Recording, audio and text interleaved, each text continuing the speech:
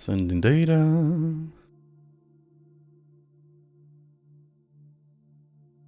Which is live? Wait, why is there no sound? Ah, my headset was off. Okay, YouTube is streaming, Twitch is streaming. We are good to go. Squeaky chair! Squeaky, squeaky, squeaky chair! Squeaky chair! Very squeaky chair. Alright. We're gonna continue where we left off, and this is I was playing when I was at work. Sumeru. I left off here, so we're gonna jump here.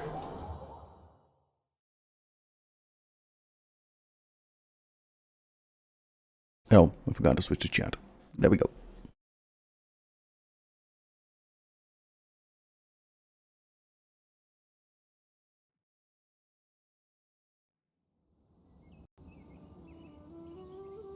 Damn, Sumeru looks nice.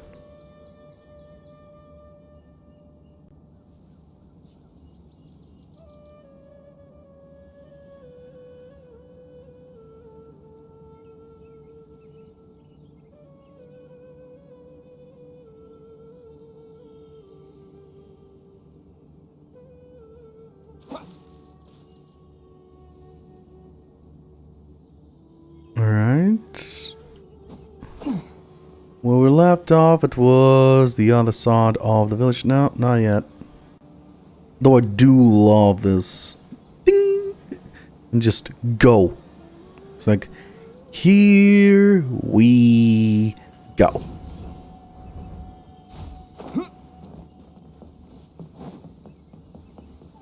Oh, wait.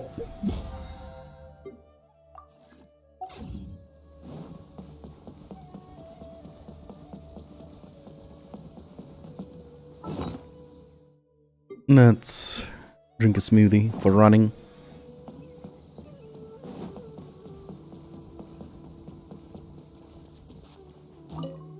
These guys just love running about when they aren't working. I hope they pay close attention to that girl's condition and report any changes immediately. These guys? Yeah, these fluffy guys.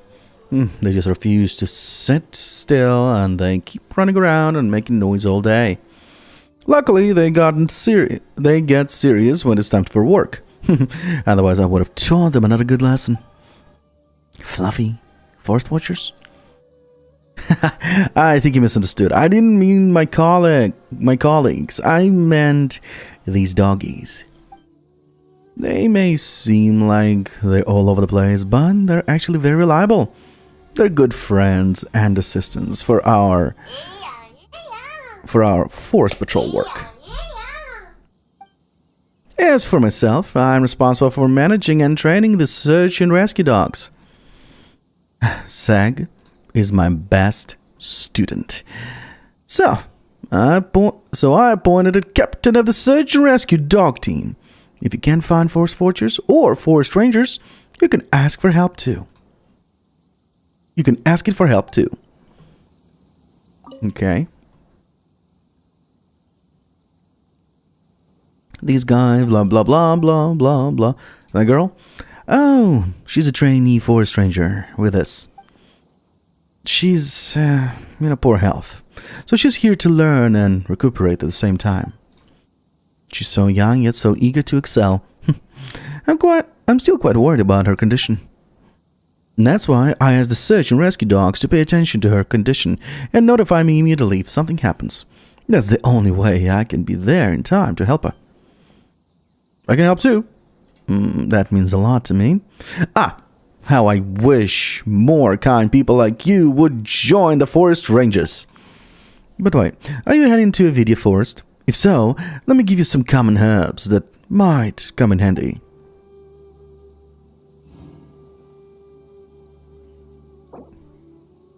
We'll go. Hello.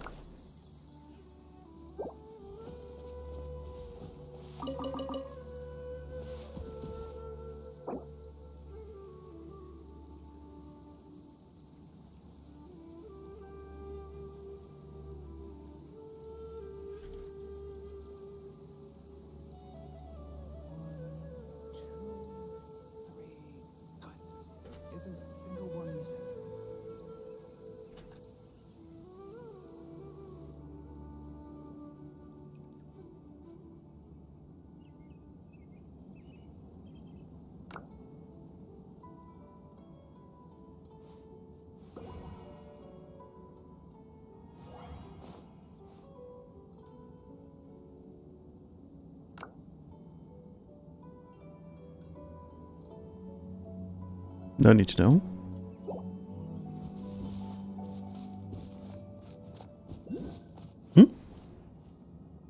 Hello? Are you? What are you?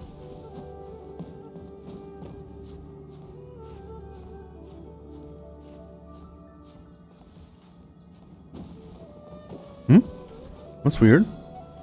It's a man. Ah, look, someone's been surrounded by hilichurls. Well, let's go help them out. I'll pick up the magical... Oh, great.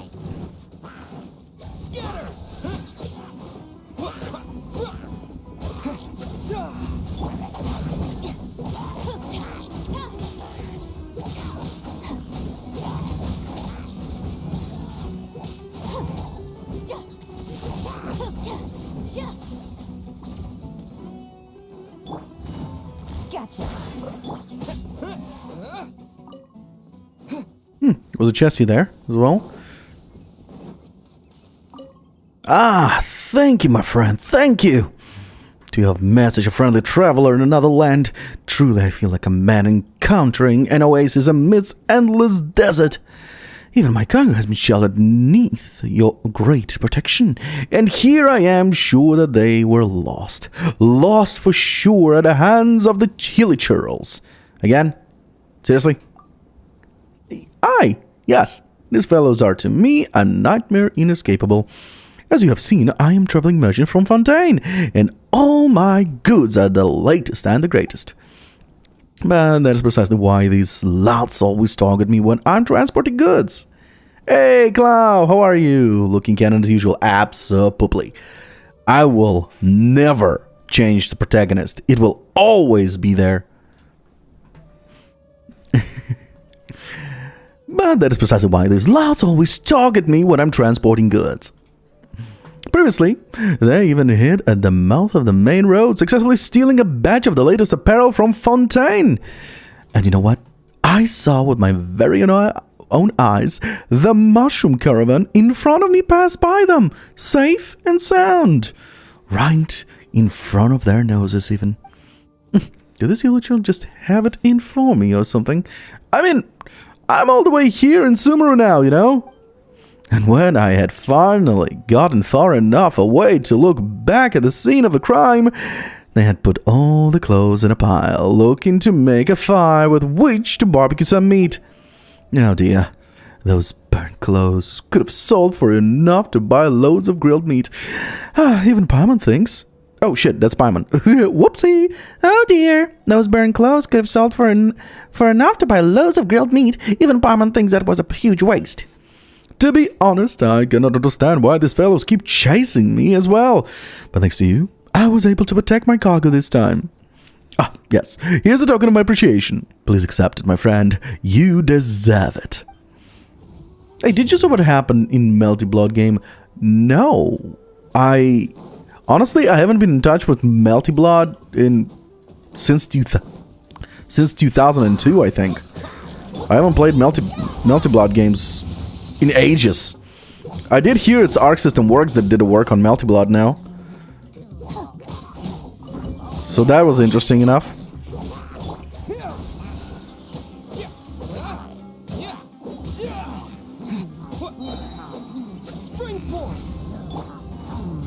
Quietly now.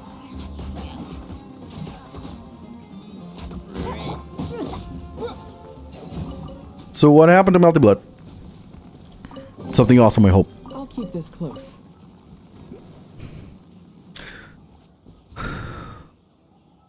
Neko arc to the game? Neko arc? What's a Neko art?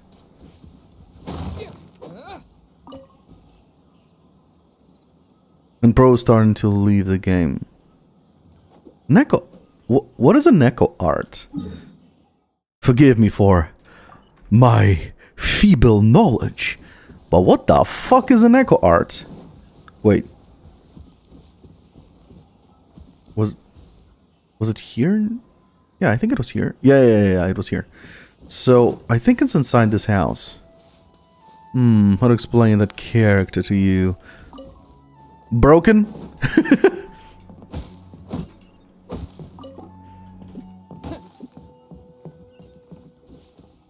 Broken gameplay, I'd assume. Look up but do not mute the stream. Oh my god, the bot is alive. Oh my god, the bot is alive. After so long, it finally is alive. I don't know why my bot was dead for so long.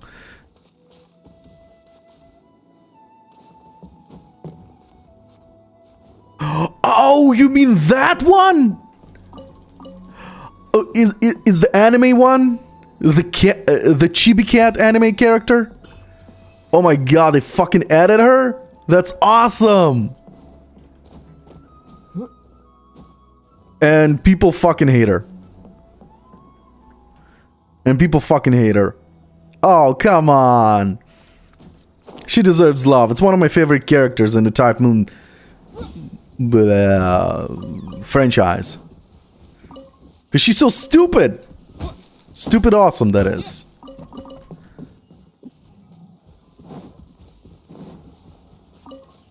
Okay, there is a chest over there. Wait, is that a chest? Yes, it is a chest, but it's a gold chest, so it's a puzzle. Certainly a puzzle. Oh, and there's a side quest on the way. Ha ha ha. Ooh, guess we're doing a side quest as well. No, actually, we're not doing side quest. We're doing the main story. We pick up...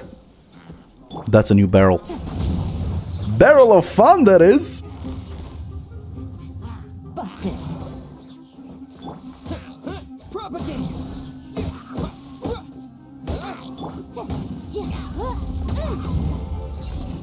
What? What happened? Did I accidentally do something? Ooh, we can definitely write this off as incidental gains.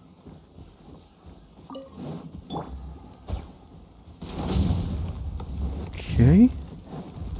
What? What is... What? I did not know that. It's a claim that she... Basically the game that she's a chaotic as fuck, seeing 40 things on the screen while she's doing FGO gotcha to someone. No way! She's playing FGO. What's over there? Stay away, you nasty mushrooms! Hey, Oliver's that person over there seems to be in trouble. We've got to help. Take it easy. Gotcha. Here comes the catch.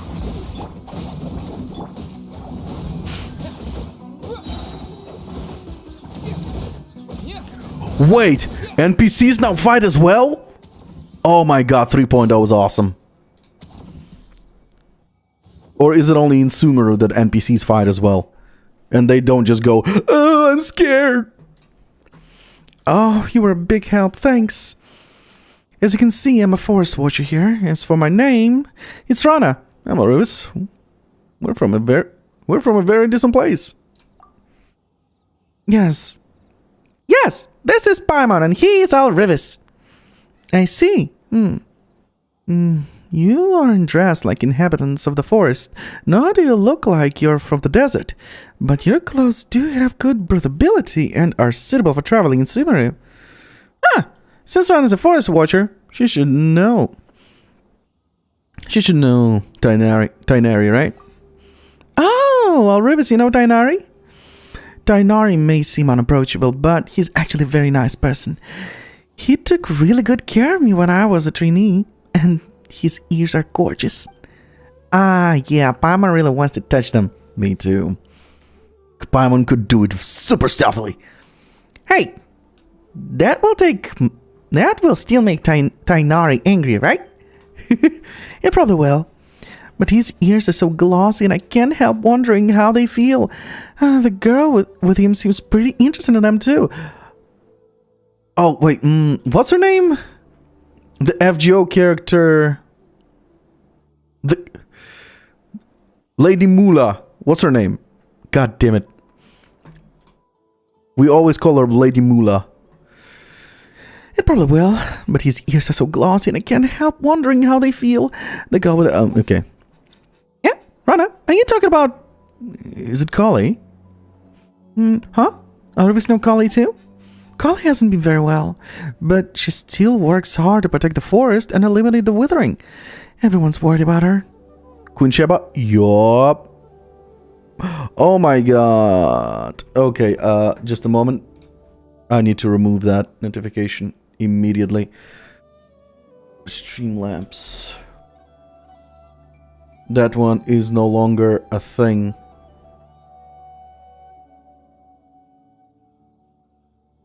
This one is no longer a thing. Oh god, I did not remove that. I was sure I removed some unnecessary ones. Timers.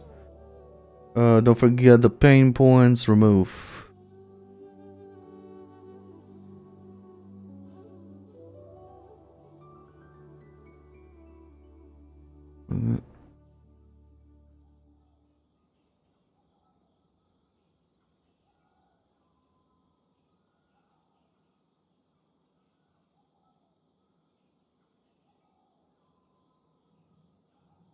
Okay. Fixed. Yeah, because the points no longer exist. I'm still figuring out a bot. I'm trying to find a bot that actually has built-in points for the chatters. Basically, as much, depending how much they chat, how much they type, they will receive points. And then you can redeem those points using that bot. It's either a Moo bot or a Cloud bot. I'm not so sure yet. I'm still doing the research and searching for that. And still searching for that. But when I find it, that'll be a heads up and all the information. It will take me some time to make it work. Kali hasn't been very well, but she's still... Sheba. Queen Sheba. Yes, I actually didn't read it. Yes, Queen Sheba. So, you know Queen Sheba's enormous, beautiful ears? So, Tainari, we're talking about, he has those enormous, beautiful ears. So, imagine Queen Sheba, but boy. Kali hasn't been very well, but she still looks hard to protect the forest and eliminate the withering. Everyone worried about her. Technically, Queen Sheba and Tainari, they are inspired by Anubis in the end of the day. Well, I already read that. Anyway, a forest watcher's duty is to protect the forest, assist travelers, and provide guidance. As the two of you might have noticed, lately the forest has been less than ideal. The fungi and beasts have been growing aggressive. Then there's the withering. How about I escort both of you? My patrol route will pass through Vamira village next. It's smooth sailing from the other port, Ormos or Sumeru City. Sure, let's go. Okay, but I have a few things to take care of before that. Yeah, let's do that. I see. I'll wait here for you. Stay safe. Well, technically she is... I guess she's... kind of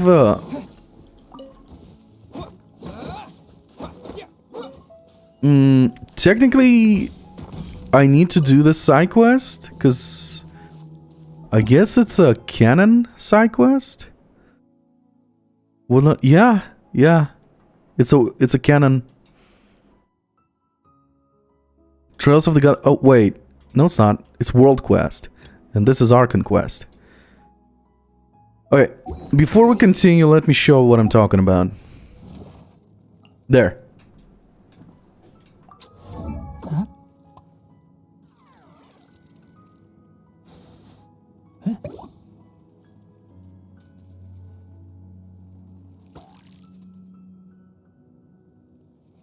Uh-huh.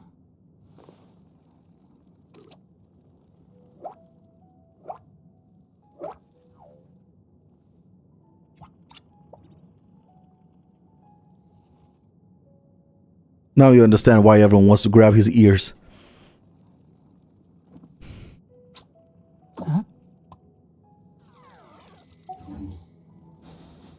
And this is a new character as well that we're gonna get for free, Kali. All you have to do is actually finish the Archon quest, the first Archon quest that is happening right now. And she's, by the way, a character from the manga. The one that was wounded. The one that Amber helped. For a boil.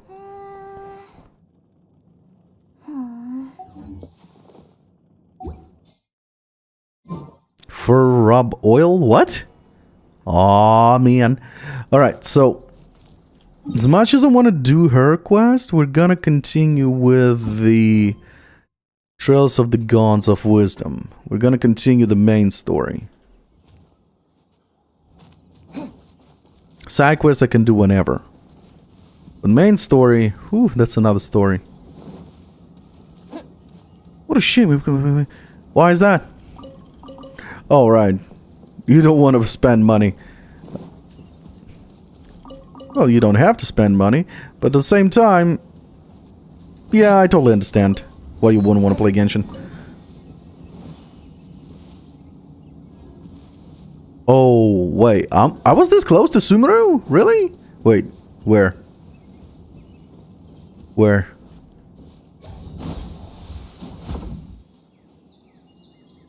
Okay. There's new transportation, as you can see, which I love. Hello, boys. Happy to oblige. Time for your arraignment.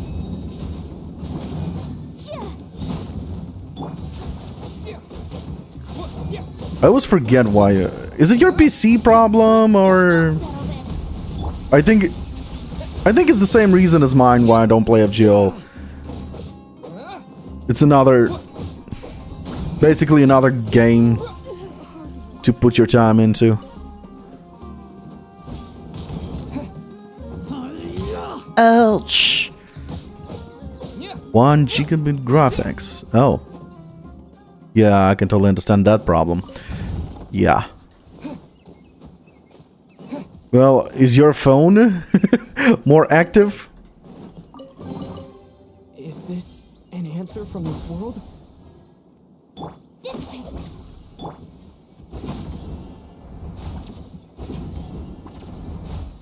Grab a graphic card.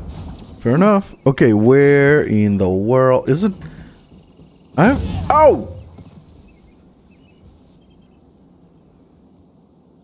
Okay, that just happened.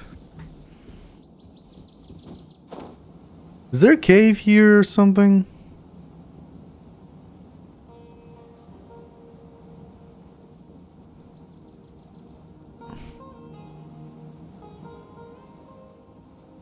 No.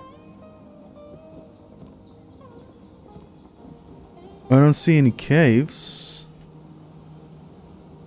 Then where the hell? Okay, there's one under the bridge over there. I see it.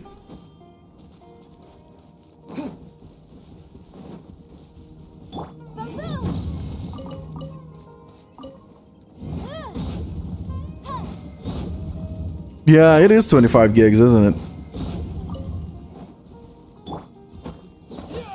It is a big game, especially with this update.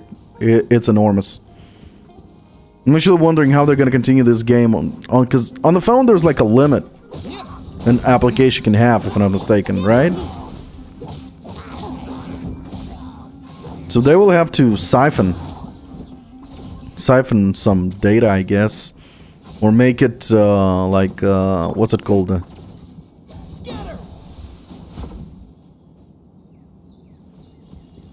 Okay, I created this, which I clearly don't need.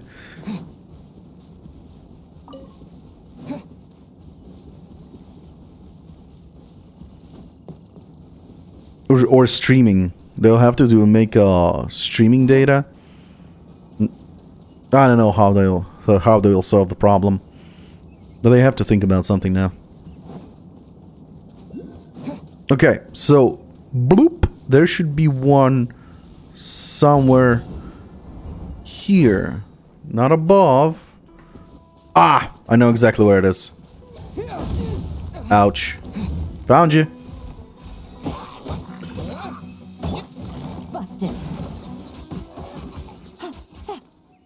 Oh, okay.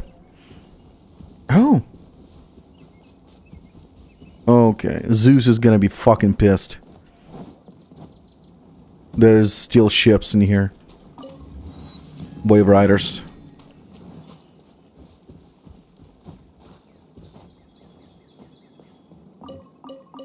He was hoping there wouldn't be any wave riders in this game, in this content, this part. Unless...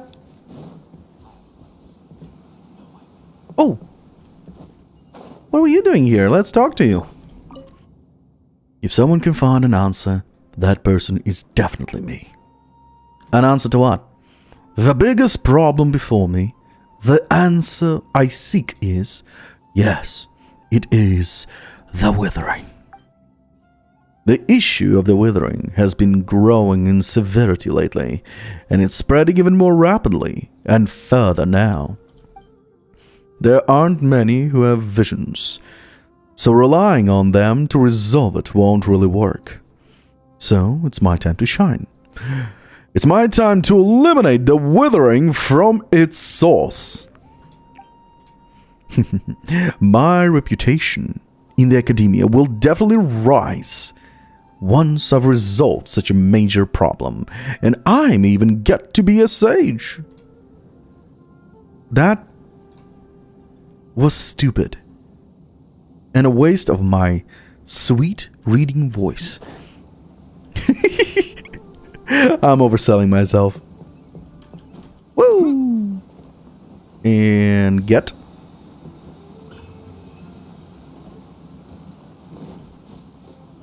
I bet you're probably thinking now, how do I ruin his moon by saying his voice is horrible or cancel him? Hi, bird.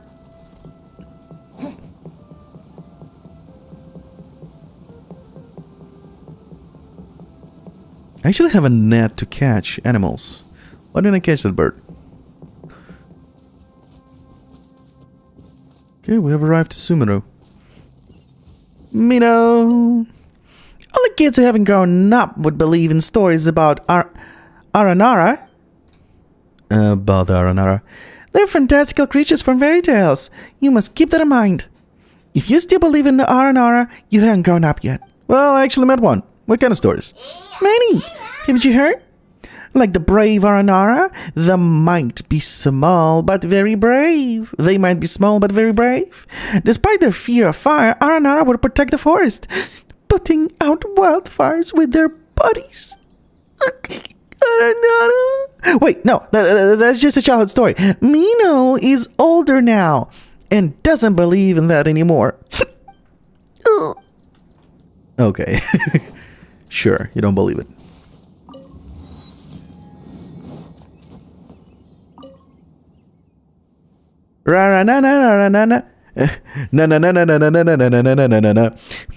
When will you come see me?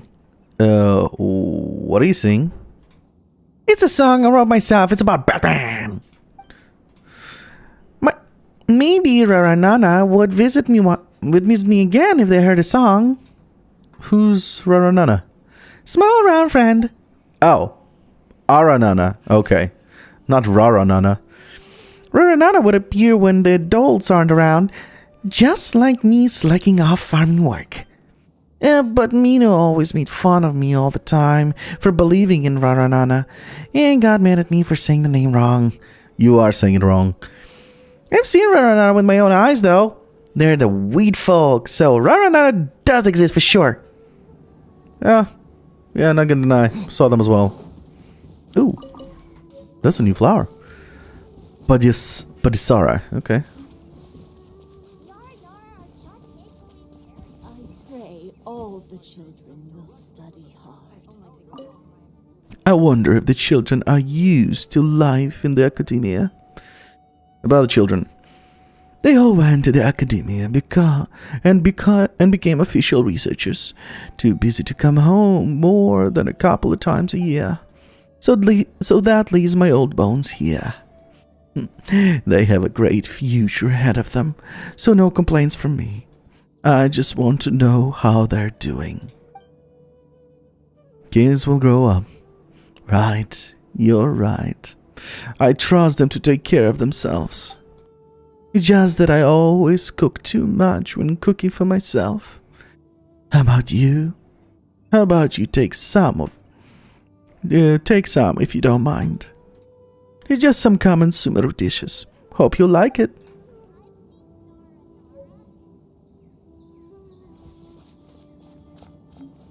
All my goods come to... Don't take my goods for simple stuff. For the simple stuff. They are all from the renowned palace of Alcazar-Zarai. Blah. About the palace of blah blah blah. Even if you've never heard of that name, you should know the enormous palace in the northern Sumeru, right? That's right. That's the palace of Alcazar-Zarai. I can't pronounce it correctly. I work for the owner. My product, any product she touches, carries a higher price, even if it couldn't be more ordinary. That good, huh? You don't believe me? Well, you should check the quality of my products before you make any judgment. You can have them.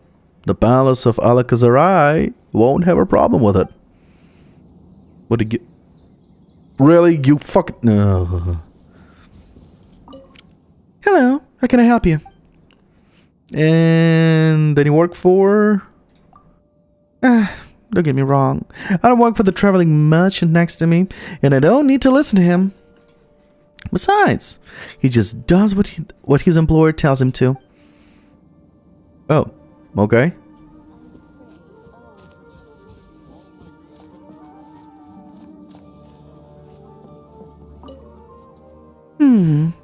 I should still have enough stock at home. Stock at what? Summoner Rose, Mint, Neeloptala Lotus, and the like. Don't underestimate those small plants. You'll benefit greatly if you know how to use them. For example, your face will glow if you mash Summoner Rose in water and apply the mixture onto your face. So listen to me and always keep Summoner Rose in the house. Does it actually work? Well, in my experience, it'll help at least a little bit. Anyway, it won't hurt to give it a shot. Just try your luck.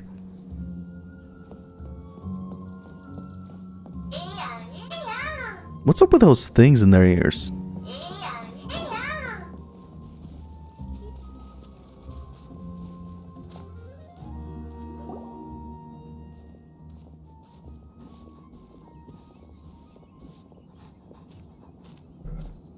Sumeru City! We finally made it! Oh, did you see that? When those people entered the city, something on their heads lit up. One moment, please, you two. It appears this is your first time visiting Sumeru City. Yep. Oh, yeah, that's right. But how did you know that? Because there's currently no information on either of you in the Akasha. But no need to worry, that won't prevent you from entering the city. In fact, the Academia conveniently provides each traveler to Sumeru City with a device. Perhaps you two have heard of the Akasha before. It's our beloved Greater Lord Rukkhadevata's lasting legacy, a treasure trove of collected knowledge. After centuries of tireless research on the Akasha, the Academia created one of its most ingenious inventions, the Akasha Terminal. As long as you are within Sumeru's borders, you may use an Akasha Terminal to connect directly to the Akasha and access any knowledge you need. I Okay. should mention that due to technical limitations, the operation of Akasha terminals will be much smoother and more effective in large cities such as Sumeru City and Port Ormos. Oh, so this is the thing that Tainari was telling us about. It sounds pretty amazing. You two are quite fortunate. Until recently, it was standard practice to only issue Akasha terminals to outlanders who spent an extended amount of time in Sumeru. However, this policy was recently changed, and now all travelers are issued one upon arrival. Here are your Akasha terminals. Please handle them with care. Don't we already have one? It kinda looks like a leaf. Somebody pushed me To out. activate it, simply hold it in your hand and say the following phrase to yourself. May the mighty God bless us with their voice of wisdom. Oh, since this little doodad lets you access knowledge, maybe we can use it to find a way to meet Lesser Lord Kusanagi. Let's give it a try. Ahem. May the mighty God bless us with their voice of wisdom. May the mighty God bless us with the voice of wisdom. Oh, great. Whoa. Just now, something clicked, and Paimon suddenly knew how to use this thing. It seems all we need to do is concentrate on what we want to know, and bam! You get it. Oh, that'll come in real handy. That might actually, yeah. Exactly. That is the power. Oh, of the the dog! The goddamn dog pushed me out. So the whole cutscene is a mess now. Let me officially welcome you both to Sumeru City. May the wisdom of the Dendro Archon always be your guide. Okay, now that we're in, we can check the Akasha about Lesser Lord Kusanali. Let Paimon try. Go ahead. 500 years ago, the sages found a newly born deity from within some scorched ruins. The deity now resides in the sanctuary of Suristana. Seems pretty similar to what Kale was telling us. Okay, next, let's concentrate on asking how to meet her. Huh? Paimon doesn't sense anything. The Akasha didn't respond to Paimon's question. Same happened to me. Oh, come on! Ugh. Focusing on this question feels like when you have something you're trying to remember and it's on the tip of your tongue, but you just can't think of it. True that. Paimon's brain is exhausted. I'll try asking the Akasha something else. Maybe I'll indirectly find more information about Kusanali. Oh, smart idea. But what are you going to ask it? I think why doesn't the Akasha answer my question? Think Lesser Lord Kusanali. Think Greater Lord Rukadevada. Many bright dots of light appear in my mind. I probably need to calm my mind and focus more to understand what they mean. Feelings of affection, intimacy, nostalgia, sadness, and anxiety also come to my mind. This seems to be what the people of Sumeru feel about their departed Archon. Uh-oh. Paimon's getting all teary-eyed all of a sudden. It feels like the people of Sumeru really miss their Archon.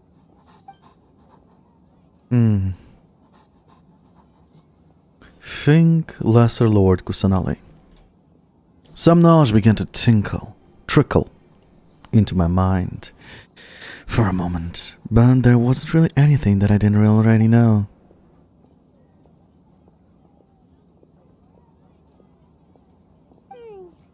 You too? Well, glad it's not just Paimon. Think why doesn't the Akasha answer my question? Vague thoughts only come to mind. The Akasha doesn't unconditionally respond to every query.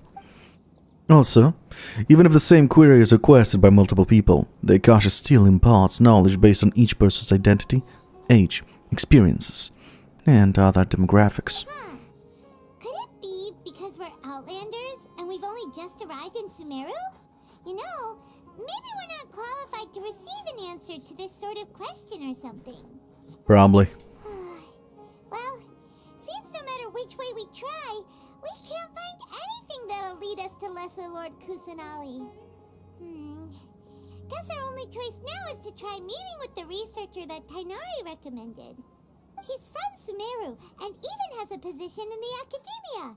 Maybe he'll be able to access more info from the Akasha. Could be. Let's give it a go. Let's see. Tainari wrote an address on the letter's envelope. Oh, it's not far from the city's gate.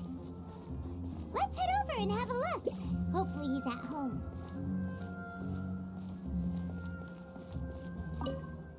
You must know yourself as well as your enemy to win every battle. Wouldn't you agree? What do you mean? As you've seen, I'm a member of the Corps of 30. Naturally, we're responsible for keeping the peace in Sumeru City. Theft, meanwhile, is common crime we've seen in more crowded parts of the city. Oh god. Who else can catch a thief except by being familiar with how thieves? When my younger brother sees me occasionally, mind you, simulate a thief in action, he always exposes my technique. How am I supposed to improve that way? Watch out for pickpockets. Are there a lot of thieves? With the corpse 30 around, pickpockets wouldn't dare come around often.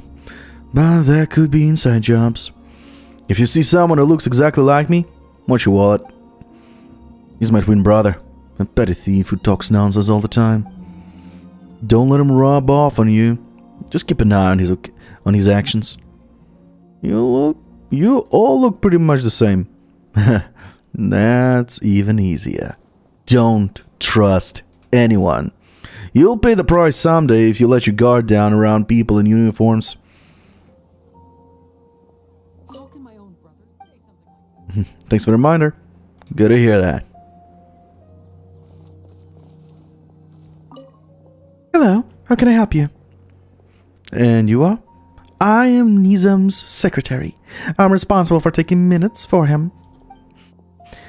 If you see Mr. Nizam scowling or signing in frustration, please don't take it personally. That's just how he is. Just make a request in advance, and he'll make sure it gets taken care of. This. Don't forget that. Say something like that. Yes, we must document everything. Hello, are you Howie? Yes, that's me. Can I help you? Great! You see, Tainari sent us here and... What? Tainari? Please, there's no need to say anything, really. Sure, I admit that the article I published last month wasn't my best work, and maybe the data didn't produce the most convincing results, but... We're not here to discuss academics. Here! This is a letter from Tainari! Oh, let me see. Oh! Ooh, what a relief. You two nearly scared the life out of me. So, you two just have some questions for me? Seems even Tainari acknowledges my innate ability for procuring information. So, what is it you two would like to know? We want to meet with Lesser Lord Kusanali. Do you know a way we can do that? You mean you want to meet the Dendro Archon herself? This isn't exactly my area of expertise, but let me see what I can find in the Akasha.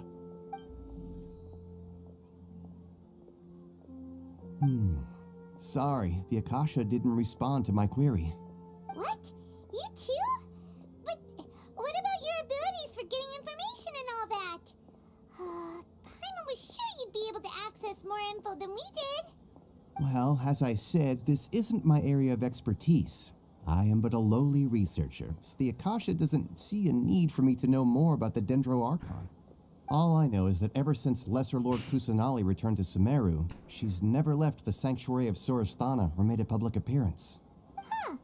Didn't expect her to be such a mysterious figure. The Dendro Archon is somewhat of a recluse. Perhaps she just doesn't want to entertain visitors, which would explain the lack of information in the Akasha. Aw, but then what can we do?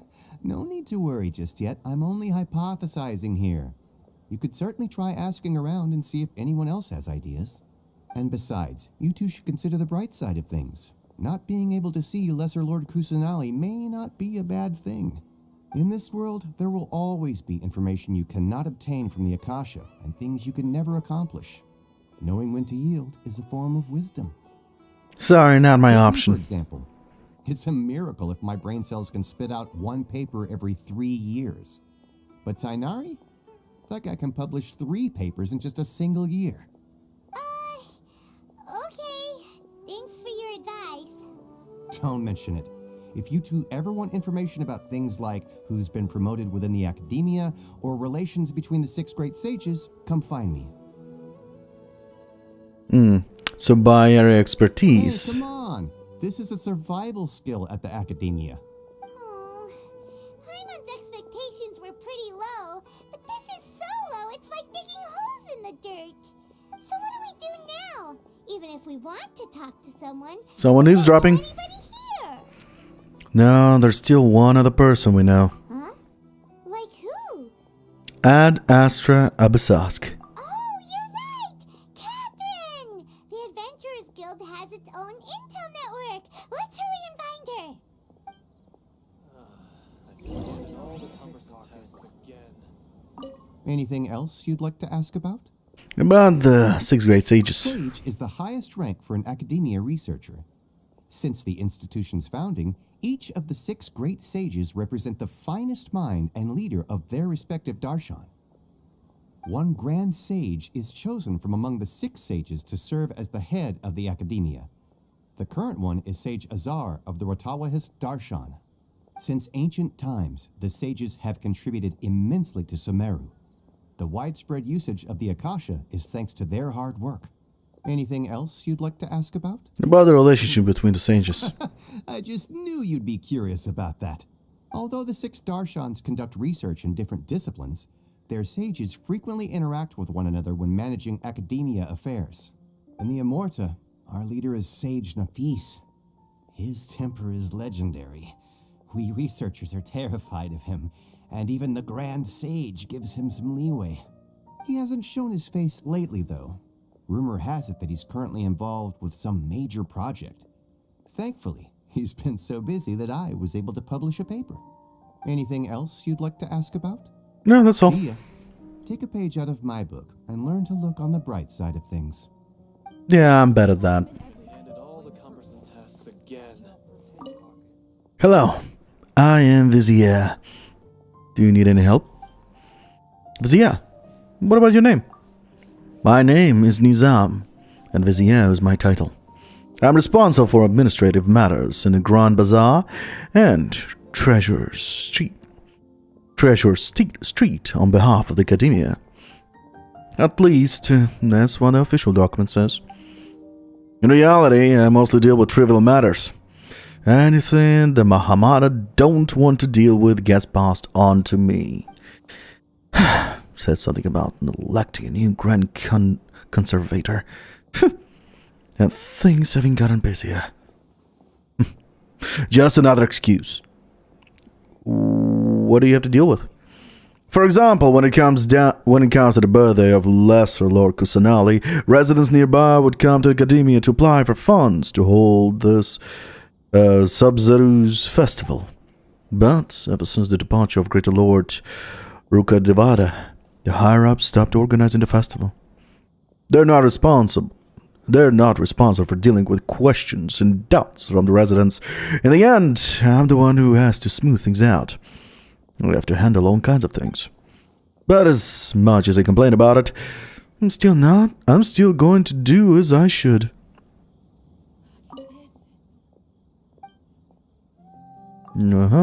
Part 2. There was another thing you said that was interesting. Grand Conservator? Simply put, it's the director of the House of Diana in the Academia. Everyone is free to request knowledge from the Akasha, but the access to some important text and primary sources requires the approval of the Grand Conservator. So the scholars of the Academia are very concerned about this matter.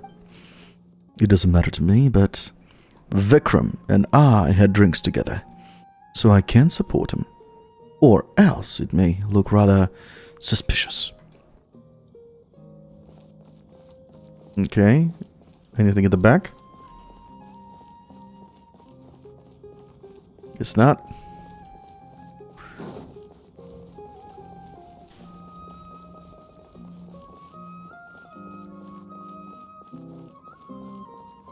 Oh?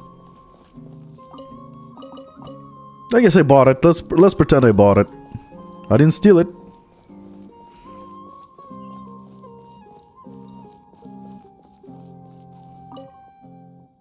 Temptation triggers love, but too much love triggers disaster.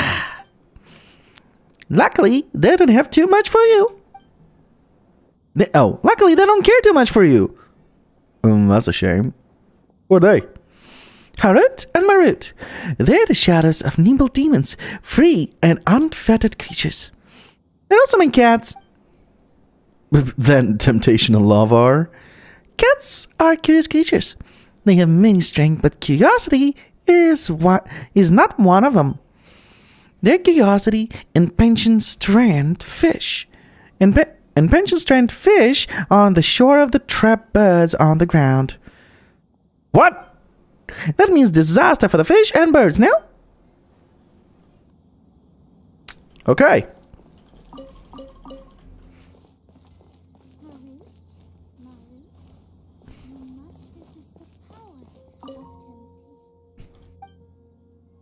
Hello.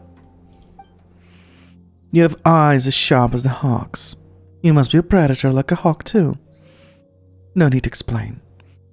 I'm never wrong about these things. Okay. Bulletin board. I heard that D1 used to be an organization that spoke out for us, downtown commoners, but now just obeys whatever the Mahamata say. Vizier too. That man never keeps his word. He's only there when the Mahamata tries to shed responsibility. The Academia guidance to all administrative bodies is based on the guidance of the Greater Lord Rukadevara. Please refrain from slander. Okay. So there was slander happening.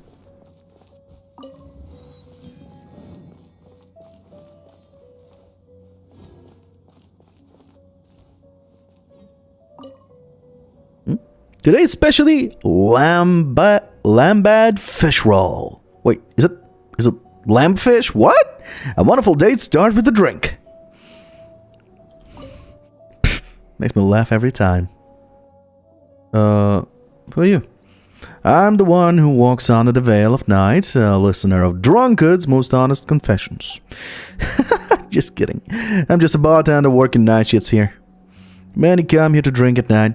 Some of them might get quite drunk, so Lambad had me take some of the Kishan's shifts. An academia student during the day and a bartender at night. I'd say I've managed to keep a good work-study balance. When do you sleep? No! No! Well, son of a bitch.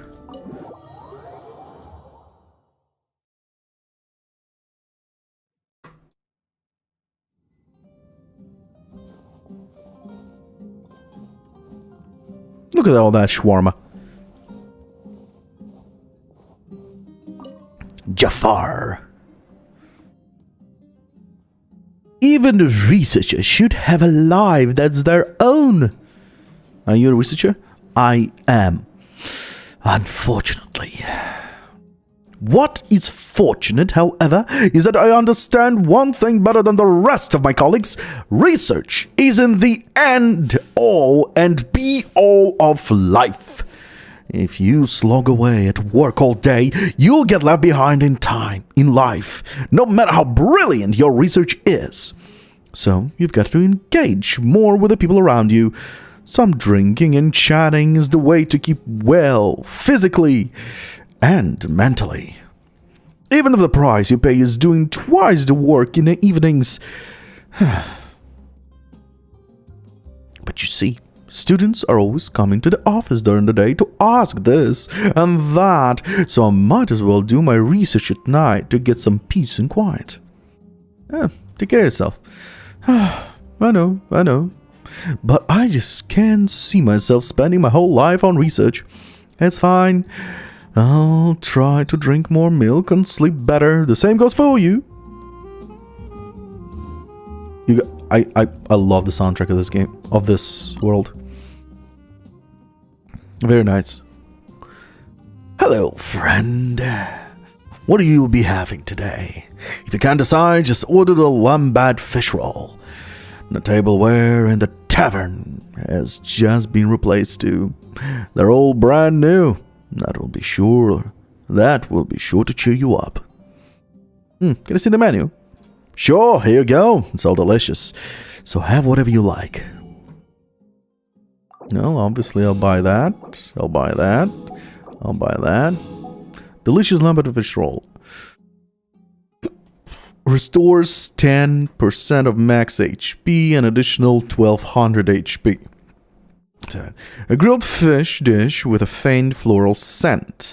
The rolling golden fish meat and fragrant rose petals reminds you of the billowing waves on the sea surface, colored crimson by the setting sun. You see why the dish is also called the romance of sailors.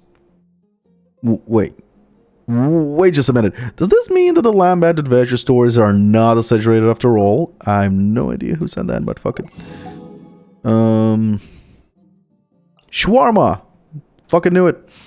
Increases attack to all party members by 81, A wrap filled with roasted meat.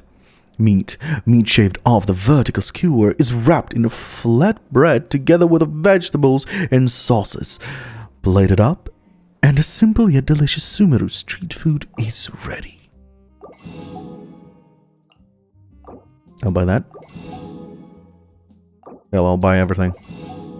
Except of the ready food.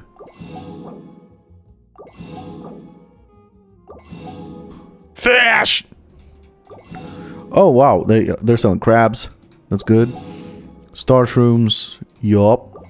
And common legume in tevat with a light aroma can be prepared in a variety of ways and is thus widely accepted by people all over the world. Oh, beans!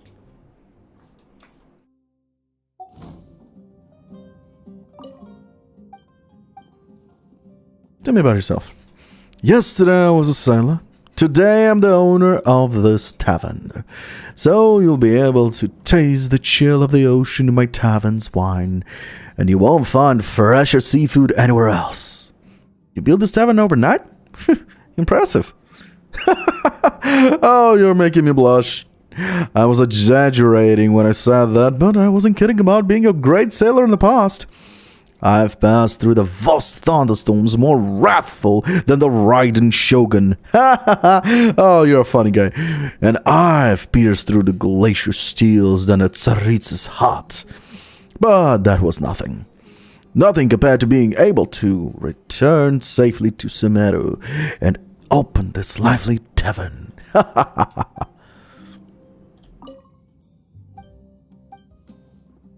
the lambat fish roll. It's a recipe I came up with on an adventure in my youth. The flavor of the finished product far exceeded my expectations, so I bestowed it with the great name of lambad. When I was traveling around then, I had delicious grilled fish in Mondstadt, Liu, and Inazuma. So it got me thinking that the aroma of grilled fish in the air was just what Sumeru needed to. And that's how my famous lambat fish roll was born. And it's not just grilled fish. I combined it with the Sumeru's specialty, pitas, to create a fish roll that can be eaten with ease, even on the choppiest of seas. Such a genius invention is naturally worthy of the resounding name of lambad. Is this for sampling? Of course. The fish was fresh from the water and the pitas just popped out of the oven. Here, be careful, it's hot. Oh, I went on my fair share of crazy adventures back in the day.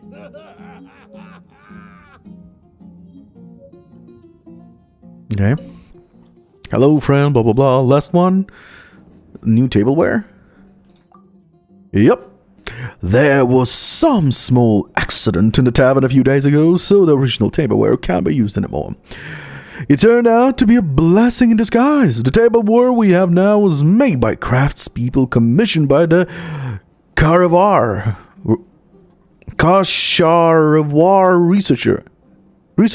technology researchers, with a patent designed by the Haravatat researchers. Semiotics, okay.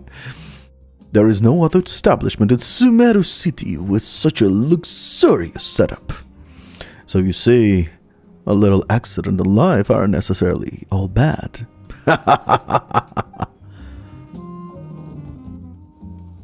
I think that's all, or is there something else?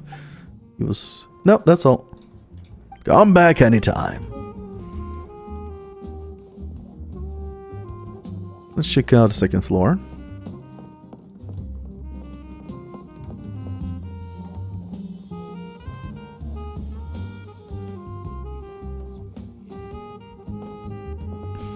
Well, I guess that's all here.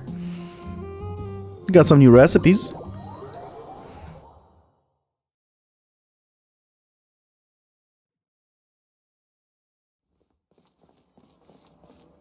Seven horses. Oh, a different chick. Welcome. I hope you'll have a wonderful day. You're not from around here, are you? You have a sharp eye. I'm from Liyue, and currently working here part-time while I prepare for an exam.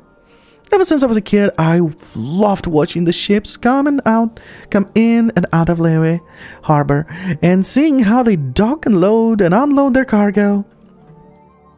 Over time, I grew fascinated with all sorts of ships. I'm hoping I can go to the academia for further technical training. While I'm not working, I'll discuss questions I have about ships with the researchers and students I've met at work. At first, I felt bad about bothering them during their free time. I didn't realize how much the academia students enjoy talking with me. There's an old expression, Leo, that says it's best. Where there's a will, there's a way. I'll definitely pass the academia exam. Academia exam? Academia. That's one way to butcher a word.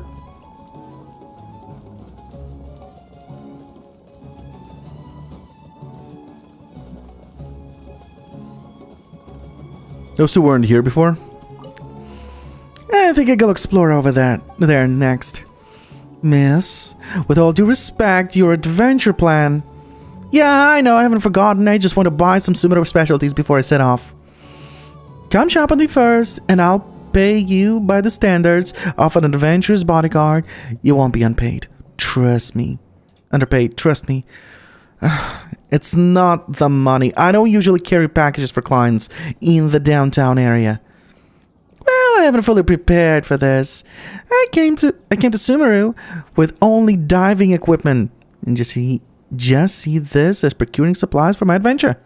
Fine then. Okay.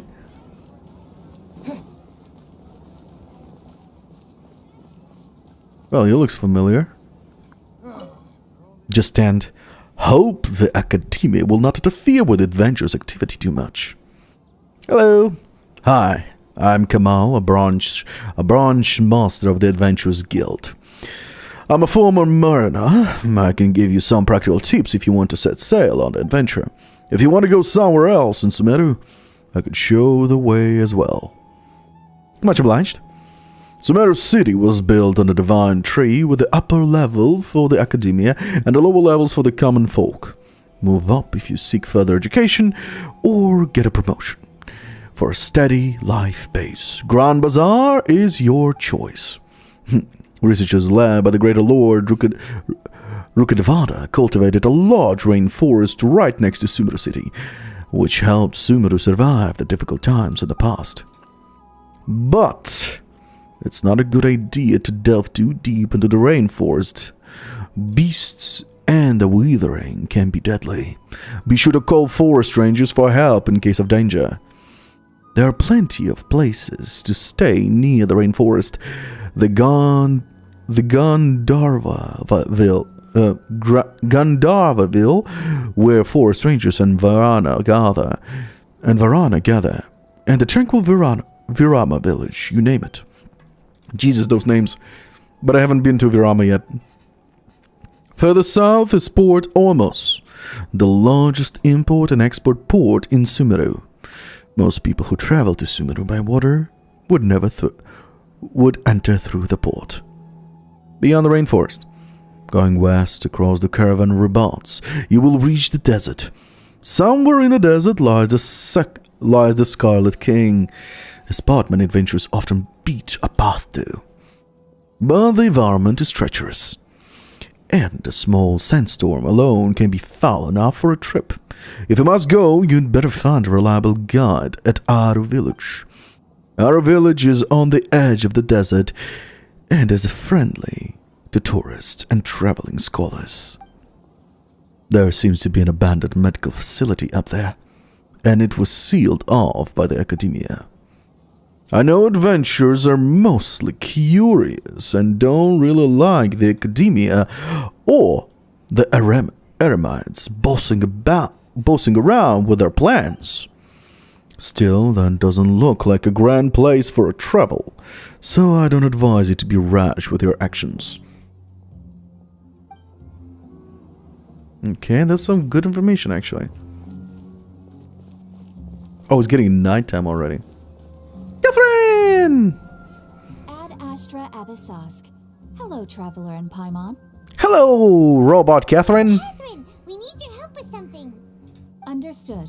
The Adventurers Guild is always ready to serve you. With what do you require assistance? We want to meet with Lesser Lord Kusanali. Do you know a way we can do that? You two wish to meet with Sumeru's Archon. Understood. Please wait.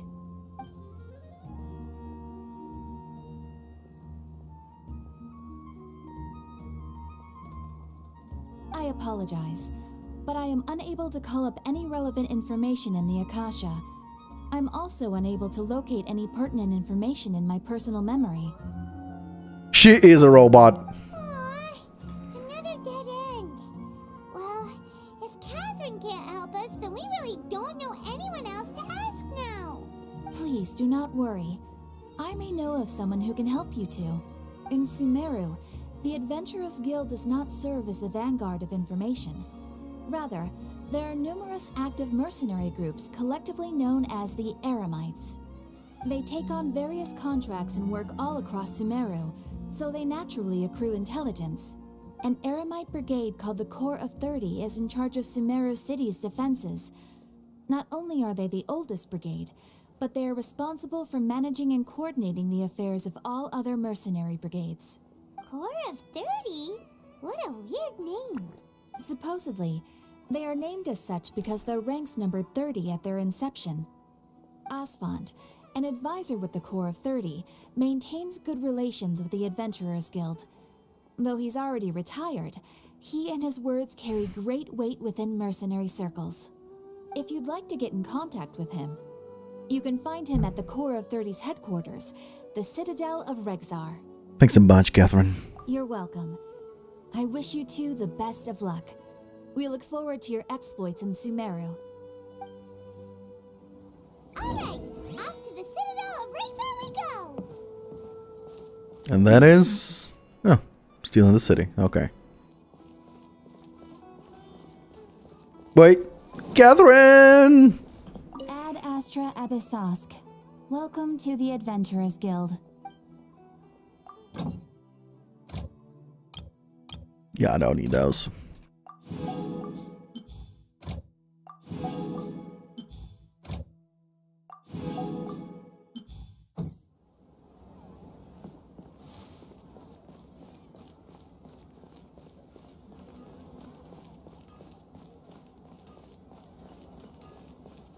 Wait, it's nighttime.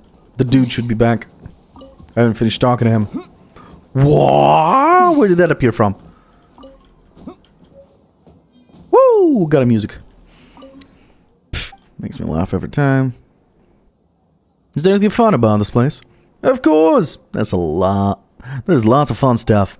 This is a tavern after all. The last thing we'll lack is funny drunkards. Like last time, a student who had just come of age drank too much at his birthday party and, as a result, tried to have a duel with a chair. Oh, okay, that explains why they have new tableware. Well, the chair definitely turned out to be the stronger duelist. A Leo student who came with him captured the hilarious moment and sent the picture to the Steambird overnight. Guess what? One of the pictures earned the second prize for the journalistic photography. That was only second to the work of the Steambird staff reporter. If I were the drunken student, I'd blackmail, send a letter to ask for royalties. It's nighttime, so I wonder if inside changed anything. No. Oh, yeah, actually, yeah. Ah, if it isn't Lambda. The last time I saw her in the city, who's saying that? Probably him. Well, I believe I've never seen you in the city before. Yeah, I came this time with an adventurer who paid me to protect her. My original plan was to leave after we registered at the Adventurers Guild, but she became obsessed with shopping halfway. It's been days with her in Grand Bazaar, and I have a feeling that this isn't gonna end soon. Wow, you're not exaggerating, are you? Nope. I guess it has to do with her being a foreigner or something. So something here could pique her interest easily. Every day she shops until the sun sets, and as her bodyguard, I can't leave her alone. Wow, that sounds terrible. You're never a fan of the fancy stuff of the market. I guess you must be bored right now. Why don't you quit the job and join the Corps Authority? We only work for the Academia. We only work for the Academia. It's a stable job with much to earn and not so much to be done. This is far better than taking gigs and small gangs. I'll pass. The fact that even you are saying there's not much to be done means only one thing. What the job involves is eating, drinking, sleeping, and nothing more. You sure know me well.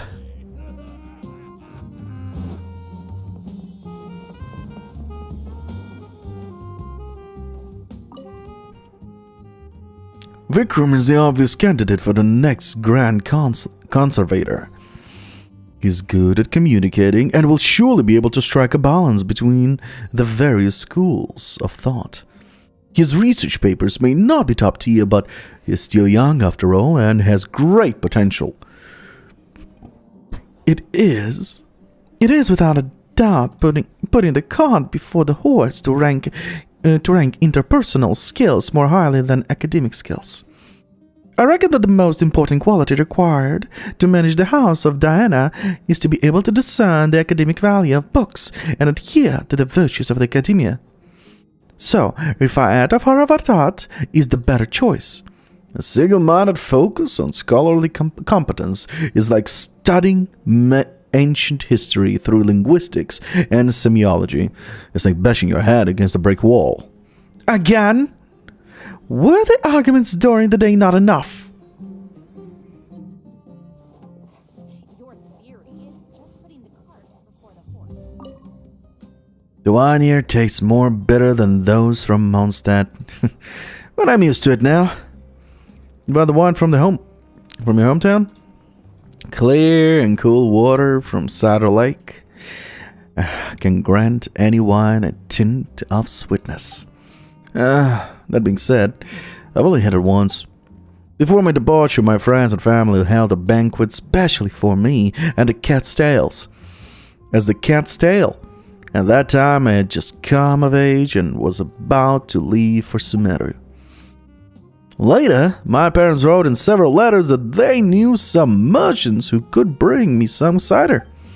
But I refused for fear that my homesickness would grow stronger. Thankfully, my parents are both very healthy, so I don't have to worry about them when I'm away. I can be reunited with them once I graduate from here. Come on, hear me out. Come on, hear me out next time. I want to do an even bigger job. Who's Kamal? Kamal is my old pal. But Kamal's already packed it in and doesn't do this business with me anymore. He insisted on joining some doggone adventurers guild. The way I see it, those small fry jobs Adventurers Guild is slinging aren't nearly as exciting as my work. Maybe he just got tired of it. If you have the spare time, don't forget to bring my old pal Kamal some good food and drinks. As long as I get paid. Okay. Payment's not an issue. I don't think he's around here, so I'm gonna save you the trouble today. Here, this is for you. Oh, okay. An even bigger job. What's the hottest in Sumeru right now is definitely that can't stop pretty rare, right? Someone like me doesn't have the cushy reserves of the Hamayanis. Blah, that's a word. If I want to make money, I have to take risks and do high-end business. People of superior learning may not give a hoot about anything else, but that's not the case when it comes to knowledge. Let me tell you, I got them all figured out. Alright.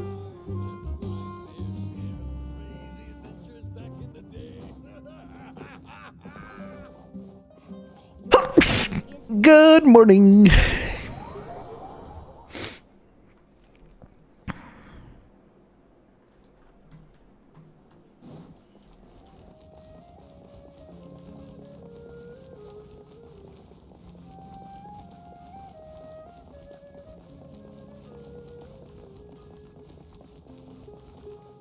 Okay, there's a tunnel here. Bulletin board? Under the latest regulations of the Academia, orders of pattern-wielded steel weapons in large quantities must first be reported to the Citadel of Rexar and approved.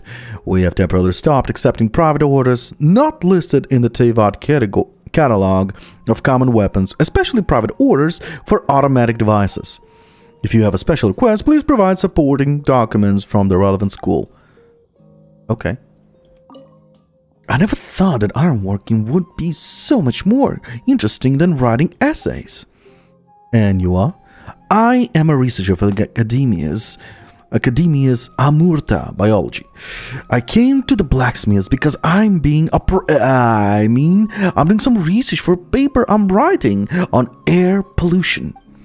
Anyway, I never imagined that I would develop such an interest in ironworking after having to look at it, and I unwittingly became Mr. Ahangar's apprentice. Ugh, it seems a little too late to back out now. Mr. Angar adopted a lot of kids, but they all either became researchers or joined the Eremites. And yet somehow, a researcher like me who worries over the dissertation all day has now become the only heir to his craft. Still, I'm telling you, ironworking is a heck of a lot more fun than writing papers. Not only has my stamina improved, my hair's even stopped falling out. What do you plan to do next? Well, at the moment, I'm simultaneously keeping the serious air pollution problem at the blacksmiths from the academia, while prolonging my internship here with Mr. Ahangar. Mr. Ahangar looked quite pleased to finally have an apprentice. I can get by well enough on my wages, so I guess I'll just take it one step at a time for now. And what about the thesis? Oh, please. Now take this as hush money. Please don't. Please stop asking me about the thesis. Theses? I get a headache just hearing it. Just a moment. Appearance.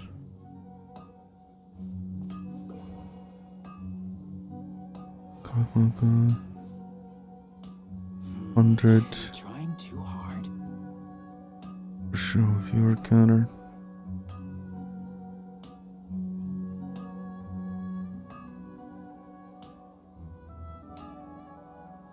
Things can't go on like this.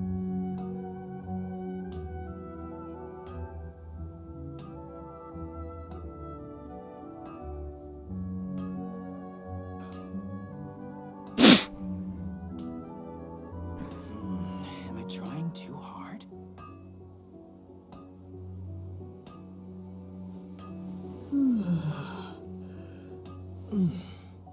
Things can't go on like this.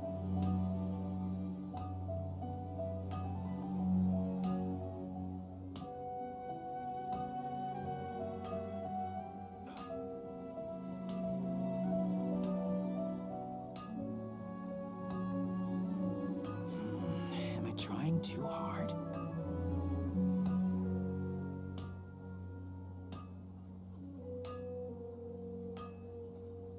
Things can't go on like this.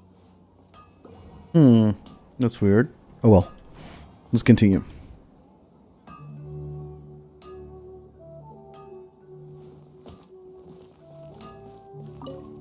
Well, don't mind if I do. I'll take this. I'll take some iron chunks. Weapon. Ooh, hello.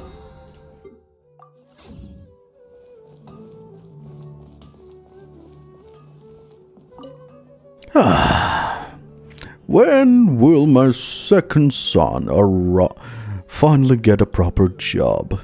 Hello there. Sorry about that. Sorry about that. How can I help you? What do you have? Various sundries. Feel free to look around. Well, definitely buying that. Buying that. Pebble, so no, yes. No, yes. No. Okay. Thank you. Wait, there's something more. What is it? He's not a child anymore. That Jot is even younger. But he has already settled down. He's just fooling around all day with nothing to do. Even if he could apply for some technical information from the Akasha terminal like his brother and use it to find a steady job, that would be fine. But instead, he whiles away the day thinking about all that dangerous and unreliable stuff. And the moment he gets any money in hand, he runs straight to the exchange. I don't know what I'm going to do with him. What do you think? How can I stop those adventures to stay away from my son? Well, you're asking the wrong person. What do you need? I'd like to buy a weapon. Pattern wheel steel weapons need to be ordered in advance. These are all that I have readily available. Oh, not bad, but I don't need them. What do you need? Something made. Your order from last time is ready. Is it? No. That's fine. What do you need? And you are? I'm a blacksmith who've been crafting weapons for the Eremites. Sometimes I make tools, accessories, and furniture pieces for other people too. Sumeru Workshop Dendro, and most of the researchers aren't in the habit of arming themselves and believe in greater Lord Rukadevada, so most seem to find the idea of metallic weapons off-putting. I can make wooden weapons too. But the majority of the orders I get in are for the pattern-wielded steel weapons required by the mercenaries. I'm alright. Seems like you're pretty confident in your abilities. But as they say, people with umbrellas are most easily damped on rainy days. You'd better be careful. Regular maintenance of handy weapons will help you better deal with crisis. Okay. Sometimes places with a lot of people can be safer than you think. You patrol? Yeah, it's my job to patrol around. There's no danger around here. You can travel as you wish. But that isn't necessarily true. A few days ago, there were 2 groups of researchers here who started a group fight. I was almost pulled into it. Even in Sumeru City, you can still be in danger when faced with researchers who seem mild-mannered. It is a must to always be on the alert.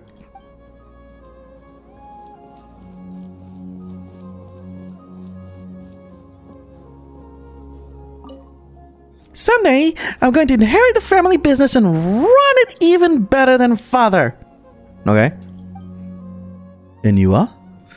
You may call me Master Treasure Appraiser. God damn it.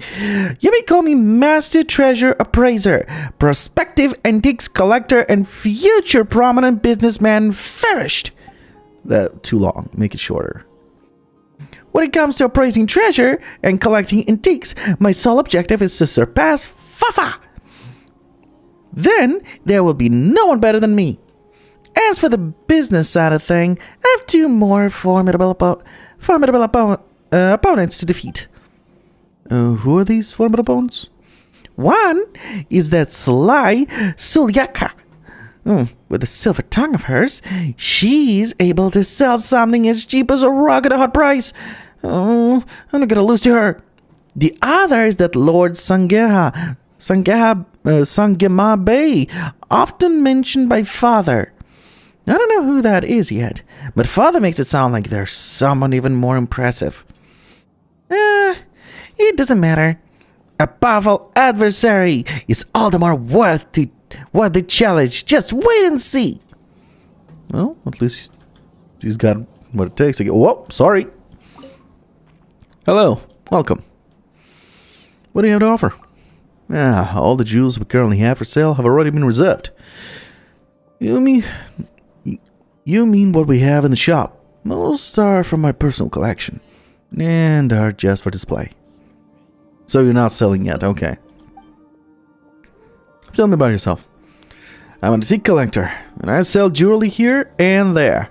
Precious antiques are worth treasuring, and their prices are also out of the budget of ordinary people, so it's not about making sales for me. What I do care about is whether I can get more vendors as discerning as Lord Sagema Bay to supply me with the most valuable collector's items. That is to say, trading is more like my side business. As for my main business, I suppose that would be to raise my son into a collector with a taste of astute as my own. Farish is a gifted child. I am certain he can become an even more renowned antiques appraiser expert than me. Okay?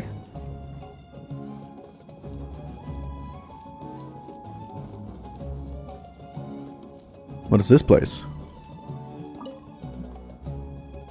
After so many years, this place is still so lively. Every time I come to this coffee shop, I can't help but recall the afternoon I spent arguing with him about the interpretation of a single fucking word. Our shop wouldn't be so lively without your patronage. Please do visit often. What the hell? Well, might as well come inside. Maybe they sell some recipes.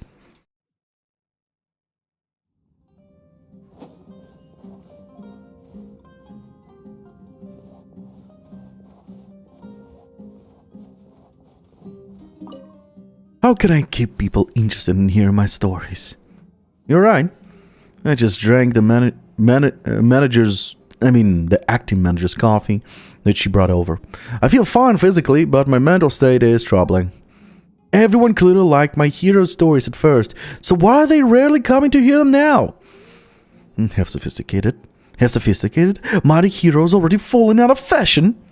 I don't think that's the problem. Really? Then why does everyone leave before the story even gets going? Some guests from afar have even said that the stories aren't as fresh as those from Leo about gods descending to the battlefield or maid knights fighting against giant mechanical beasts and the like. But those stories sound simply outrageous. I found it really hard to accept a story that can't immerse listeners with a sense of realism. Well, about the Maid Knight, she's a thing. I'll think about my research topics before Naya finds new countercard. About the research topic. I come from a family of academics. Everyone has either worked at the academia or continued their studies there. So research has become an essential part of my life. I'm from Vahumana and am currently conducting research on the history of the desert and the Scarlet King. One of my younger sisters also happened to be researching the semantics of the ancient Scarlet King runes, so occasionally we'll discuss our findings together. But she has to instruct new students during the day, so we can only talk at night. About that countermeasure card. Well, you know the popular card game, Genius Invocation TCG. It was invented in Sumeru and then spread throughout Tevat via Inazuma. I'd only heard about this game before, but never tried it. Then one day I came here to have a coffee, and the Yob invited me to play around. I was scared out of my wits at first. I thought I'd inadvertently let slip some forbidden knowledge about the Scarlet King, and that the mattress had found me. But it was fun in the end. After this, Matra came over. It was just a few bizarre deck questions from there. That isn't the sort of thing I'm good at. I just ask the questions. As for the solution, I'll let them work them out for themselves. It's pretty hard. Tell me about it. By the time he comes up with a solution, my sisters and I might have already finished our researches. However, doing research is similar to playing cards. You need to think out of the box to make a breakthrough. I must win. Even just once! And you are? if we're talking about careers, I'm a matro of the academia. You don't have to be nervous. I'm not working. It's not my working hours now. Under strict supervision of the General Mahamatra, the spreading of the banned knowledge and academic corruption of the academia has decreased significantly, thanks to Lord Sino. Our subordinates' vacations have also become more frequent. Many students often have meals together in this cafe, but most of their conversations are just regular chats. Although the Matra are in charge of many things, they are not responsible for collecting students' evaluation and opinions about their mentors. So right now, I'm just an ordinary person of Sumeru who's enjoying a coffee while studying card strategies. And you're losing me as well. Oh, what? I just got a reward. I must win. Win what? Don't you know? It's Genius Invocation TCG, the greatest craze in all of Sumeru. Maybe in all of Tevat. The very decks, the unpredictable turns. It is all so fascinating. That's how all my vacation was just somehow spent playing cards or studying how to play. Interesting. You think so too? Then you should come to Puspa Cafe more often. It has people fighting tooth and nail every day. I mean, fighting ingenious vacation TCG, of course. If someone started an actual fight, the acting manager would flip out before I did. Say, Frino, I want to show you the new deck I built, and maybe you can help me figure out how I can win with it. No, wait, you're still here? It's nighttime. Oh god, more people appeared out of nowhere. Hello there! Buying coffee at 9, aren't you? Guess you're a night owl just like me. You're a night owl too? Of course I am! Nighttime is precious. And it'd be a waste if we didn't use it properly. Look at this coffee shop. It's a very popular one and has provided me with a great deal of precious intel. Adventures, commissions, clues to treasure maps, and business opportunities for new toys. Every piece of information contributes to my career as a freelancer. Well, although the tavern might be a better source of information, I just can't hold my liquor, so I have to give up on it. Everything is smoother with money. Millionaire, self-proclaimed. And you are? I'm the descendant of the eldest aristocratic family in the desert. Really? Desert? Yes, desert. Which is basically synonymous with wealth itself. It's too bad researchers who are not from Vahumana would never understand the value of this status. City folk these days. It's not merely a problem about mora, but also wisdom and courage. Whether it's Greater Lord Rukadevata's legacy or the Scarlet King's relics, all can be found in my family's treasury. The estate left to me by my ancestor will continue to flourish in my hands. You might go broke. Oh, relax. With my considerable wealth, I'm sure I won't easily go broke. Even if it's just half of my wealth, it's still 3 times the worth of the Kalimi exchange. See this antique? 10 a penny in my house. Take it if you want it.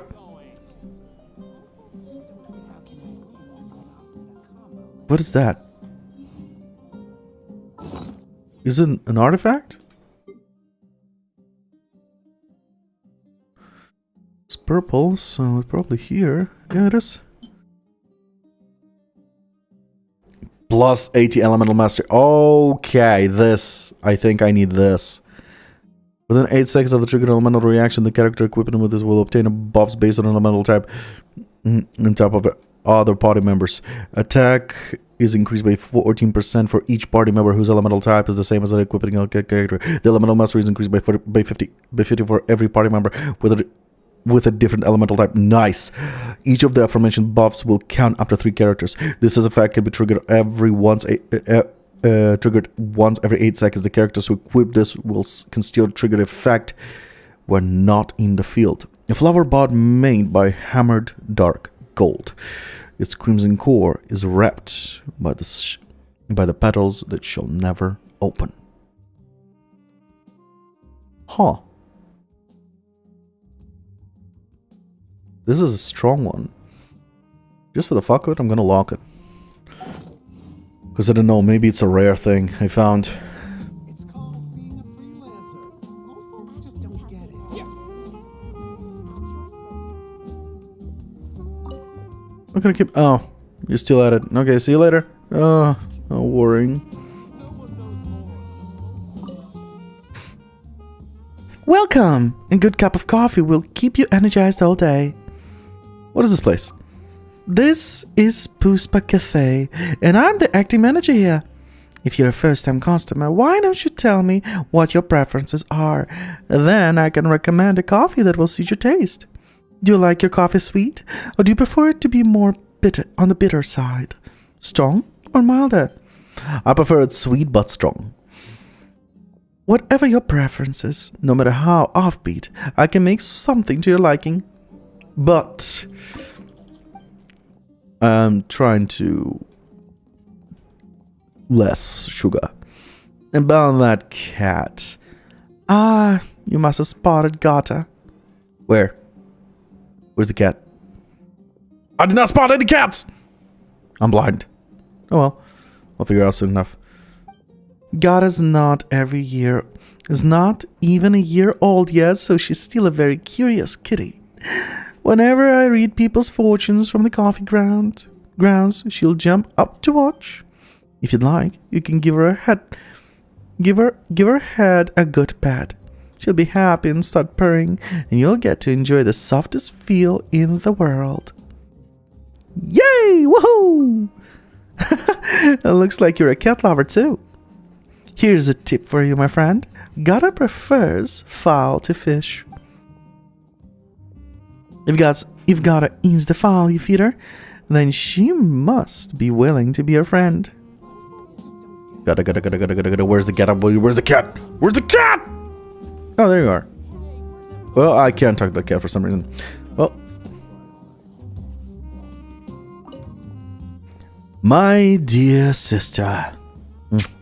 May I ask favor?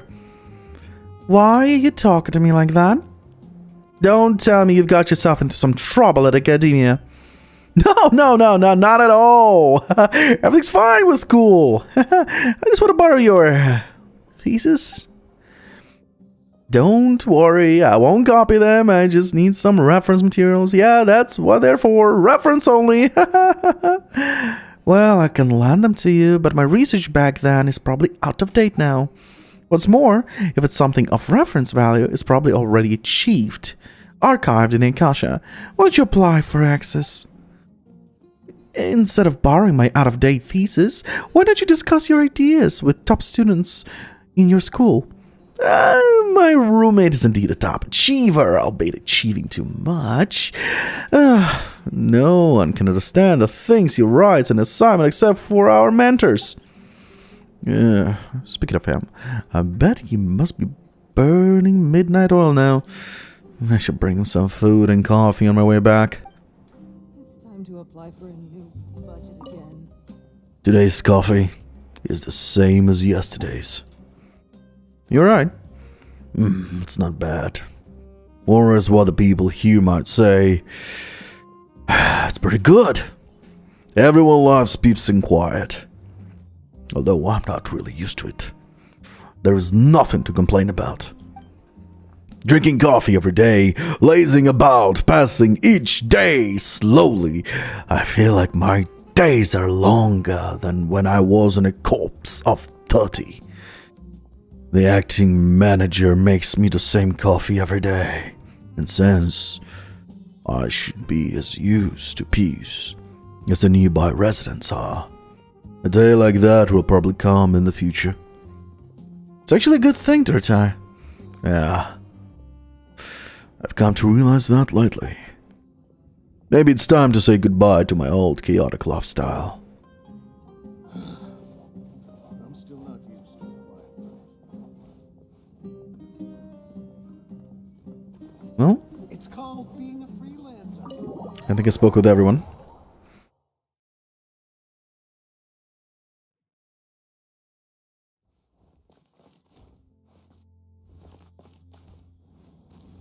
Okay, spoke with everyone here. Can I go here? No, I can't.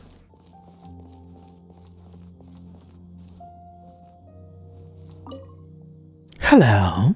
I'm planning to set up a light novel society. Are you interested? A light novel society?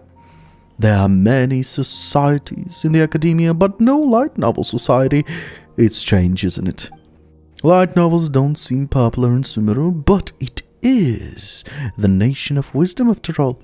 There shouldn't be any gaps in our field of knowledge. I'm not exactly a researcher of the academia, but I am second to none when it comes to light novels. Should we have an initiation ceremony? Something like that. Who are you? I haven't started in academia, but I'd like to consider myself a herbat in the field of light novels. However, there is no school in academia that awards diplomas in light novels. That's why it's pertinent to have my book published by Yaya Publishing House. My book's title is Can a Trainee Combat Mage Whose Normal Attack Summons a Djinn That Will Start a Full Auto Free for All Really Graduate from the Magic Academia? That is a fucking long title, and surprisingly that's actually a thing nowadays. I didn't expect my manuscript to be rejected again. Ugh, those Yaya Publishing House editors are really strict. Because you literally just said the whole story, just in that title. Okay, so I need to go through the tunnel, I assume, yeah? Oh, wait. I actually don't need to go through a tunnel. I need to go through here.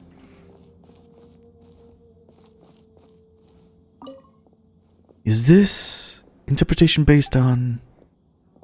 What are you doing? Lately, I've been studying something called alchemical divination. You rely on intuition to randomly choose some things to conduct alchemy on. If it fails, and of course most of the time it does fail, the ashes are used in divination. It's pretty much the same principle as divination of coffee grounds or leftover tea leaves.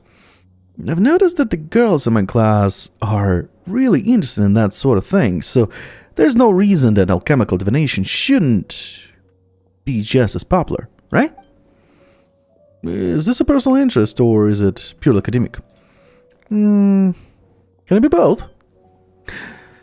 My mentor kept shaking their head after I said that according to the legend, alchemical divination was invented by Lesser Lord Kusanali. But I don't think it's time to give up yet. I just need to work out the rationale for this interpretation, even the tiniest one.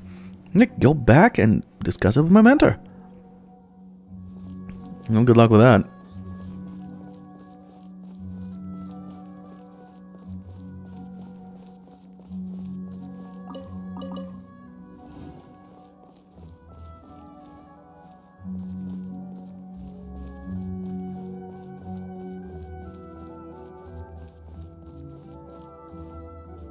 No, this is an important area. Military supplies for the Eremites must be distributed appropriately. Yep, they should. Hello, what can I do for you? And you are? Well, I'm the logistics officer for the Citadel of Regza, responsible for the corps of the 30 supplies. Except for some mandatory academia assignments, I delegate tasks to Mr. Effendi. If something could help the corpse or residents nearby, I could pay for it with that portion of the fund. Okay. Goat. Maybe too much studying makes one unable to speak plainly. Something in mind? A little. It's not a big problem, but I'm still stressed. Like a few days ago, I heard about scholars in a tavern discussing something about Grand Conservator. Conservator. So I asked them how much conservation is Grand Conservation, and they didn't seem to understand what I was asking. Yeah, I'm a trustworthy battle-hardened veteran, yet the Parchment Dar has to bail me out every time I try to talk to a scholar. It's pretty embarrassing. Yeah, well, I don't understand their logic either, so don't worry, you're not the only one.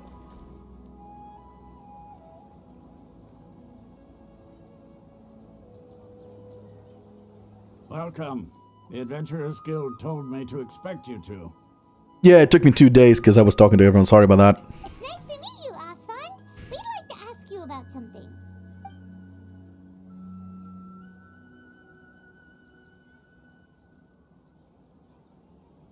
I see. So, Catherine's the one who sent you this way.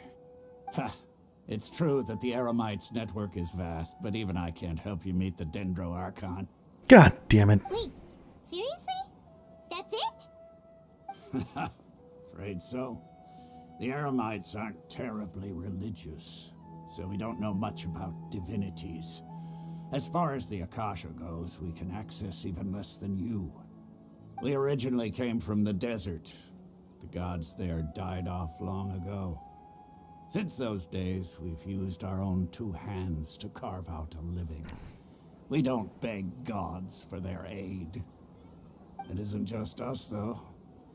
If you ask me, I think most in Sumeru aren't interested in Lesser Lord Kusanali. Oh?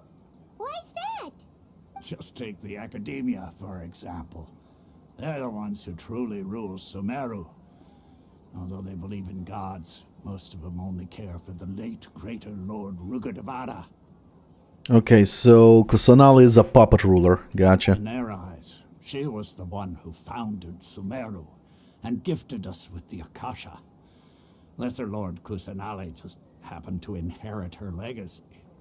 Because of the Academia's influence, most citizens are more familiar with Greater Lord Rugadavada and hold her in greater esteem. Not to mention that Lesser Lord Kusanali never makes an appearance, and the Academia never announces anything about her. As far as the people of Sumeru are concerned, she's just a god that exists. And that's all. Really? Aw. After hearing all of that, Paimon sort of feels bad for Lesser Lord Kusanali. Ha! But who knows? We're all just guessing when it comes down to it. Besides, I'm sure the God of Wisdom doesn't worry about her reputation among people like us. All right. Well, thanks for the info, Osfond. No problem. Always happy to help out the Adventurers Guild.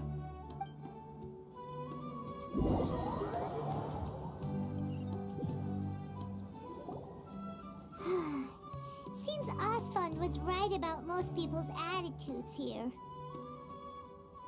It's horrible. Not only are they not interested in the Dendro Archon, they even say stuff like, if the Akasha doesn't think I should know, then I don't need to know about it. We've been asking for information non-stop ever since we got to Sumeru. But the harder we try, the more helpless everything seems. Isn't there at least one person in this entire city who cares about Lesser Lord Kusanali? Oh, you two are interested in Lesser Lord Kusanali? Huh? Who are you? From the sound of it, you two are Outlanders who recently arrived here. You've been asking around for information on Lesser Lord Kusanali, right? Damn it, we've been caught! Oh, I'm sorry. I forgot to introduce myself. I'm Dunyarzad, one of Lesser Lord Kusanali's faithful followers. Hello. Oh, really? Then do you know how we can meet with her? I'm afraid I can't help you with that. But your conversation earlier did happen to remind me of a legend about the Dendro Archon. Oh, what sort of legend? Sure. It goes like this. Long, long ago, there was a man who heard a prophecy. It predicted that a great calamity was about to befall him. Panicked by what he heard, the man sought out the Dendro Archon in hopes that she would bless him with the wisdom to help him escape his predicament. The man journeyed across deserts and through rainforests and experienced tribulations of every kind. However, he still couldn't find any trace of the Dendro Archon. In despair, he thought, alas, the Archon has abandoned me. He then had no choice but to sorrowfully resign to his fate. Okay, and then what happened? And then, the calamity came. But to his own surprise, the man felt somehow emboldened by the trials of his journey. By relying on his own strength, he managed to overcome the adversity. At that moment, a bird perched upon his shoulder. This bird was, in fact, an avatar of the Dendro Archon. She said, "O Archon Seeker, do you now understand? She and her wisdom have long been found by you. Along your journey, we were in every flower and blade of grass, every ray of sparkling sun, and every breath of dancing wind. So long as you continue to think and ponder, we'll be wherever you go." Interesting story. Yeah, thanks for the story. Paimon feels all warm and fuzzy inside after that. In a way, it seems like this story is also one of the Dendro Archon's avatars. Dunyarzad, since you worship Lesser Lord Kusanali, can you tell us anything else about her? Of course. So did you two know that, I'm terribly sorry, but it seems something's come up now. Let's chat another day. Okay. She's been shushed by those two guards. Hey, wait! What the heck just happened? I think it has something to do with those people over here. It looks like they're searching for someone. Dunyarzad was acting super nervous just now. You think they're looking for her? This stinks! We finally managed to find a lead about Lesser Lord Kusanali! We can't let them get in the way now! Let's see if we can get rid of them. Then we can catch up with Dunyarzad! Hey, have you two seen a brown-haired girl wearing a purple top and a long blue dress? We're looking for her. Did she have bandages wrapped around her wrists? Yes, that's her. Did you see which direction she went? Yeah, she went that way. Quick, after her! Quick, after her. Begins to walk. That should keep him busy for a while. Let's hurry and find Dunyarzad. It'll be awkward if we actually kind of pointed where she went.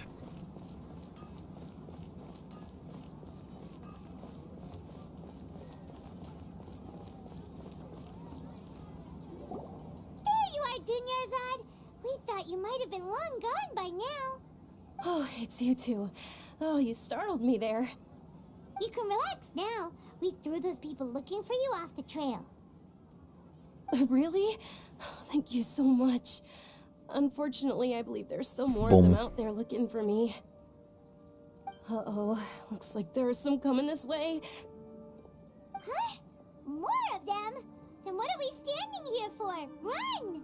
No, wait, my body isn't in the best shape. It's difficult for me to run. How about we find some place to hide? Okay, sounds good. There's a tavern on the other side of the port we can go to. They probably wouldn't expect me to hide in a place like that. Alright, let's move out. Stay behind us. We'll keep an eye out for anyone looking for you.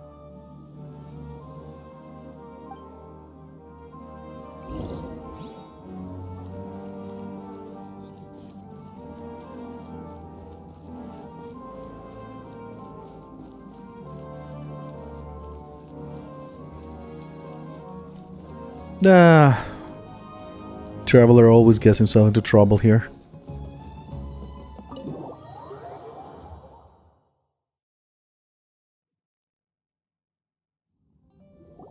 Нет. Клавиатура. Muffle? No. No to keyboard. We made it. Oh, they shouldn't be able to find us now. Wait, stand down, Dia. Okay.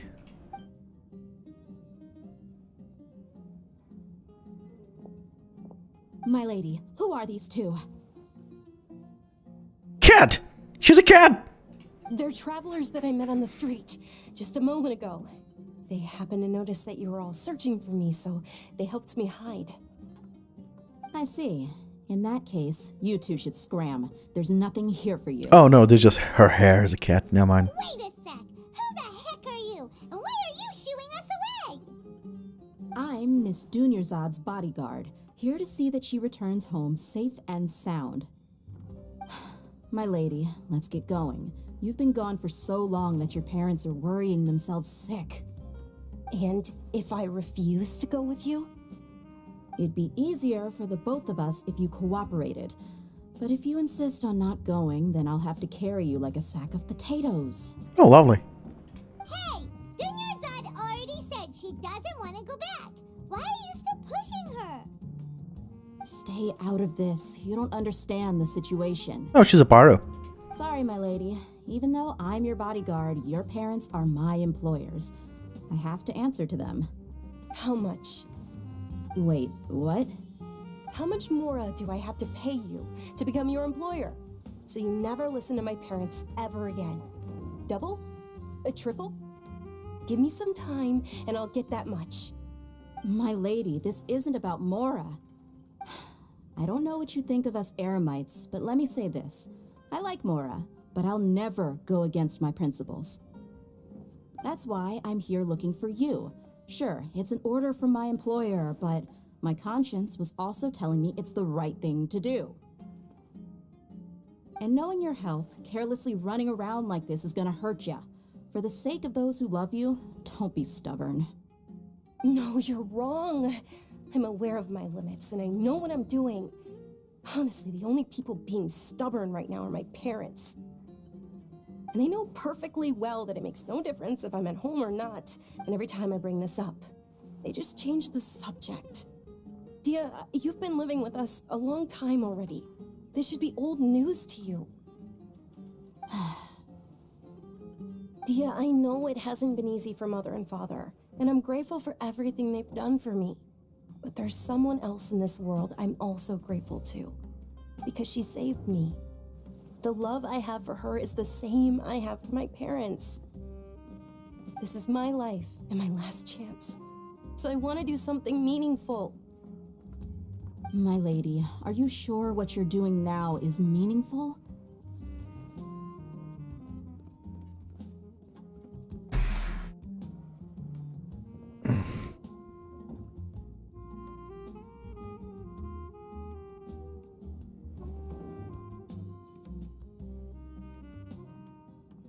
Yes, I'm sure. At least, it is to me. Fine, I won't ask you to return home anymore. But let me make something very clear. I'm only doing this because I respect your determination, not because I agree with you. Thank you, Dia. Sorry for being so rude just now. My nerves were acting up. And I even brought up your payment in such an offensive way. Don't worry about it, my lady. I did say that I like Mora.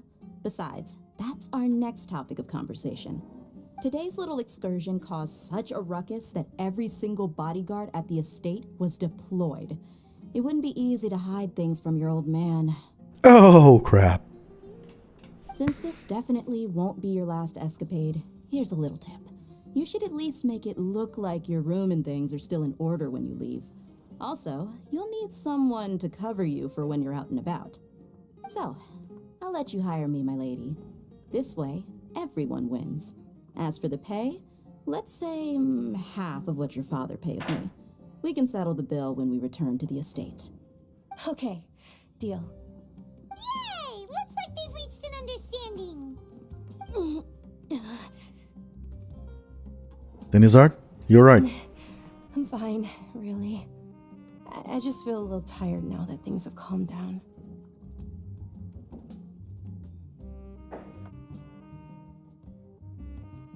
My lady, stop trying to look tough. We're already in a tavern, so let's rest up and grab some grub. I'm sorry for worrying you two. If you don't mind, I'd like for you to join us. Sure! After you rest up, we want to hear more about Lesser Lord Kusanali.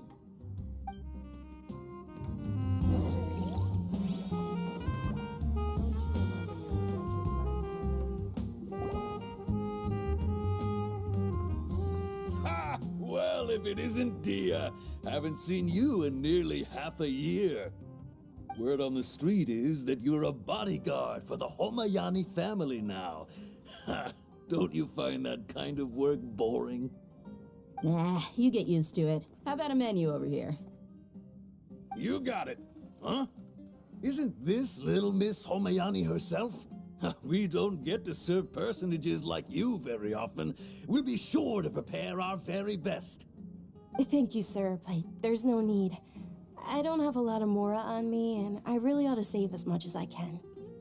But please bring these two the best food you have. They're my new friends, so I want to be a good host for them. No need to break the bank. We'll review your order. Don't worry about it. We'll pay for our own food. Wait, we're paying for ourselves now?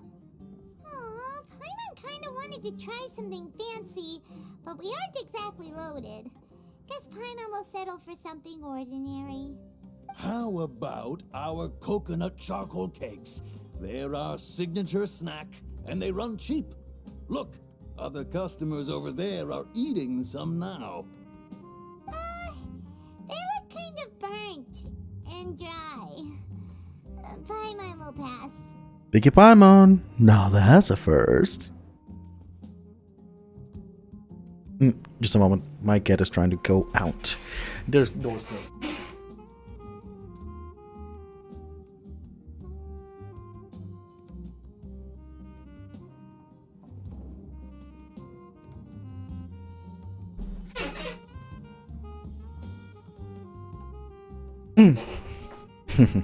Peaky Paimon. Now that's a first. Hey, come on! Paimon has personal preferences too, you know. Dunyarzad, we asked a lot of people when we first arrived, and almost nobody was interested in Lesser Lord Kusanali. So, what made you want to follow her? Well, remember when you asked me if I knew how to meet the Dendro Archon? Even though I don't know how, I think I've actually seen her before. Huh? Really? Yes, it was when I was a child. At the time, my illness had kept me bedridden for the better part of a year. I was stuck inside and couldn't make any friends, and my parents did their best to find treatments for me. But even then, the Akasha didn't have any helpful information. My younger self no longer had any hopes or dreams. One flare-up was so bad that I was in a semi-conscious state for several days. Then one night, I woke up alone in my room. I was terrified. My body was paralyzed. Even if I cried, there was no sound. At that moment, an ethereal voice spoke in my mind. Dunyarzad, don't be scared. You don't have to cry. Dunyarzad, don't be scared. You don't have to cry. Who are you? How do you know my name? How do I explain this? You might not be able to understand, but actually, I know everything about you. Really? Of course. I know that you're scared of thunder, that you hate taking medicine every morning, and that you love counting the petals on your mom's skirt. Wow, you really do know everything. Dunyarzad, is there anything you want? Want? Not really. I can't go anywhere or do anything. Huh? But aren't you a child? All children have wishes. Tell me what you want, and maybe I can make it happen. But can you make my illness go away? Oh. I'm sorry. But I'm not powerful enough to do that right now. Then, can you be my friend? After that, the voice said, "Okay, I'll be your friend." Although my body was suffering during those days, that voice encouraged me and told me many wondrous things. Beyond my window was the flourishing Sumeru city. Beyond the city was a lush rainforest. And beyond that was the wall of Samiel, deserts, and all of Tevat. Once I finally made it through that bout of illness, I couldn't hear that voice anymore. I told my mother about it, but she said that I must have been dreaming. But I know that that voice wasn't a figment of my imagination. Before that, I had never heard of Tevat. So you believe the voice you heard was... it was Lesser Lord Kusanali? Yes, for sure. If it weren't for that voice, I would have never grown curious about the outside world, nor would I have learned how to read and enjoy so many books. That voice sparked a desire for wisdom. It had to have been the Dendro Archon. I've been hoping for a chance to repay her kindness. In fact, I was running around today to help prepare the Sub-Zerus festival for her. What's the Sub-Zerus festival? It's Lesser Lord Kusanali's birthday, which was the day that she was found by the sages. It's actually an old holiday that originally celebrated Greater Lord Rukkhadevata's birthday. When she passed away, the holiday eventually became a celebration of the Lesser Lord's birthday. I heard everyone was overjoyed when they welcomed her back to Sumeru. In those days, the festival was a huge deal. But because of the Academia's influence, people have gradually lost interest in the festival. The Academia actively participates in Sumeru's many holidays dedicated to Greater Lord Rukkhadevata. But when it comes to the Sub-Zerus festival, forget any funding. They practically act like it doesn't exist. Maybe they see Lesser Lord Kusanali's birth as confirmation of Greater Lord Rukkhadevata's death, so they're reluctant to celebrate it. Aw, but that's awful. It is. It's absolutely terrible. Sure, the Greater Lord founded Sumeru, but hasn't Lesser Lord Kusanali been the one quietly protecting us for the past few hundred years? Just remember that we're still out in public. Don't get too carried away now.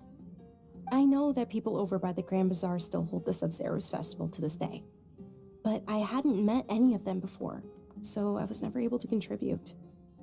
But recently, I made a friend there who also follows Lesser Lord Kusanali. I gave her my savings because I want her to throw a wonderful festival this year. That's the least I could do for Lesser Lord Kusanali. Hold on, my lady, does this friend happen to be Nilu, the one who sends flowers to the estate? Yes, that's her.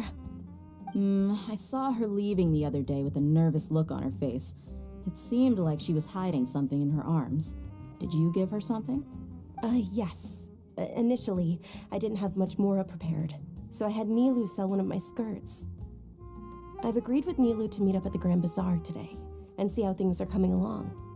Dia, would you accompany me? Sure, that's quite the trip though. I'll carry you. No, that would be too much, even for you. You might as well just accept the lift. If I let you walk, who knows how long it'll take us. And if anything happens to you, then I'd really never hear the end of it from your father. Can we also come along? But of course. Nilu will be thrilled to hear there are more people interested in Lesser Lord Kusanali.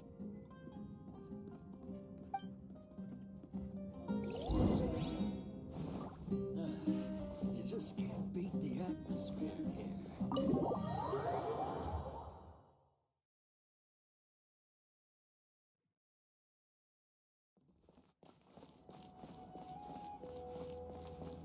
Alright, let's see.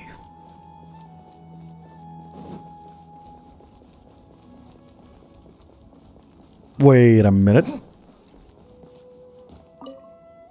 To be an adventurer or to travel with a caravan? Friend, please help me out. You are? I'm a freelancer. Just call me Mario. Dan's been rattling a lot about what I'm doing, but I don't care. The benefits of being a freelancer are something those old fogies like my dad and my brother wouldn't understand. What to do, when to start, how much to earn. I call the shots. Isn't it amazing? Is the income stable? If you're a freelancer, you don't care about stability anymore. See, I can rest for a long time as soon as I make a pile with an expedition team or a caravan. It's easy to make a quick buck with a little capital and a bit of luck. You can earn 3 months' money to pay for meals at the Kalimi exchange. Is that more proper than being an academia's researcher? I don't know what that old man is so worried about. The vacation TCG cards command a ready market in Inazuma. I can trade those someday as well. And my dad and brother Sal won't let me starve to death, even if there isn't a gig for me at the moment. So please rest assured. Yeah. Well, you need to be more stable. Oof. What can I do for you? Sorry, I was dozing off and didn't notice you. Are you that tired? Not so much tired as bothered. Don't you think it's easier to fall asleep in noisy places like theater or market? There is no one from the academia around the theater anyway. So, not under my watch. So I'm not under watch. When Azure isn't asking me to run after Swoof, and no students insist on taking pictures with Nilo, dozing off is all I've got left. Fair enough.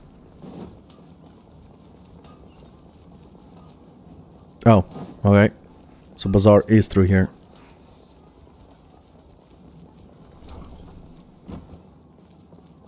Oh wow! Okay, this looks awesome.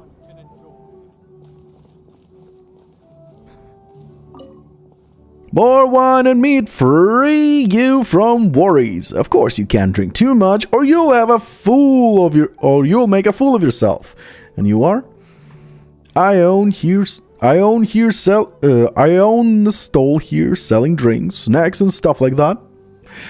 My food is reasonably priced. A popular choice for student meals, welcome parties, and team building alike.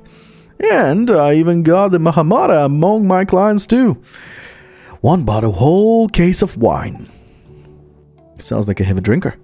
I actually have no idea what he does, but folks say he's a Mahamada. He was tall and looked like a guy who could hold his drink, but I couldn't tell if he bought a wine for himself or for someone else. I remember him murmuring something like, 1 case should be enough for an apology, as he carried the wine. Say, maybe he wanted to get someone drunk so they'll forget his mistakes.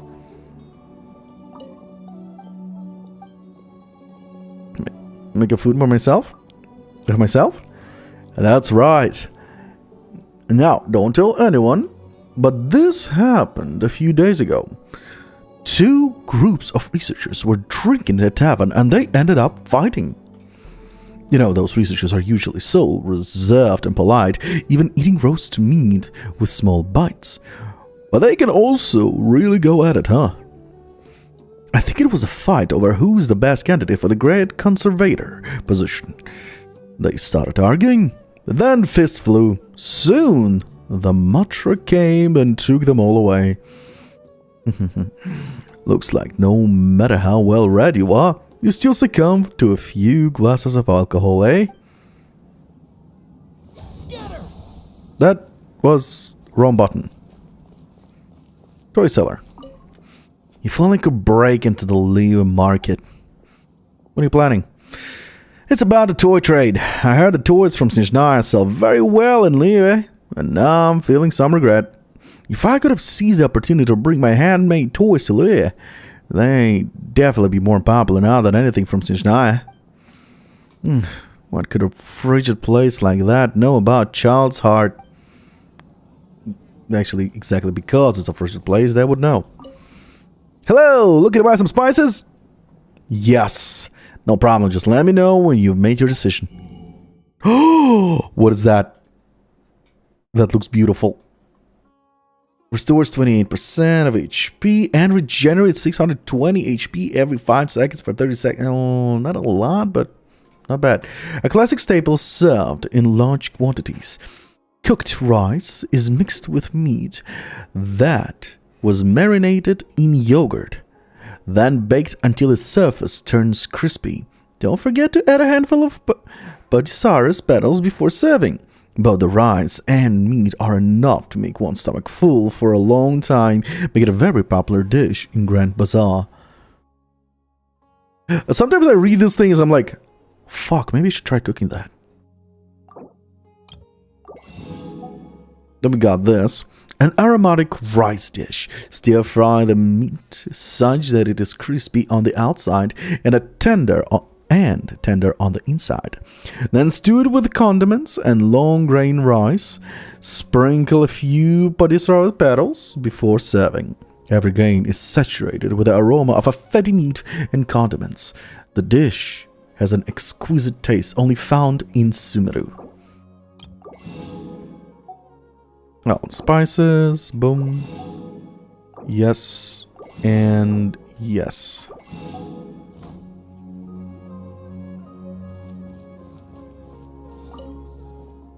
I've got some fine goods and an intriguing stories for my guests, if you're interested. Let's see it. It is hard to tell the true value of goods just by looking at them, so this is all I can show you.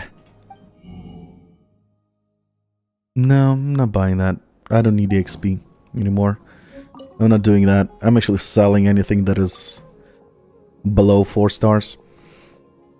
The flower stands proudly on the top of the hills in Liyue, fluttering in the chilly wind up high.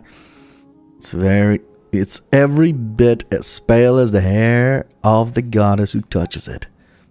Extraordinary as it is, it sells for only 80,000 mora. A jar of wine outlasting the years that was graced by the animal god's humming. Drink it, and you can chant melodious poems. Stupendous as it is, it sells for only 200,000 mora. It sounds familiar, yet slightly different. Sounds like you don't believe me. Why don't you take this as a compens and contemplate? No matter, it is but a souvenir from my extensive collection. What'd you give me? Knockwheat.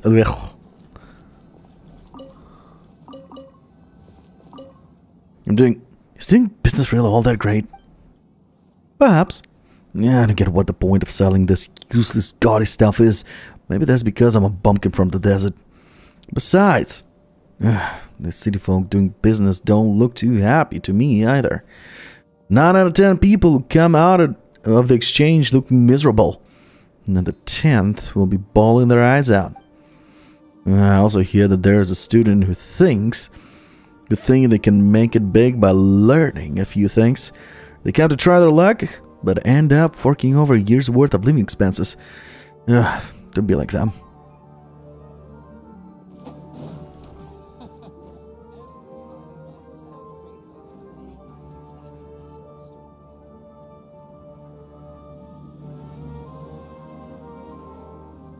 Sorry I'm late, Nilu. Oh, Dunyarzad. It was taking you so long that I assumed you got trapped at home, but you made it in the end. Uh-oh. But if Dia's here, that means you got caught, right? You could say that, but everything worked out. She's on our side now. Not completely. Oh, and who are these two? Oh, meet the Traveler and Paimon, my 2 newest friends. They're visitors who just arrived at Sumeru City and are looking for information on Lesser Lord Kusanali. So you're followers from another land? Yep. Truthfully, no. Oh, really? Well, that's okay. You're still invited to the Sabzerus Festival. By the way, Dunyarzad, we've already started decorating the Grand Bazaar. It looks spectacular, thanks to your generous contribution. You're very welcome. It's the only thing I could do. Do you still have enough mora? Probably? But don't sweat it. We've already finished renovating the stage. Come on, I'll show you.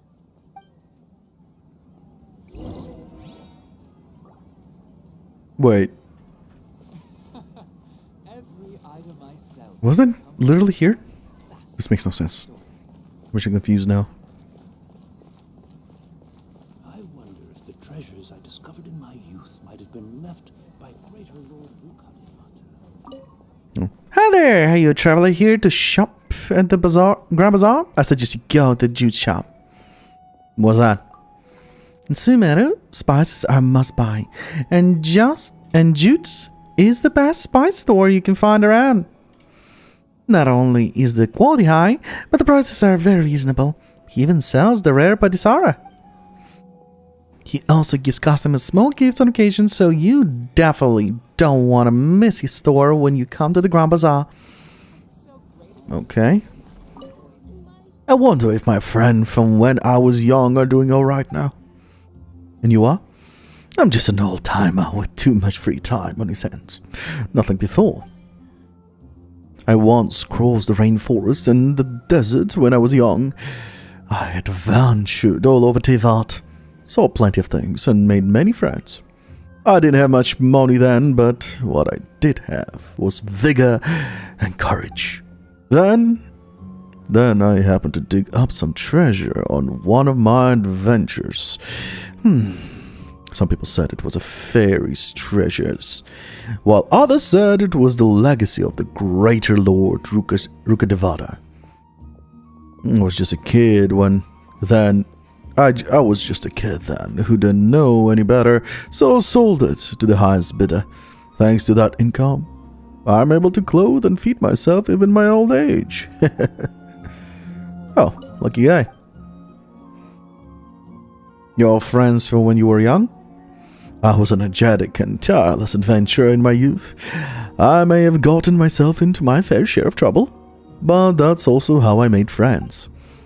I remember that lad Rold would lose things all over the place. I once lent him his shoes, notebooks, and mountaineering pickaxe before he lost them all, that is. And there was that chatterbox, Cyrus. Was that his name? He had a booming voice, liked to go on and on, but would never listen to what anyone else had to say. Wait, isn't Cyrus in Mondstadt? I heard he's the branch master. Yup. Branch master of the Mondstadt Adventures Guild now. And that he's got a beautiful daughter. I suppose that means he's grown up a fair bit now. That's good.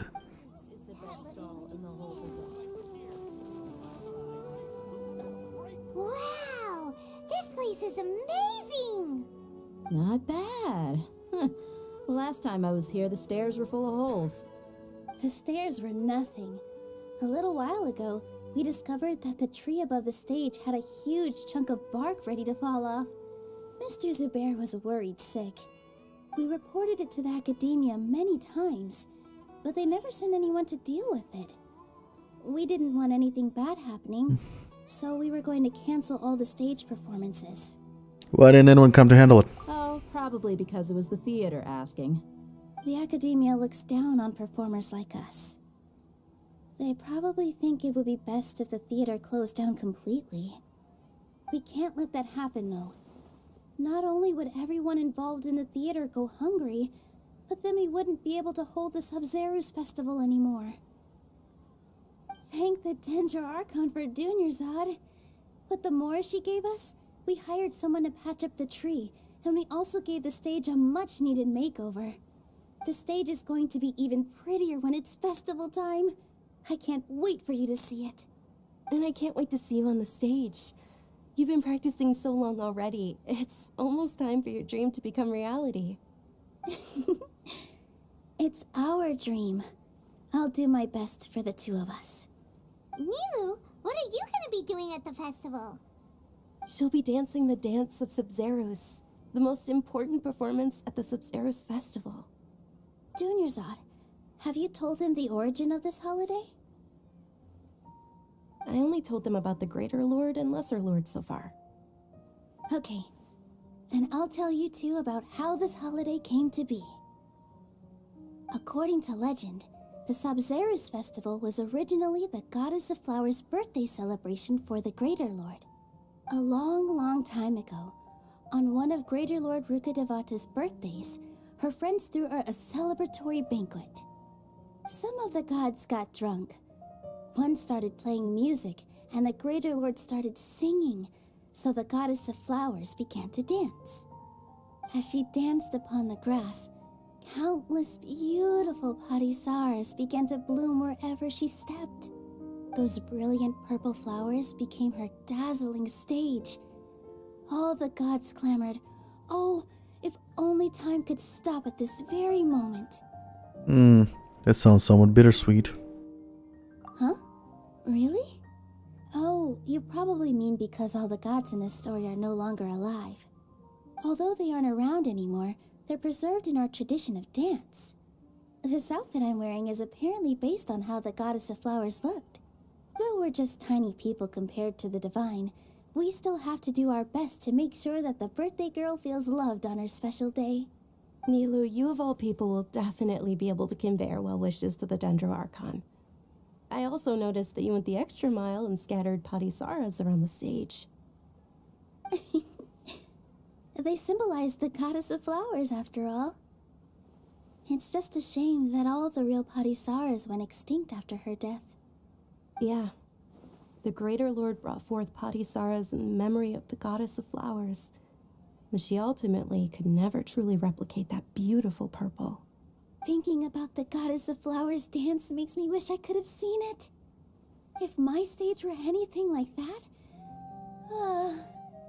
I'd be thrilled if I had just 2 real Padisaras on the stage. So, Traveler and Paimon, what do you think? Interested in the Sabzeruz festival? Will you two be coming? All of Lesser Lord Kusanali's followers will be there for her birthday. It'll be a good opportunity for you to learn more about her. Ooh, Paimon thinks that's a great idea! You sure it's not because you want another fun? You sure it's not because you want to watch Nilu dance? On the fun. Hey, come on! There's nothing wrong with enjoying a festival. Besides, it's Lesser Lord Kusanali's birthday. She'll be happy to have more people who are celebrating it. So how about we all attend the Sabzeruz festival together? Sounds like a plan. Dunyarzad, let me show you which stage decorations we've picked out so far. Traveler and Paimon, if that doesn't sound interesting to you, then feel free to explore the area. Everyone at the Grand Bazaar loves Lesser Lord Kusanali, and we're all looking forward to the Sabzeruz festival. In that case, we'll take a look around. Yeah, let's get that information.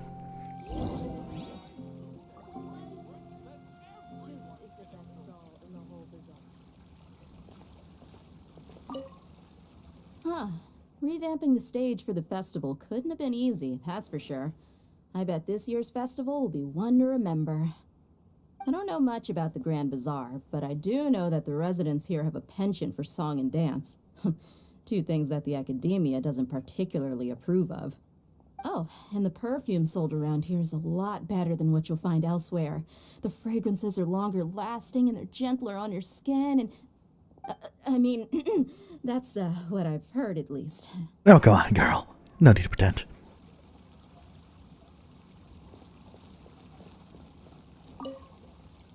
Things are really shaping up, and there's a buzz around the festival this year. We're expecting people from all over to come by this year and buy things during the festivities. Don't be fooled into thinking that Sumeru City has the best of everything. Some festival snacks are only offered here in the Grand Bazaar. And when it comes to musicians, dancers, or singers, the Grand Bazaar's got the best of the best. Sure, those folks at the academia might not like it, but what's a festival without song and dance? Can't deny that.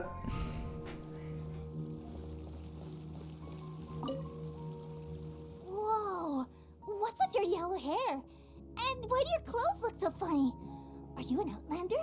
Did you know that the Sabzeruz festival is about to happen? There'll be loads of fun things to do at the festival. But the best part is when Ferris, the Knight of Flowers, passes out candy to everyone. Ah, well, somebody got hooked. Land and sinker.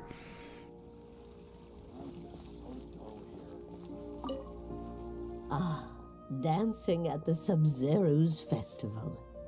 You know, I also danced when I was younger.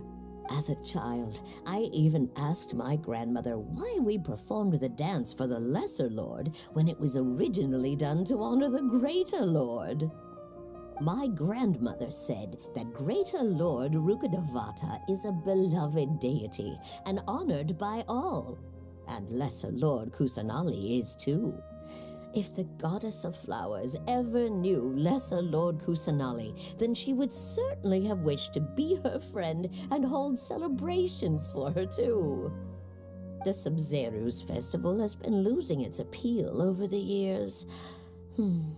That is, until a wealthy benefactor stepped in this year and brought the festival back to life.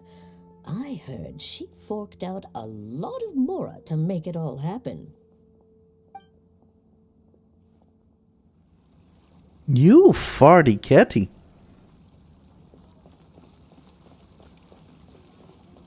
It's Wolf. Arf. Very nice. A natural boar singer. Very nice. Arf Wolf. Awful. Stop lying down on the fucking keyboard. Why do you have a thing on the keyboards? Why do cats have a thing of keyboards? Oh, the management scolded me again today. Are you alright? Not really. I'm used to it. It's practice. Lessons from Mr. Sheikh Zabiar. Oh, then practice. Then more practice. Rinse and repeat. I thought about giving up, and then I remembered how, despite all his criticism, Mr. Zabiar never told me to quit. That means he's still hope. That means there's still hope for me. Right? But have I made any progress?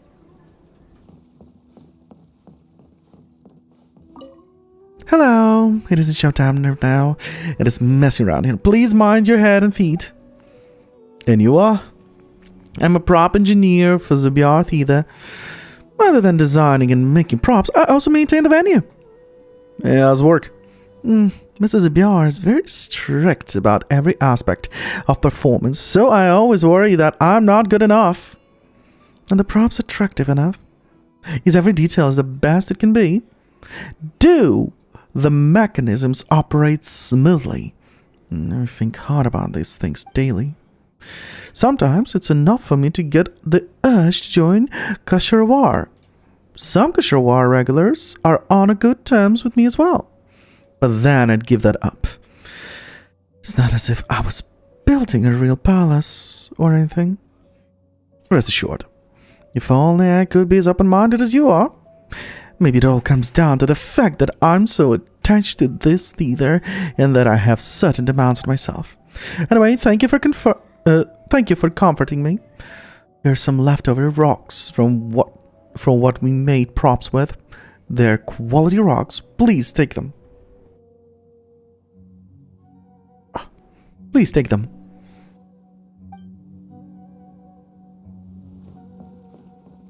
And then Zabiar. Hello. If you're here for an interview, I'll have to refuse. And you are? I'm playwright and manager. I run the Zabiar Theater in this tree hollow. In addition, I also do some composing, choreography, stage design, and action direction. Nah, it's better here. Action direction. It's a small troupe. Pretty much every other Korosh wears several hats. But, so if it isn't about anything important, I'll have to ask that you not bother the staff here, including myself. About Korosh. Yeah? He's a man of mediocre talent. His movements of stage are stiff, and his sing is less in tune than Swift's. Yeah, that dog is beautiful. His only strength is determination. To this day, he still hasn't given up his job as an actor. I'm a person with high standards, but I don't give up on persistent students. As long as he can still accept criticism, I'll continue to instruct him. After all, I can't accept everyone to be as gifted as Nilo. And that reminds me, I still have more to discuss with him regarding the lines on the new script.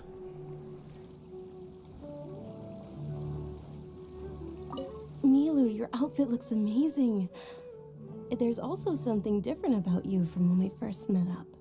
I thought I'd add a little extra pizzazz to my dress for the festival.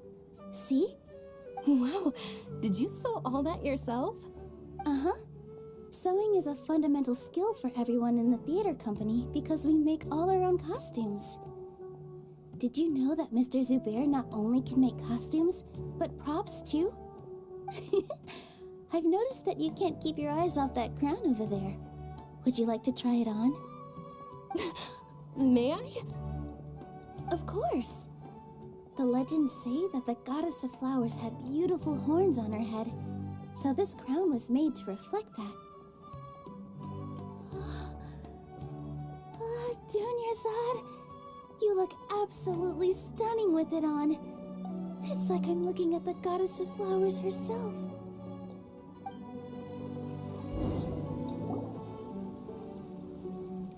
Hey! Is that who Paimon thinks it is? It looks like Catherine. It is. Our robot girl is here.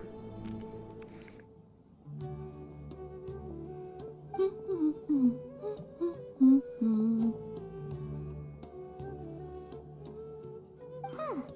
Come to think of it, Paimon's only ever seen her behind the counter at the Adventurers Guild. This is the first time we've ever seen her taking a break. True. Hey, Catherine? Huh? Oh, hey! It's the Traveler and Paimon! What's shaken? Whoa. Break time Catherine sure sounds a lot less formal than usual. Paimon was still waiting for her to say Ad Astra Abyssosk. Sure. Standing behind the counter at the Adventurers Guild doesn't require any complicated functions. But saying and doing the same old things over and over again can get pretty monotonous. Like watching the same Fontaine movie day after day. But take you two, for example. You travel across Tevat to enrich your lives and gain new experiences. Well, we enjoy traveling across Tevat and all that, but we're mainly looking for clues about his sister. Yes, you should keep searching.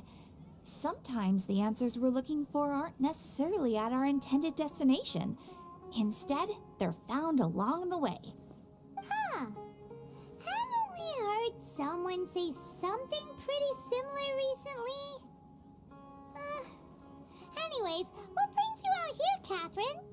Are you also a fan of Sub-Zero's Festival? Jesus Christ. No, not particularly. I guess you could say that I'm loving the recent atmosphere here. If festivals bring happiness to everyone, then that's where their true value lies. Oh, it looks like it's about time for me to be heading back now. Alright, we'll see you next time at the Adventurers Guild. Oh, by the way, thanks for connecting us with the Eremites. We've already made some great friends in Sumeru City thanks to you. I'm sure you two will get along well with the people here. You've already been blessed by the element of Dendro after all. See you around.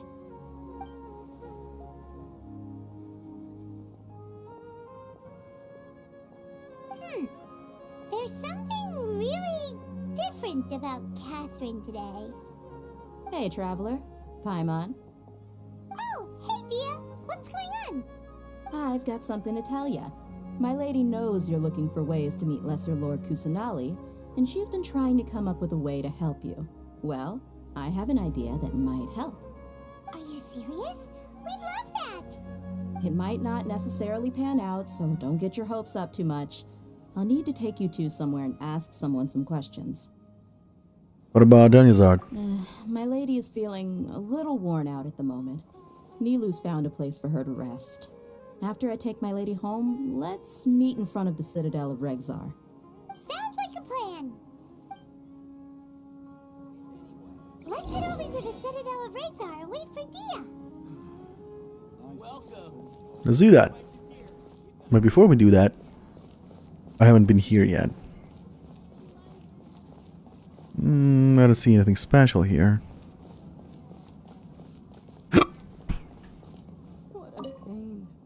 There's nothing wrong with loving money as long as you don't hurt anyone in the process of acquiring it. That much I understand. So, My customers don't need to worry about things when shopping here. And you are? I'm not just one of the best woolly blanket seller. I'm the best blanket seller. Not in blankets. I will be the top sales, be it toys, jewelry, kitchenware, or kitchenwares. Oh, but perhaps not books. There's a Sumeru after all. No books. Yep, no books. I'm a law-abiding citizen, so even if smuggling knowledge could make me rich, I still wouldn't touch it with a 10-foot pole. After all, you can't keep making money when you're pushing up daisies. Besides, making money is easy. Even with half my talent, you should still be able to make as much as the Homayanis. If the academia could have made an argument to get me to enroll that was half as convincing as my own sales pitch, I would have turned him down on the spot back then.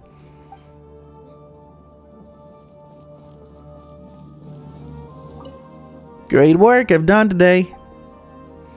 You have a lot of confidence in yourself. This isn't pride talking. It is facts. At such a young age, I'm already so capable. I can support myself. I work for Miss Sulyaka. I do the daily registration every day and get my pay at the end of the day. If I keep doing this, I'll get paid for life, and I can eat Uncle Lumdad's fish roll every day. Well, the fish rolls are good. I could eat them every day. You tell me if they're good or not. Try them yourself if you don't believe me. Lumdad's original fish will knock your socks off. Fish roll will knock your socks off. Okay, so I bet probably got that. That's very far-sighted. Of course! You may not know this, but Miss Sailaka is a real genius. She was invited to study at academia. She rejected those blockheaded adults, though. She said, and I quote, "Learning is no fun compared to making money." Miss Sailaka also told me that the biggest secret of building wealth is to stay away from the Kalimi exchange. Imagine a boss with a carrying on. I should have enough to last me for life.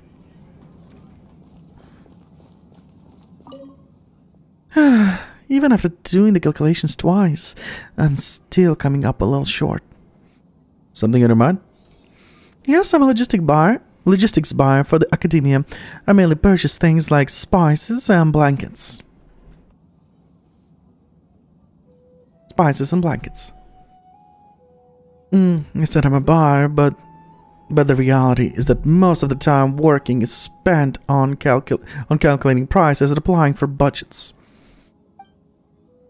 The academia wants to purchase these things? That's right. After all, researchers, students, and other staff are all staff all need to sleep and eat. Now, this is the best location in the end. I'm just playing with my monitor up, down, up, down, down, up, down, down. The academia may have a handle on knowledge, but they still depend on the people from production and need to purchase daily supplies from the private sectors on a regular basis. However, the academia also provides everyone with free healthcare, imparts knowledge through the Akasha terminal, and supports the cost of holding necessary festival celebrations. Oh, sorry.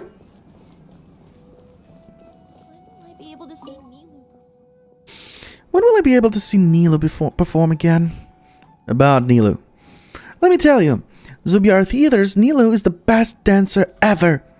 Many may be able to dance beautifully, but Nilu is unique in the way she infuses emotion into her dance. It took me a long time to snap out of such a feeling after watching her performance. It's so... that feeling? Just like water. I mean, pure water can be shaped into different forms, boiled or frozen. If I weren't assigned as a guard here, I would like to watch her perform every day.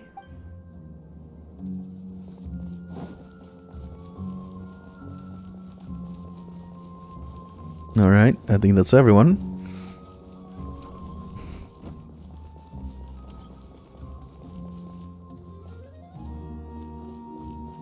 Ooh!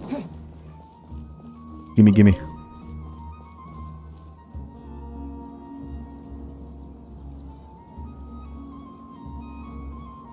Sorry, I'm late. It took some convincing for the master and mistress to believe that Miss Dunyarzad was only sitting in the port for a while because she was in a bad mood. Anyway, I guess I should be thanking you. I haven't seen Miss Dunyarzad that happy in a long time. If it wasn't for you two, she probably would have been caught and dragged back much earlier. Oh, You you... sure sound a whole lot nicer than when we first met, Dia. Who would have thought you had such a soft spot for Dunyarzad? It's called being a professional. I'm a bodyguard, and I work for whoever's paying. Look, Dia's blushing. Yeah, that's a blush if I've ever seen one. Listen, you two. I don't expect to be working for Miss Dunyarzad very long, but I hope to finish things on a positive note if possible. Let's cut the chit-chat and head into the Citadel. We'll see if the person I know has a way for you two to meet with the Lesser Lord.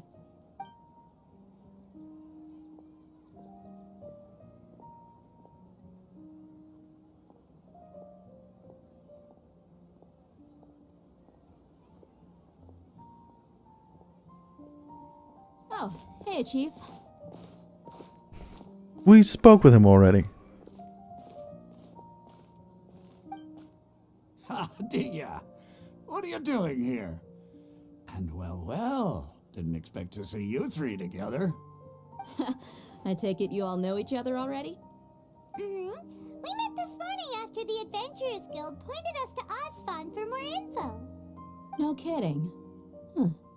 So, where's Ruksha? I thought I'd help these two out by asking about the theft.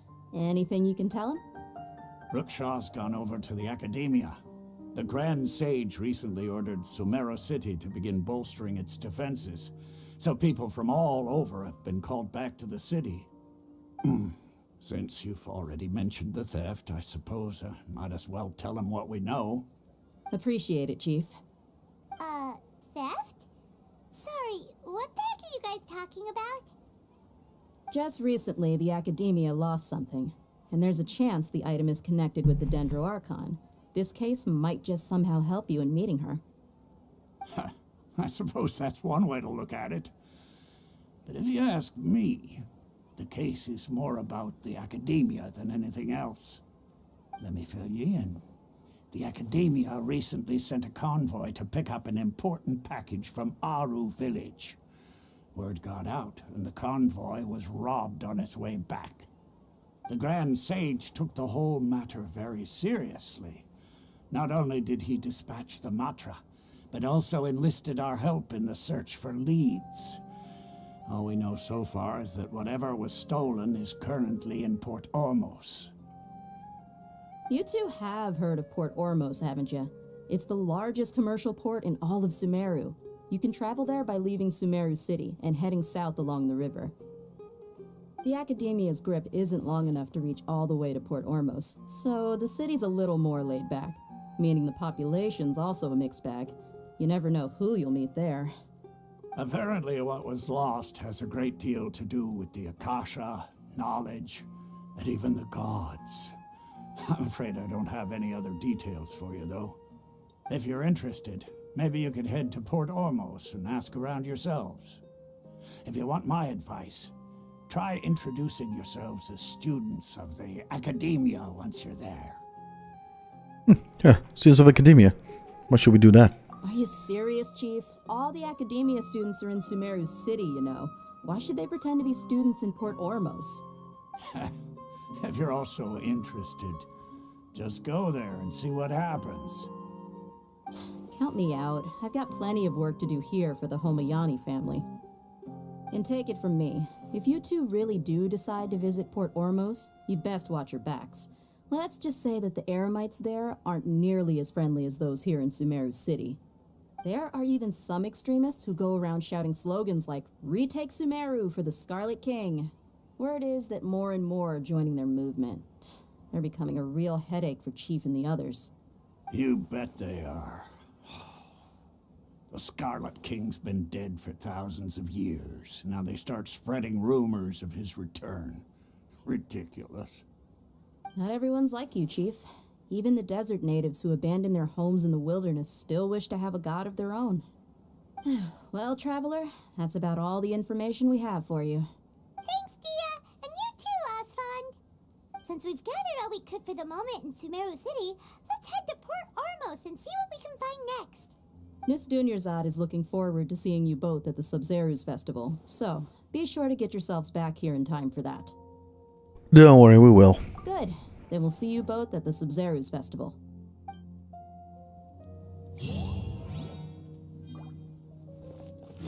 Another chapter complete. And before we go, I'll go to toilet. Military supplies for the Eremites must be distributed appropriately. Such a struggle every time I talk to those scholars. Be right back. To the Eremites, I'll have to rephrase the request.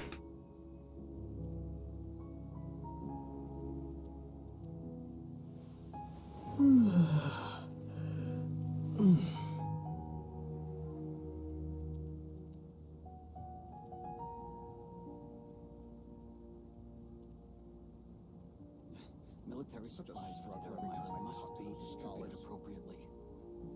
Oh, I would love to go back to our village sometime. When I hand this work over to the Eremites, I'll have to rephrase the request.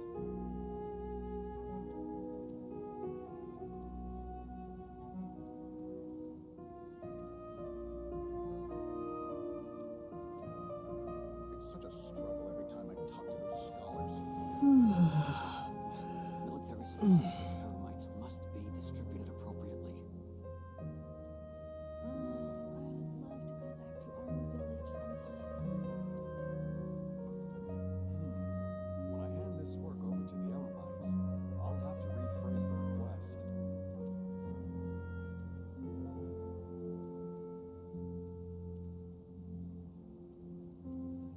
It's such a struggle every time I talk to Military those supplies scholars. for the Eremites must be distributed appropriately.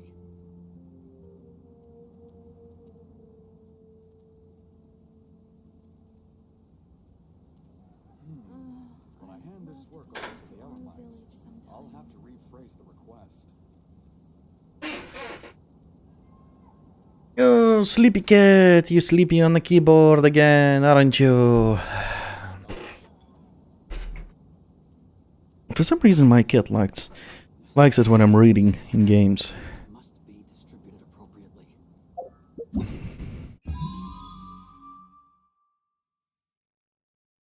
Huh. Okay, so I unlocked a quest for her. To unlock her, apparently. In Port Ormos, Sumeru, there is a shop named Arcana Crafts. One can hear many sounds of craftsmen within. Okay, so that's a thing. I think I unlocked pretty much everything now. Well, let's go to the port. Wait, did I speak with everyone here? No, I didn't speak with this guy. Greetings! Welcome to the citadel of Regza. Would you be interested in taking on some commissions? Tell me about yourself.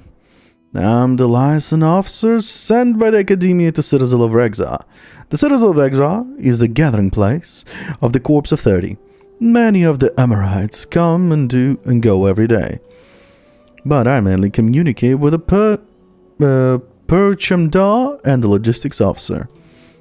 The Parchmandar used to be a researcher, and logistics officer is friendly too. Overall, everyone is communicative, and it's made my job much easier. But the people at the Corps of 30 are still too occupied by the commission from the Academia, so I will post part of the commission to the public.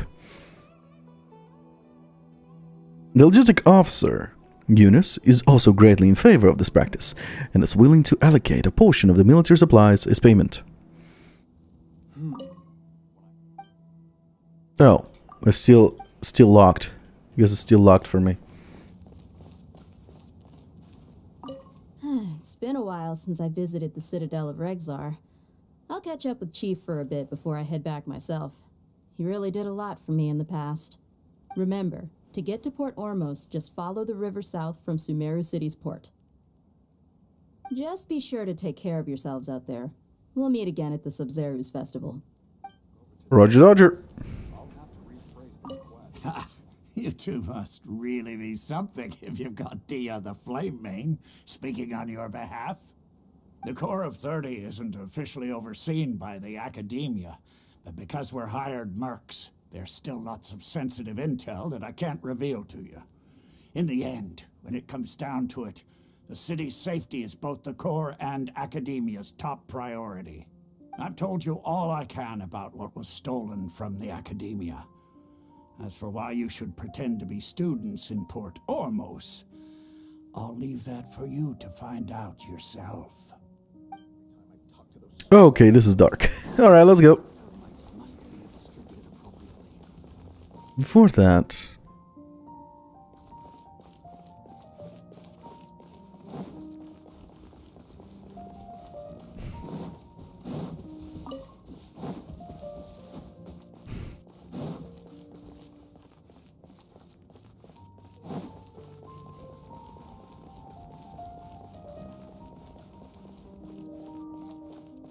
It is somewhere here, right?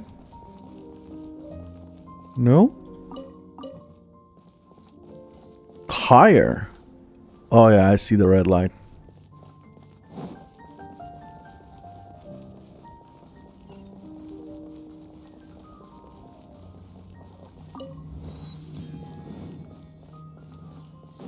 This is the Academia, I assume, right?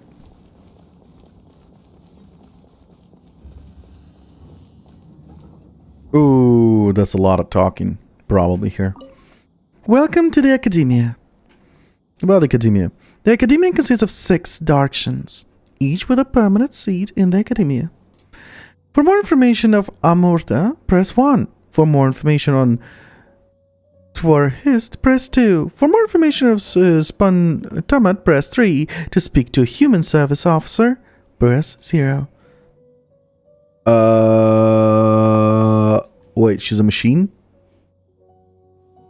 Amurta? 1. Amurta is the oldest school in the Academia and focuses on biology. It was originally formed by the researchers who followed Greater Lord Rukadevada to cultivate the rainforest, and it is still the largest school today. The recognized color is green, and it includes disciplines such as biology, ecology, and medicine. Anyway, if it's not farming, it's stock breeding. 2. Rhetorist. I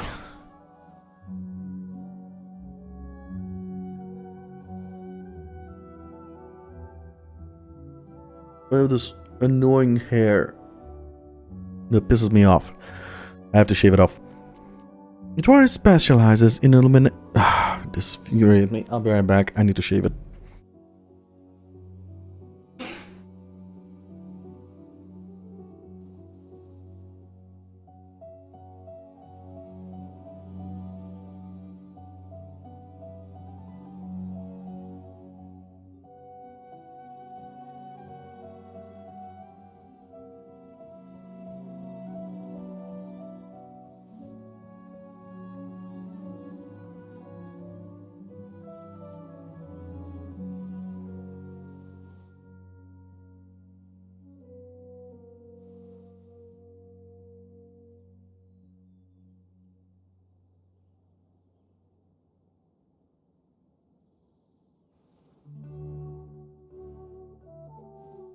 I'll go get myself some coffee. I'll be right back. Лежи, смотри, не упади.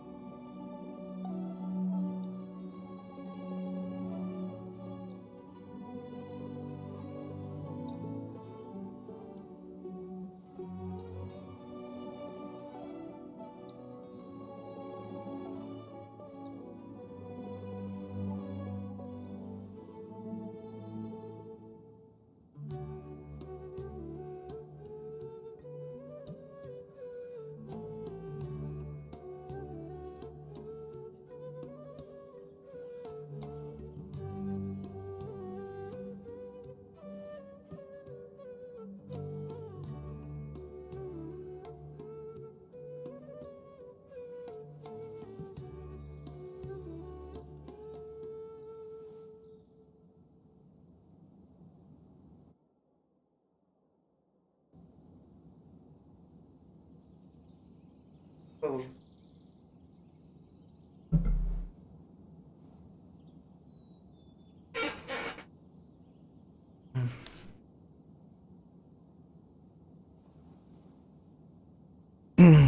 back.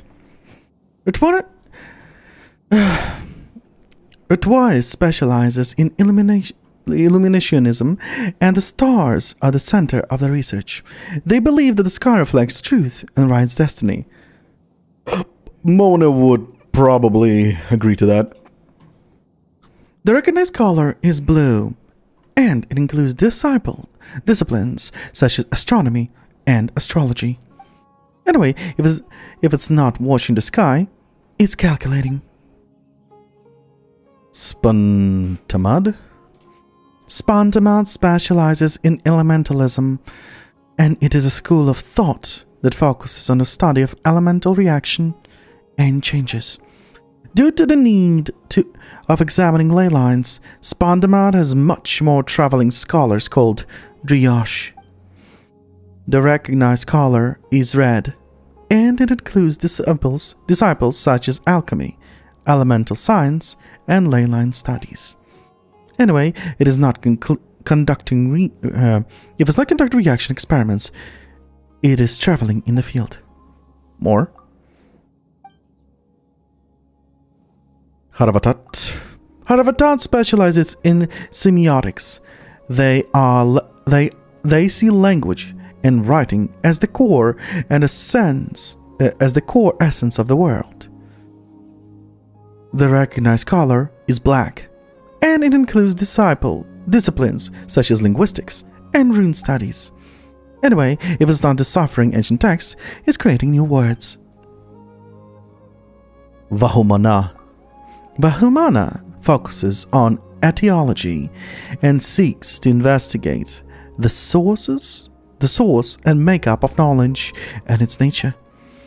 It started with the rejection and reflection of the remaining theories of the Scarlet King, then became the basis for various social sciences.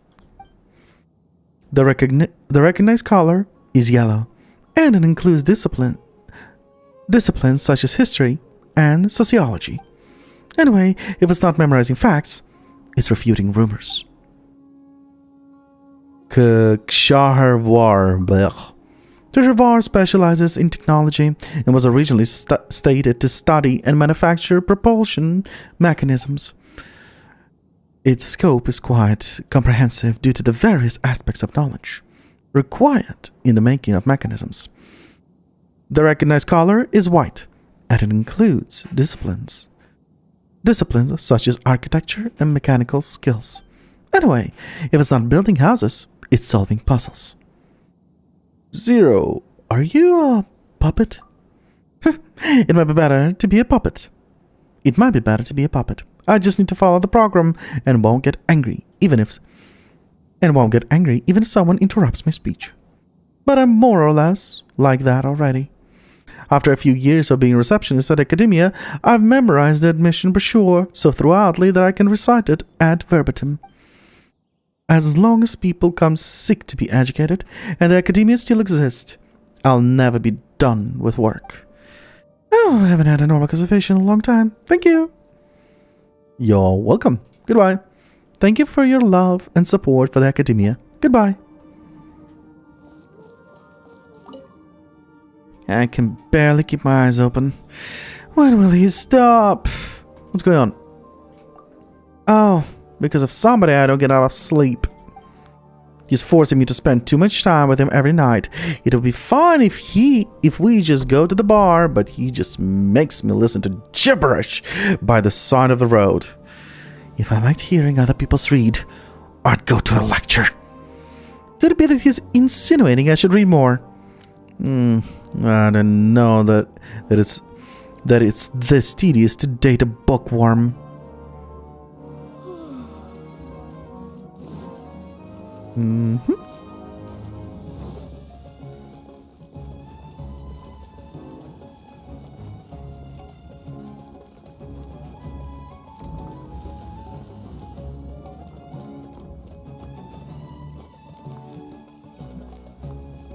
I bet this guy can talk. Yep.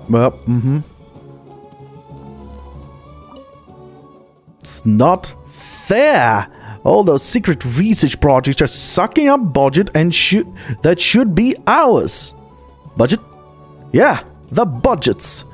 Sadly, even great things like knowledge can be thwarted by money. The academia has been spending more and more budget on classified research over the past years. Instead of maintaining a financial black hole, they should fund more practical disciplines like archaeology. What a lack of self-reflection and history. We would get a short end in real life sooner or later. Next time I apply for funding, I must get Vikram to join me. About Vikram. Vikram's my friend. He must be your friend too. You know how it is. As long as he's there, helping with the negotiations, you can always get more funding than you'd expect. Well, I heard the name. What? You don't know about him? Well, he has been busy recently with the things about the next Grand Conservator. I don't know what other people think, but other than Lisa, who according to legends has become Monster and Grand Conservator, Vikram should be the most suitable candidate. Librarian! Conservator is a fucking librarian! After all, if the person in charge of the collections is as unreasonable as the one managing the funds, this study will be dead in the water. All this time you were talking about a fucking librarian. There was another option that I didn't choose.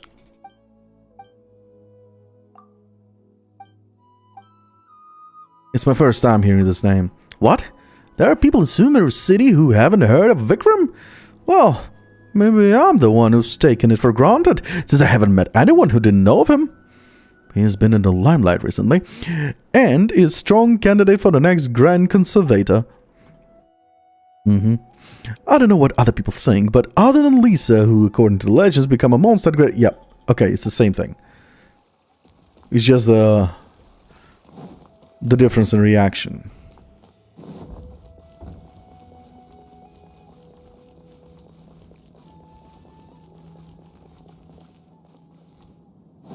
Okay, this is just screaming explore.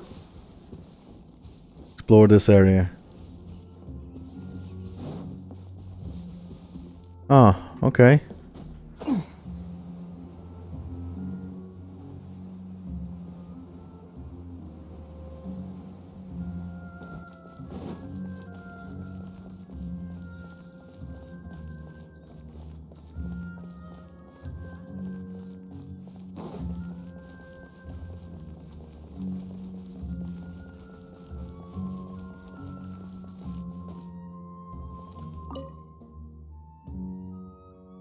Isn't the continued growth of academia depends on the education of future scholars?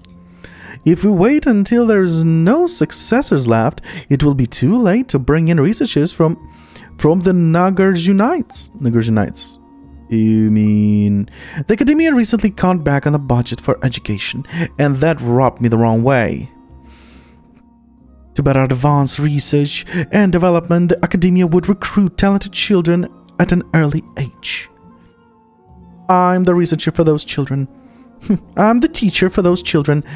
Seeing them mature into accomplished researchers gives me immense pride.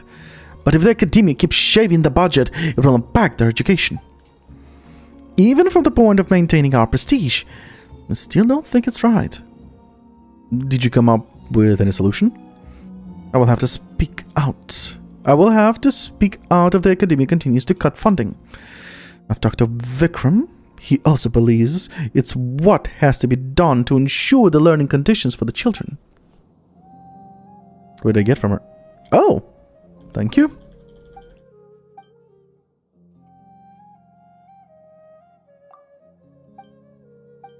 Wait, was there another option? No, there wasn't. I'm an idiot. Okay, the Nagarjunites. Nagarjunites were a branch of the academia from long ago. They were said to advocate strange ideals like the transmission of knowledge at all costs, and conflicts is the natural order of Tevat. In short, the school the school of thought was long broken away from the rest of the academia. They're no longer on the same branch. Although they still seem to exist deep in the desert, most of the people have either never heard of them or have but consider them a myth. I'm just being angry. So don't take it too seriously. I believe that sooner or later the academia will take the future of our children seriously.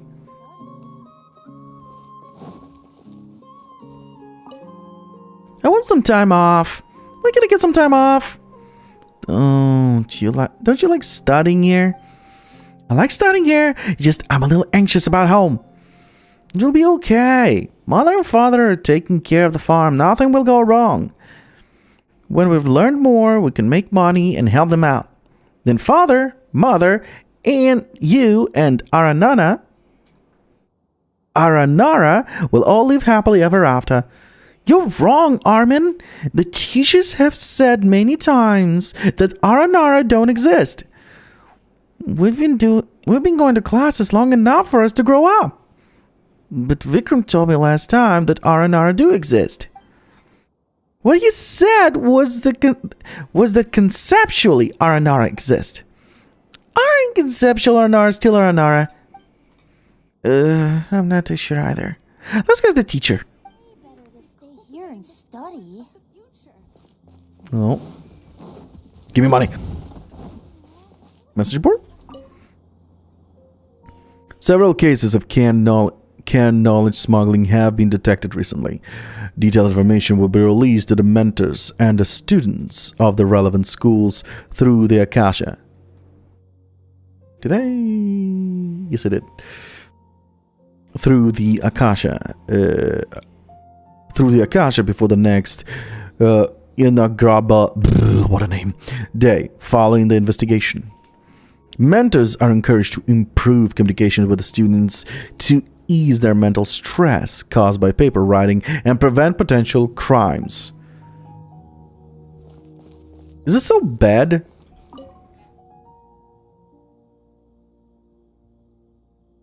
If the present rainforest could not fight off pollution, we could only try to change the surrounding environment. Gotta go to the house of Diana and request some previous research, or go ask Rifat. What do you think about it? The withering has always been one of the tough issues that Amurto wanted to conquer.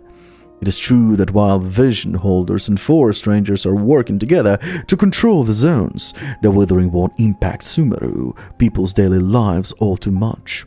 But beyond dealing with the symptoms, we researchers want to cure the cause. To this end, I've always wanted the scribe to sort through the latest rainforest reports from the researchers. The scribe is only responsible for documenting their findings, but he'd be able to discern any anomalies with his keen eyes. Boundary Fan. Oh, he's a very knowledgeable young researcher. He's not very articulate, but he's familiar with all kinds of literature. Have you heard of him? Never heard of him. Well, he's been absorbed in research and barely shows up around here. That Vikram always steals the limelight. If it weren't for the fact that he's a candidate for the Grand Conservator, not many would have heard his name. I prefer him though. Compared to that Vikram fellow, Rifat is more like a researcher, in my opinion. But I don't know what those sages think. After all, they're the ones who have the final say. There's another option. I've heard of him. How rare. He's been observed in research and barely shows up around here.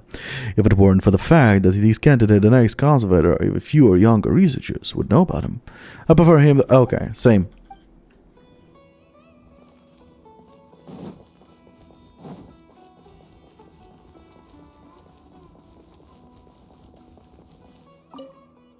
I guess my neck is going to snap before I even solve this. Are you alright? My neck, it hurts. This is probably the ordeal all astrologers must go through. The weight of the starry sky seems to crash down on the neck when you stargaze. But worse yet, the hydromantic instruments in the Academy fell into disrepair due to budget constraint. Researchers like us who aren't part of the big project must resort to more primitive measures. If only the new Grand Conservator knew the value of astrology. Take care. Thanks for your concern.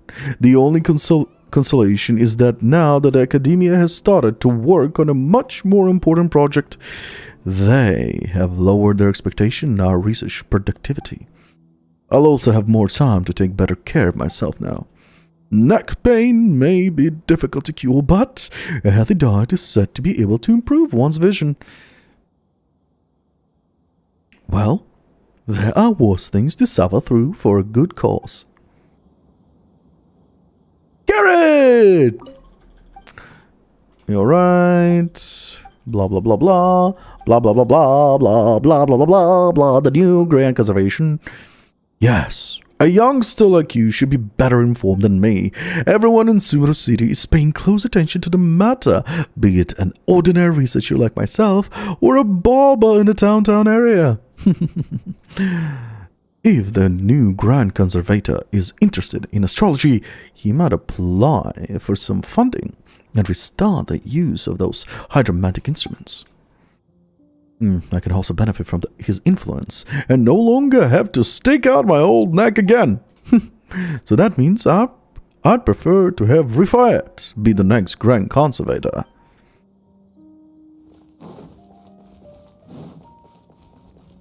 He's got nothing to say to me. The life of a researcher is more than just research topics. What happened? Sorry you had to hear me complain. I was just lamenting that researchers have to deal with so many things on top of their own research.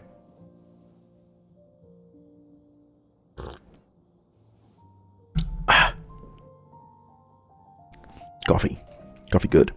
Such as official academia assignments, delegated tasks from mentors, getting along with peers, and sometimes even inquiry from the Matra. If only these things could just resolve themselves, like a tree shedding its leaves. Now I understand more or less why Tighnari left the Academy. Yup.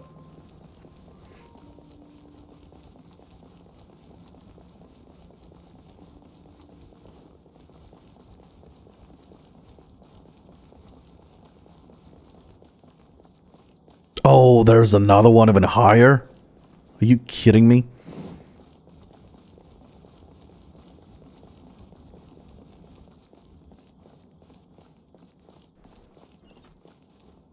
Yup. Hello. And you are? I came, I saw, and I'll die here. This is the Razan Garden, where silence will ultimately reign. Okay! This is a beautiful flowy. Oh, hello! What a sneaky chest. I'll keep this close.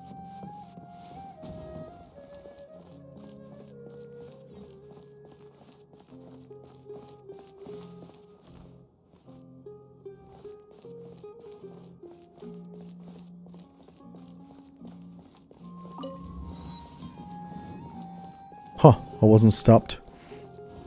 I thought I was gonna be stopped, but it wasn't. Why is discrepancy always inevitable at this point of calculation?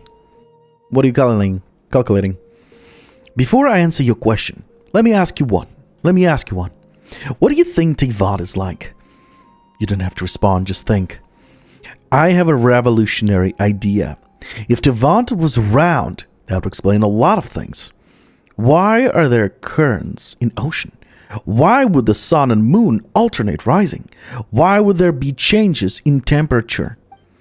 All that could be explained with a round earth theory. So, what's the discrepancy? that there's the rub. My theory is perfect, but the calculation of land surface doesn't bear that out. Damn it! I shouldn't have ditched math classes in school. It's all Vikram's fault. Why blame him? That's because he asked me to skip classes with him. Whenever there was a class he found boring, he would grab me and have coffee in the downtown area. But that guy did surprisingly well in all the foundation courses.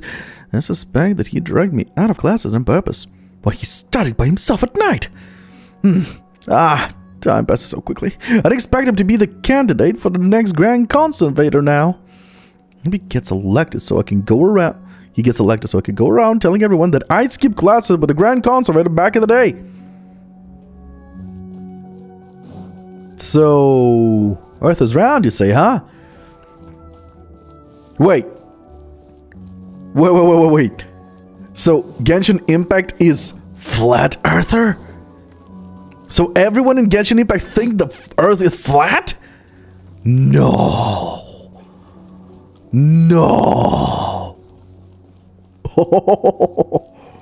Oh no. That is hilarious.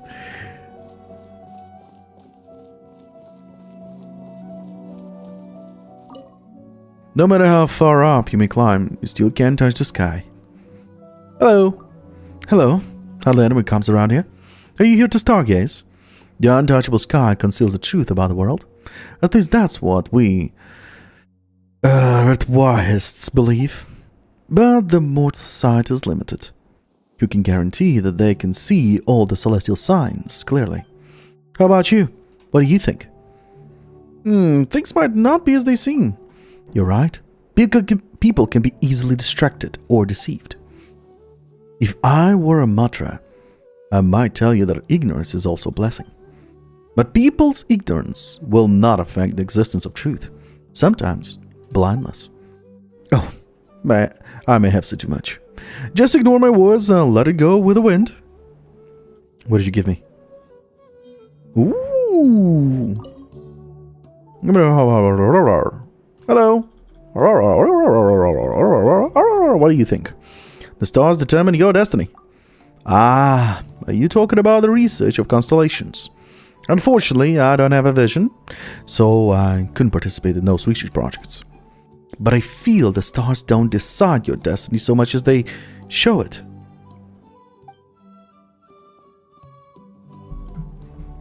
Because if it was decided, then it could be changed, right? If destiny could be changed, maybe Greater Lord Rukadevada wouldn't have met her end. Labyrinth Wayfinder.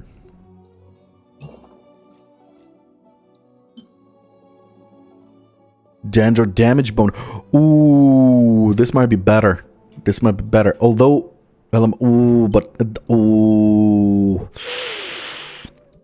after elemental skill or burst hit an opponent, target's dead or resistance will be decreased by 30% for 8 seconds. This effect can be triggered even if the equipping character is not on the field. Ooh.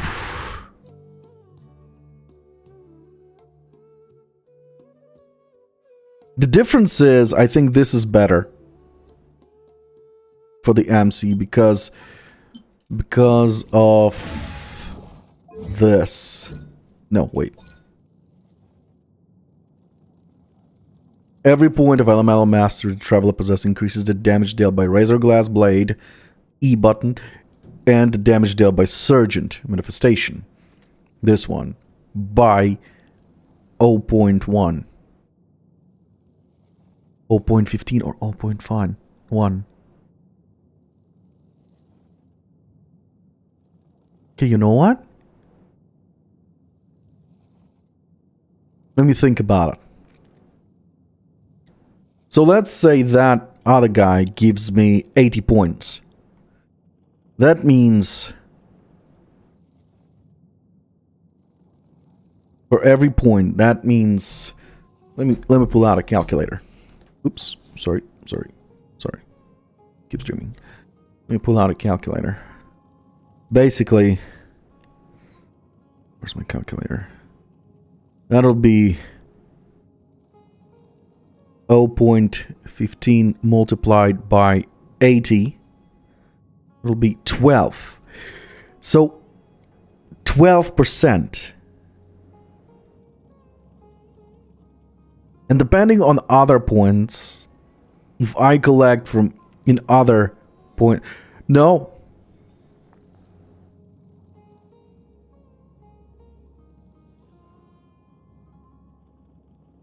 No.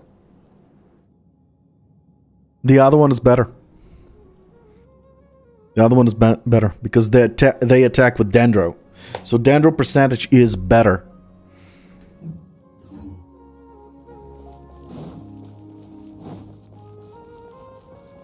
Okay, I can't go in there yet.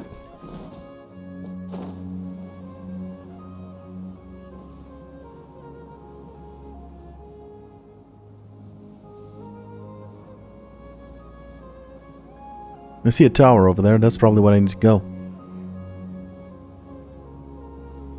There's the desert.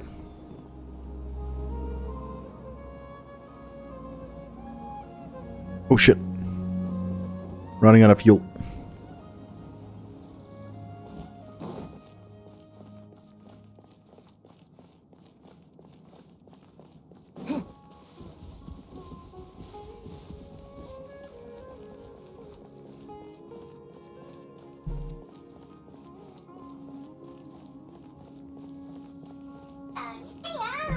It's more effective to have the 15% Dendro and the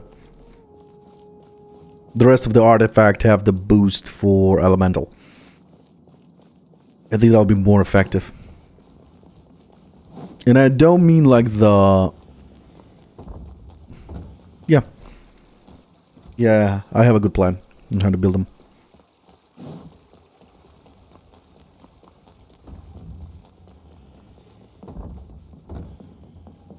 Okay. This doesn't have a road. This is straight up on a tree. Will it lead somewhere else? Nope. I know this place. Been here. Done that.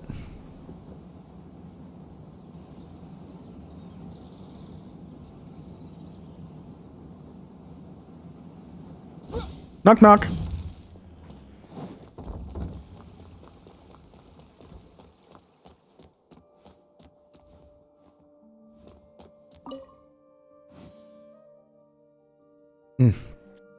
This subject is better discussed with colleagues in Kashirwar. About your subject, I can't divulge the specifics, but it's a viability study for outfitting construct with a vision. In spontamount elementalism, researcher specializing in the flow of elemental energy, I don't know enough about powering constructs, so I'll need help. That's how academic research works. It's not something one can just power through alone. Few can be like Rifat, who can do research alone and produce lots of results. On top of that, sometimes it's necessary to work together.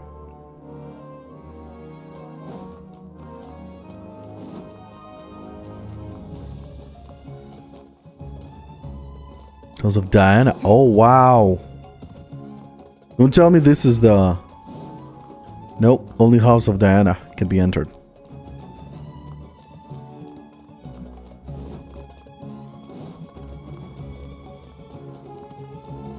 There is so much to explore in just one city. What the hell? What the hell, miHoYo? This is amazing. I love this. And I'm like a fool reading all of it, so... Woo! House of Diana. Oh my god. Did I... Oh yeah, this is definitely a huge library. Hello, I'm here to borrow books. Do you have your access permit as a student or a teacher? About House of Diana. The House of Diana is a library of the academia. Researchers and students can borrow many books on general knowledge. Some books are only open to higher level researchers for use in their literature reviews. After all, most knowledge can be obtained through the Akasha.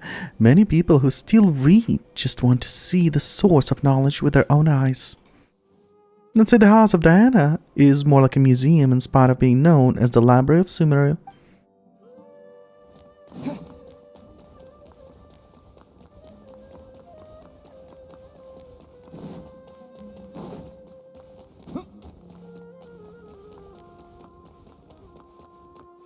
No running in the library.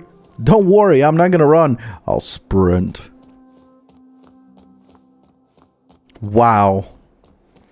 Thank God she's not here. Thank God Lisa is not part of this. She'd be going, God fucking damn it! All over the place. Hello, what do you need? Are you a Motra? Oh, so you don't exactly know what I do. No worries, as a matter of fact, the fewer people who want my help, the better. For it means that we have a good academic atmosphere here. To be surrounded by books, that sounds rather nice to me. I'd say there is no simpler form of life than one where your only goal is to study. Even I sometimes want to borrow books or a book or two while looking at the tidy shelves in the House of Diana. But that's just a thought. I'm too impatient to read. I can apply for access for the general summary in the Akasha if I really want to know about something. Okay, so here's a fact. When I stand, Lisa is a legend in Sumeru, apparently. And that is awesome. That is awesome. Show love to Amber and show love to Lisa. Scroll of streaming songs. Then to archive. Okay, we got a new book. A new book to read. Gregor. Been a while. I'm thinking about taking a trip back to Mondstadt when I've got things covered here. About Mondstadt. Mondstadt. My beautiful homeland, where even time seems to flow more slowly. I got admitted to the academy a few years ago, so I left Mondstadt and came here. That was the first time I'd been away from home. I was thrilled and nervous.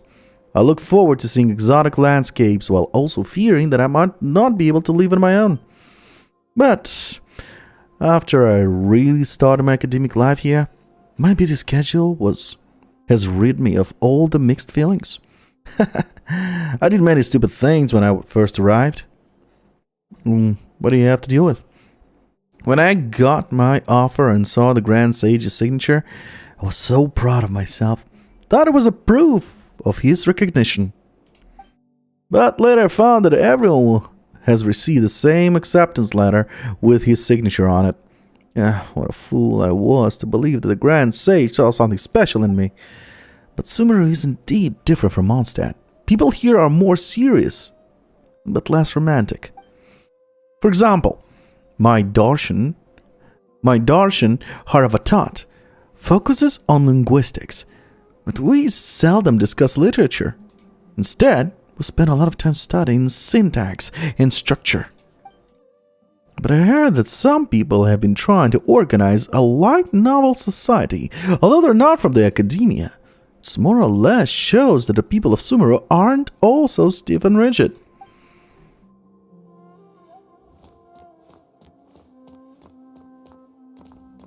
Ushka, Morphle.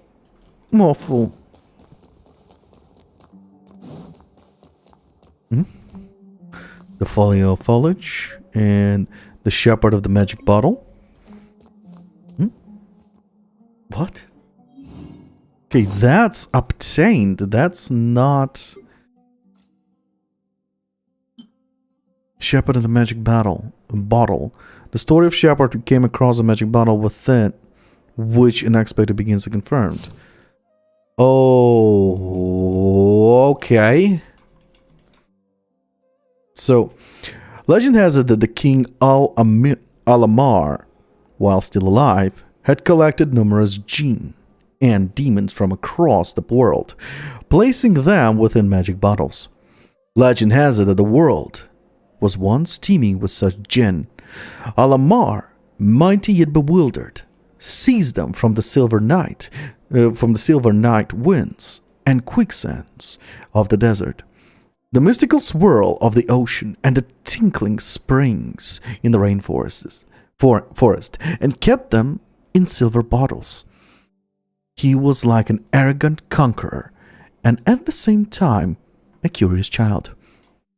Alamar harnesses the spirits with the burdles and yokes, learned from their laments about the story of the dismal moon and the driving morning star, and built a majestic Iconome, the city of amphitheaters, or city of the Moon Maiden. To commemorate them, it is said to have been the city of the spirits, the paradise for the migrants from the moon, gifted to them by Alamar.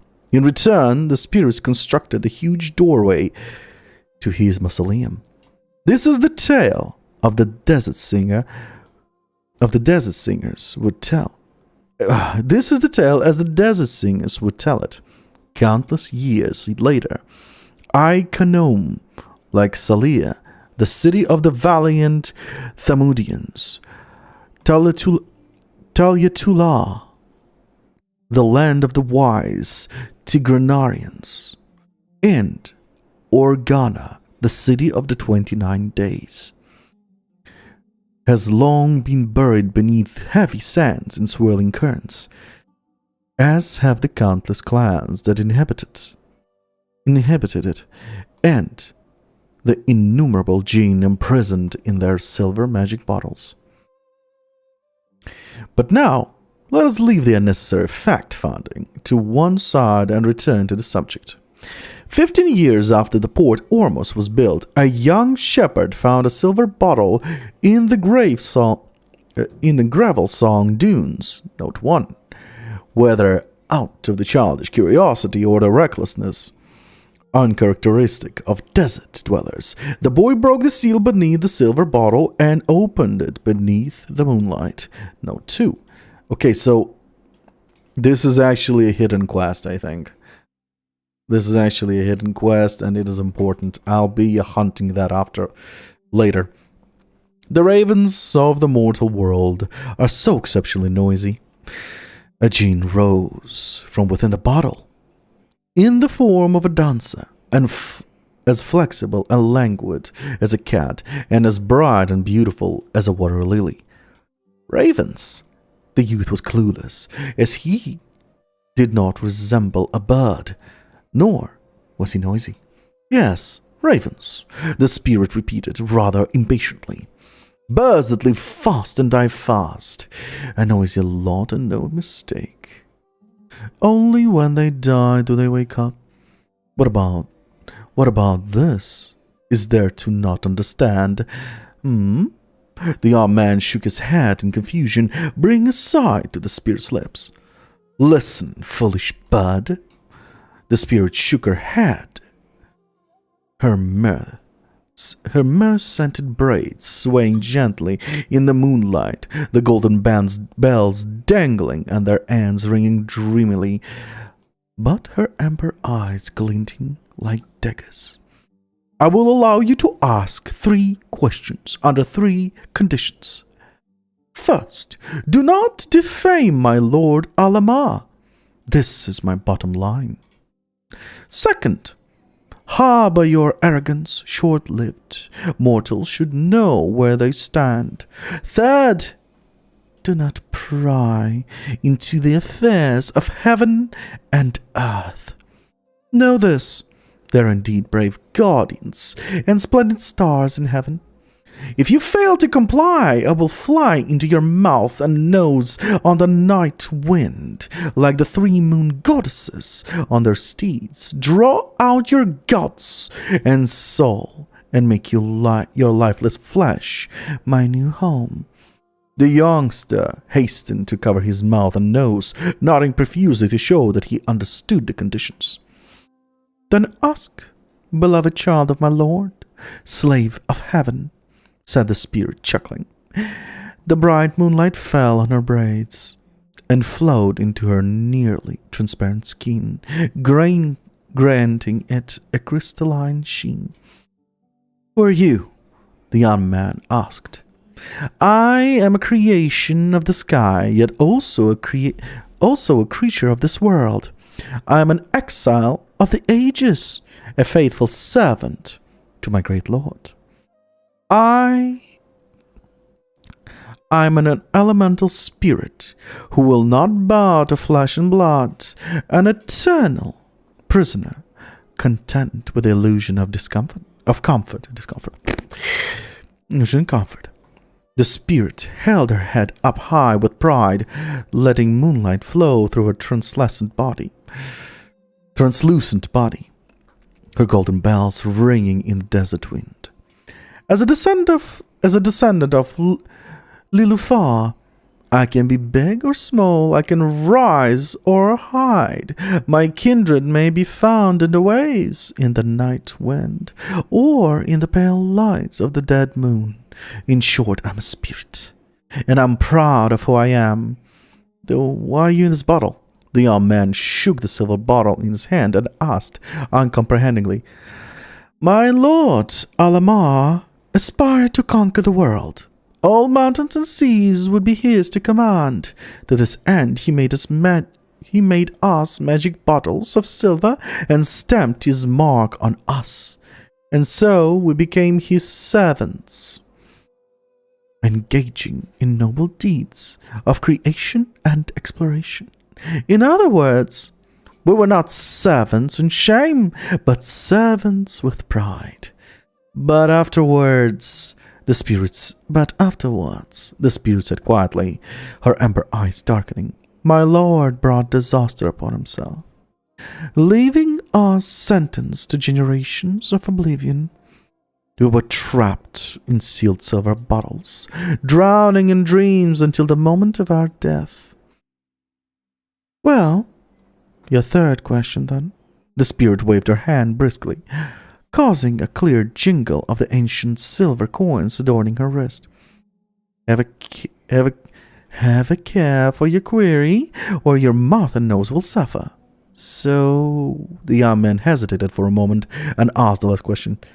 "What is it like to live in a bottle?" Seemingly having never heard such a question before, the spirit was slightly surprised before she answered slowly. "In the first era, I lived in a carefree palace, singing with nightingales and talking with roses. It was a beautiful time. A time when poets and lovers were born because of me. In those days, it seems that the entire city of the Moon Maiden was in a bottle, and even the tasteless spring water was intoxicating. At that time, I told myself that if anyone ever broke the seal and let me out into the outside world, I would curse and kill them. In the era that came after, sandstorms and demons ran riot. Nightingales sang till their voice grew raspy and their blood dried up. Roses withered and turned into tangles of thorns. Poets died of maltreatment. Lovers were displaced. Prosperity vanished. It was a dreadful time, when everything came to a standstill in internal collapse. Yet likewise, the city of the Moon Maiden seems to be right in the bottle.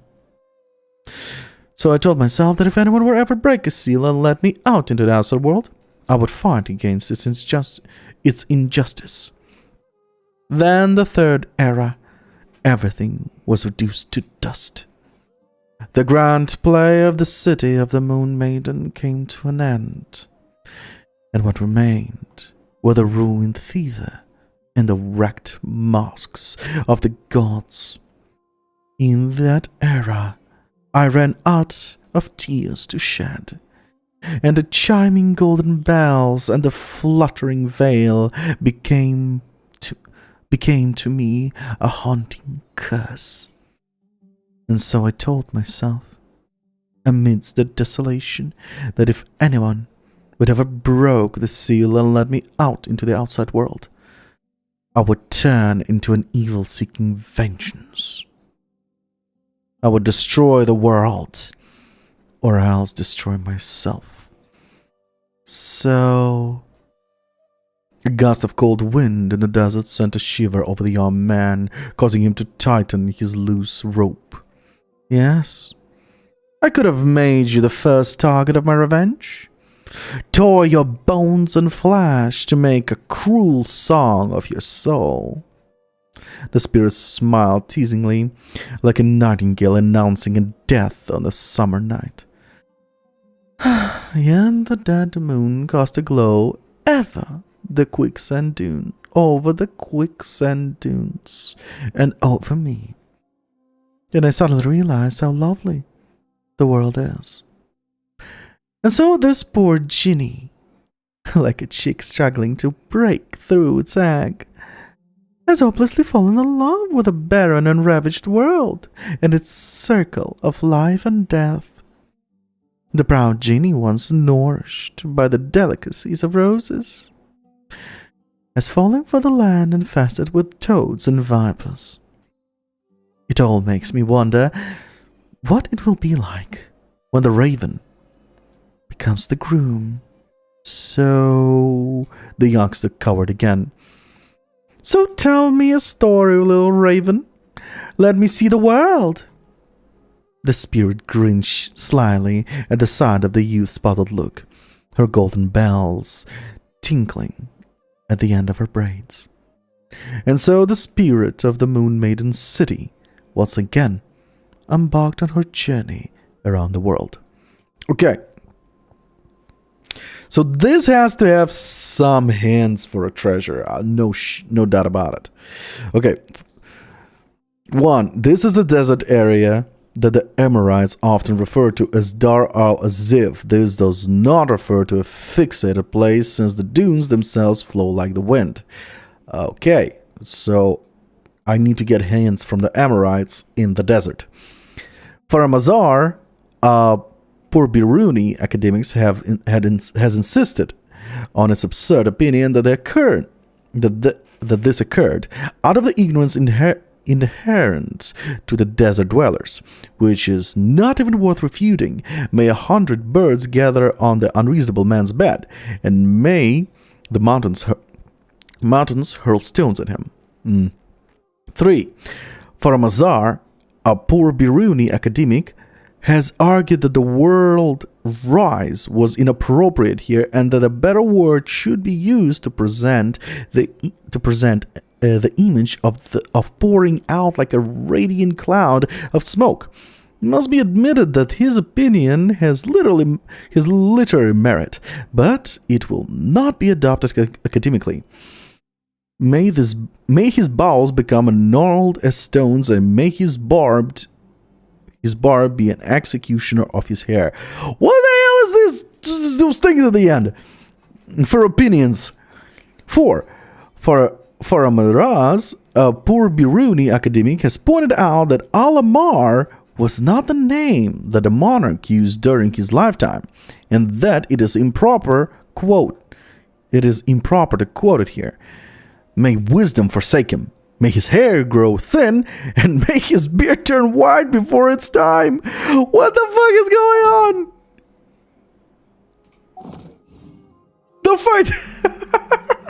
What are these insults?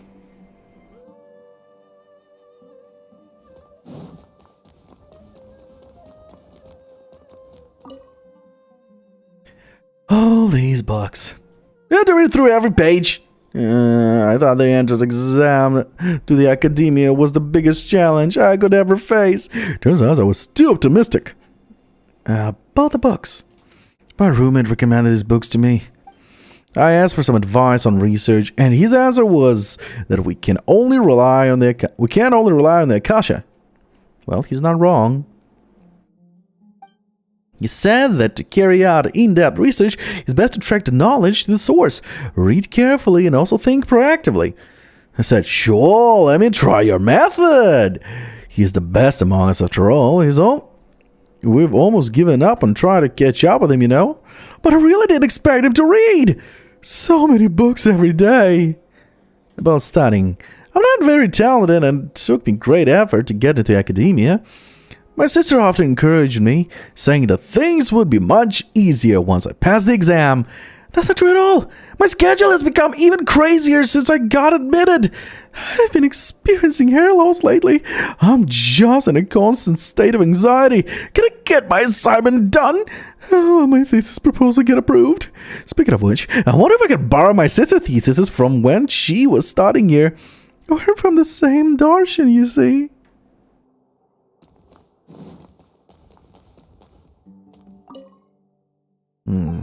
Hello. How can I help you? Who are you? I came to borrow some books. I've been applying for additional permits to borrow more books. I've read almost everything on general knowledge that I can borrow from here.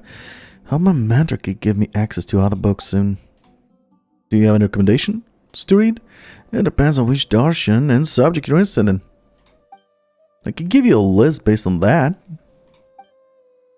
But only researchers and students at the academy can borrow books from the House of Diana, so you will need a permit. Sorry, I don't give a fuck. I literally just took a book.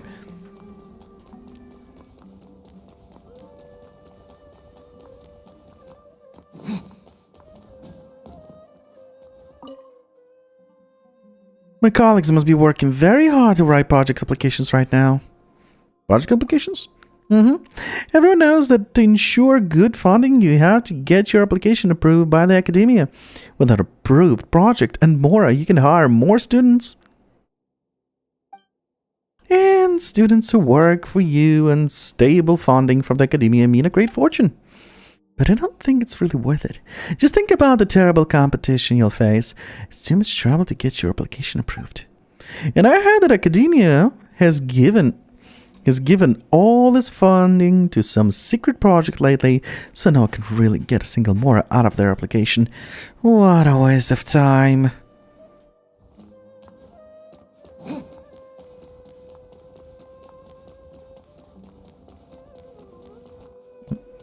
The folio foliage. Okay, that's an archived. That will be archived. It came from here. Okay, let's do another loop from the outside. I think I missed some people on books on the outside. Yep. Jafar! Let me think. How many days do I have before the deadline? Deadline? Yeah, that's the last day I can submit my paper.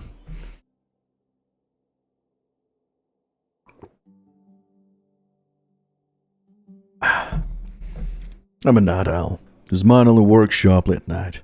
That means I have 50% less research time than others.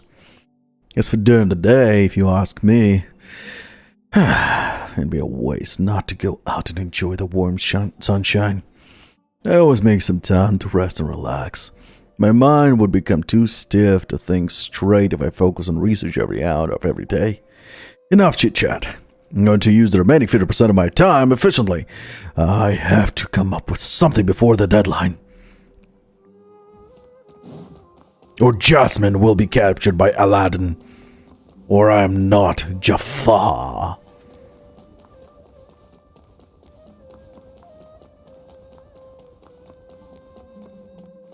This is really a big library.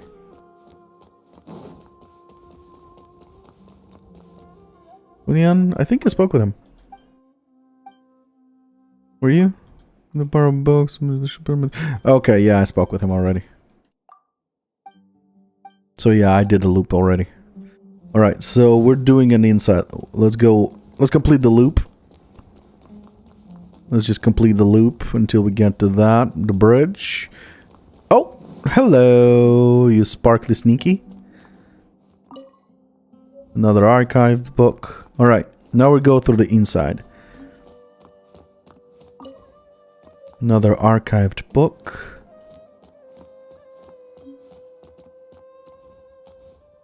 The Lay of Alamar. Ooh, okay. There's more Alamar here. Got an achievement for what?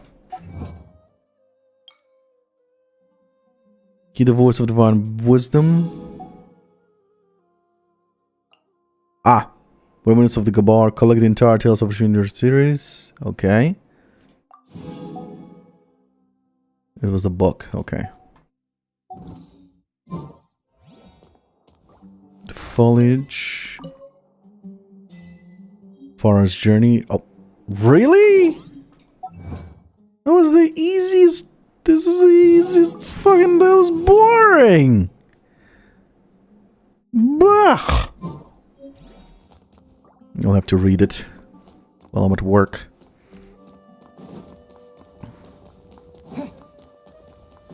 Is there anything else? I think I'm done here.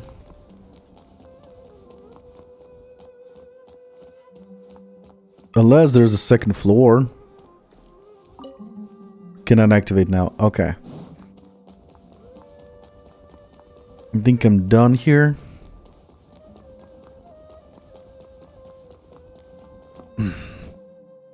Let's switch to Speedster. It is as the stars. Since they fixed her getting stuck on every step, let's use the Speedster.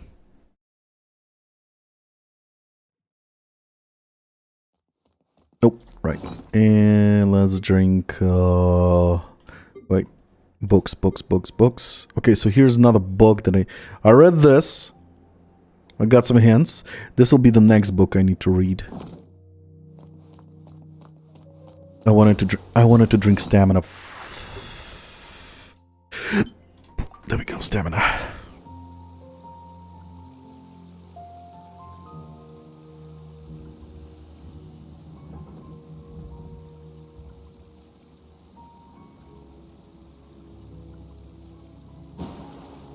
All right. Where's the exit? I think it's over there. Scry the sky.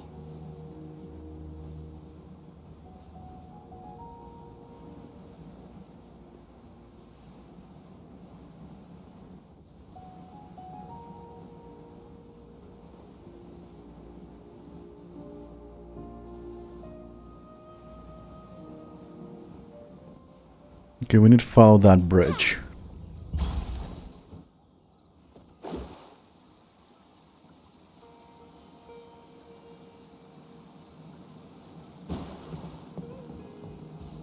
Go to Port Ormos. Let's do that. Let's absolutely do that. Wait, I was never down below. Down below. Well, there's always the next time.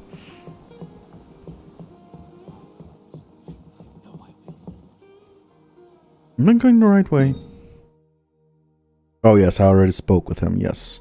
Yes, we are going the right way. There's a chest over there. Oh yeah, she's not getting stuck at all on any stairs or... Oh, so satisfying. Not being stuck or anything.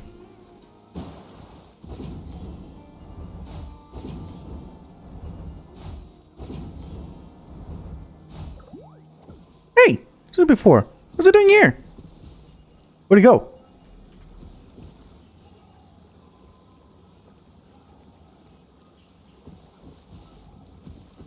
Chests.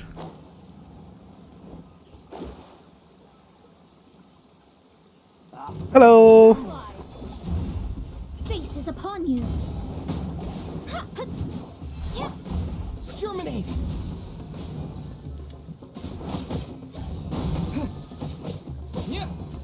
Game's up. Fun's over. Wait. Quietly now. Did that guy drown? I have a feeling that guy drowned, didn't he? Yep, that guy drowned. What a dumbass.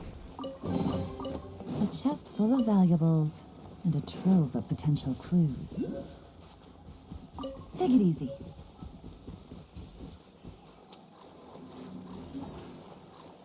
Come here, boy. Oh, we can climb on. What does that sound?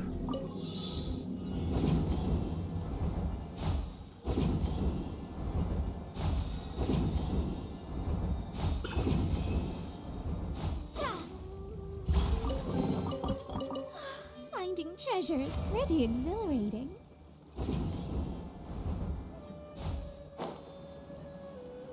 Ugh, damn it.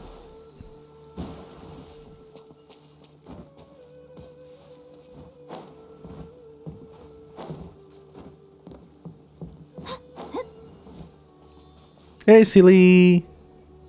Are you silly? You're very silly. What a silly.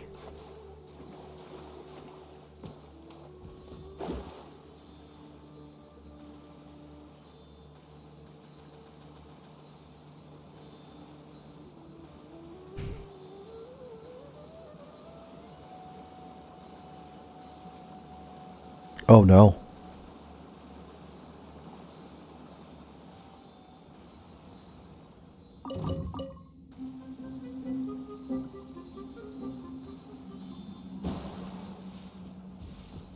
Apparently I picked a fight with someone, I didn't even see them.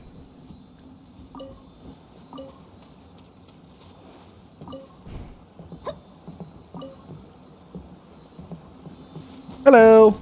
Oh shit.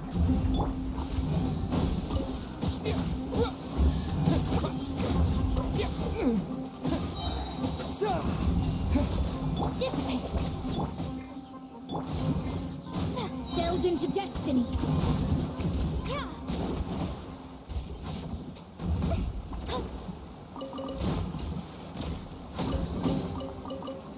Finding treasure is pretty exhilarating.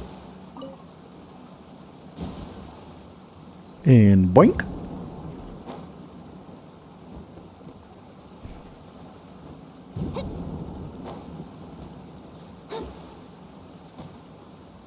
Oh boy. Written in the stars. Hey Zeus, good evening. How are you doing? How are you feeling, my man? I hope you're feeling much better.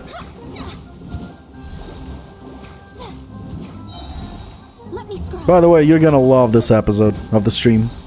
A lot of reading.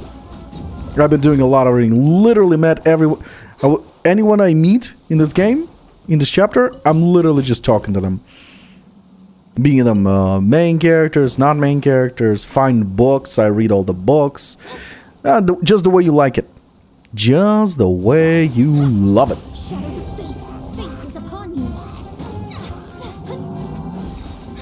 So if you have something to do today and you need some something in the background, feel free to watch the VOD. If you haven't played the event yet and don't want to get spoiled, of course, don't do that.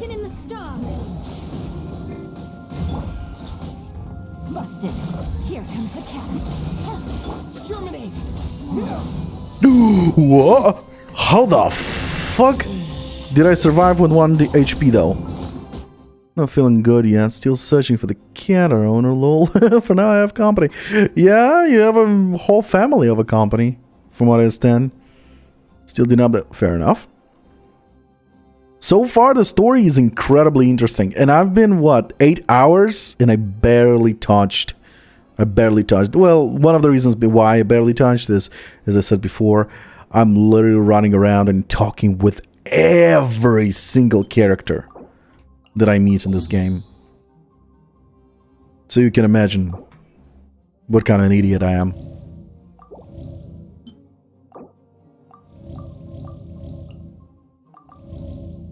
Oh, look at something funny. Delicious pita pocket. They have pitas now. They have pitas and where is it? They have pitas now and they have shawarma. Of course you would talk to... Yeah, of course I would. Otherwise I wouldn't be the... Ouch. Shadows of fate. Fate is upon you. If I wouldn't talk to every character, I wouldn't be the... Gotcha. Trail series, yeah. Trail series is worse when reading Yeah, the Trail series actually, believe it or not, the side stories are actually legit when you speak with everyone.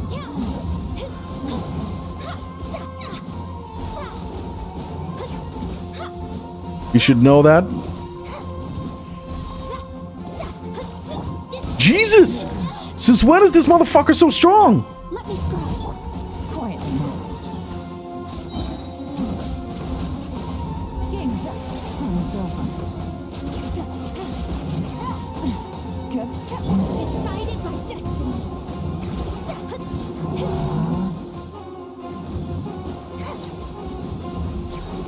Delve into destiny. What the hell was that fight? I know the MC is weak as hell now because every skill he has is level 1, and I still didn't find jack shit. But what the fuck? If you wouldn't talk to every character, you wouldn't... yeah, true. True, that's my thing. Oh, I really ran away from the main location. So let's return to the main road, get to the next checkpoint, and unfortunately I will stop here for today because I got night shift. And I'll... on one hand, I kind of want to continue playing this. Playing this off stream. Because, interesting and fun. Actually, you know what? I'm gonna stop here. No, I'm gonna get the other... yeah, because it's fun. It's interesting and fun as fuck.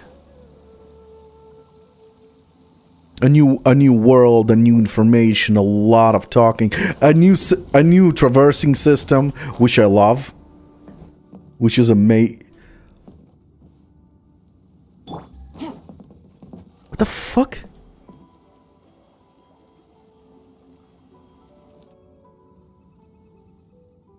Check it out, a pussy.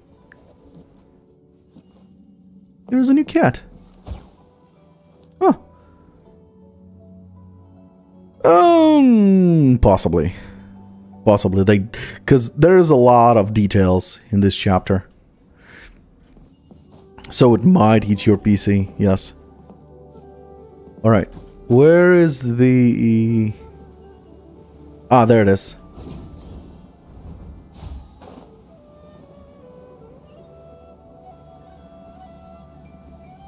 Okay. So I'll put a marker here. Story.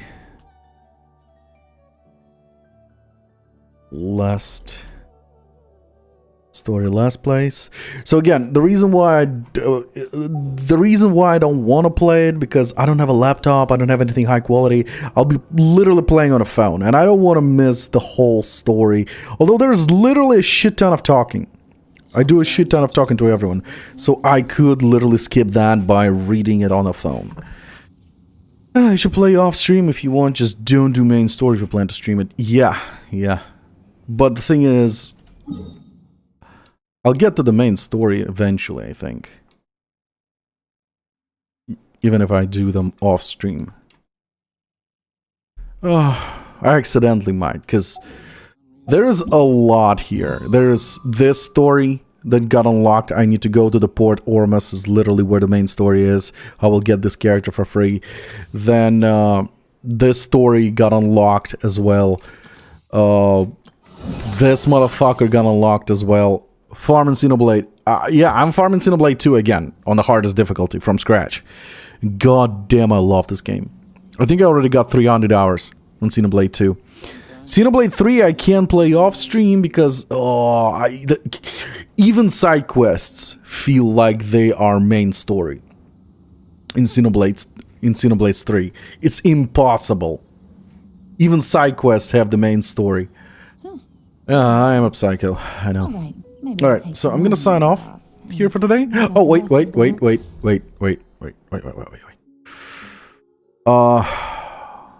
Do I dare do a 10 pool? Because I don't really want this character. Not really interested in this character. Didn't really like him. But I didn't do my single pulls yet. But I'll do single pulls. Well, got an orange. Of course. Well, I got at least a gem back. Then we have Zhongli. That's a different story. Let's pull 10 for Zhongli. One single 10 for Zhongli. I do want a Zhongli. No Zhonglis for me.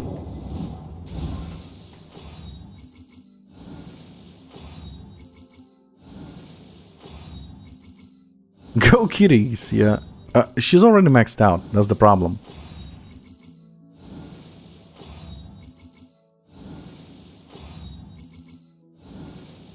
Oh, for the love of God. Oh, what a waste. What a wasteful pool.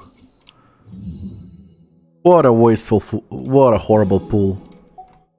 And a single pool here. That was a horrible pool. And a single pool in the weapons. Well, that was a waste. Guess I'm feeling up to it. I got a new letter from an informant. Looks like the situation. Well, what do we have? No. Well, the month is almost over. Yeah, the month is almost over. I got perfect. 68. 68 is good, so I'll leave it at that. Alright, time to sign off. Alrighty, if you need something in the background and you don't... Because I did a stream yesterday and today, so I think I'm going to work. That's not a good night. I'm literally going to work right now. So, if you need something in the background while you do something or thinking about something, the first and the second chapter are literally me reading every fucking thing I find. Feel free to do that. Surprisingly, today I did a better reading than yesterday. Yesterday I was coughing. I don't know what I was saying. Just have a good night. Thank you. Yesterday was a horrible. I couldn't read most of the words. Today I was reading a lot more fluently. Blech, that's not a word. Alright, good night. Have a good day to you. And get well soon. Bye.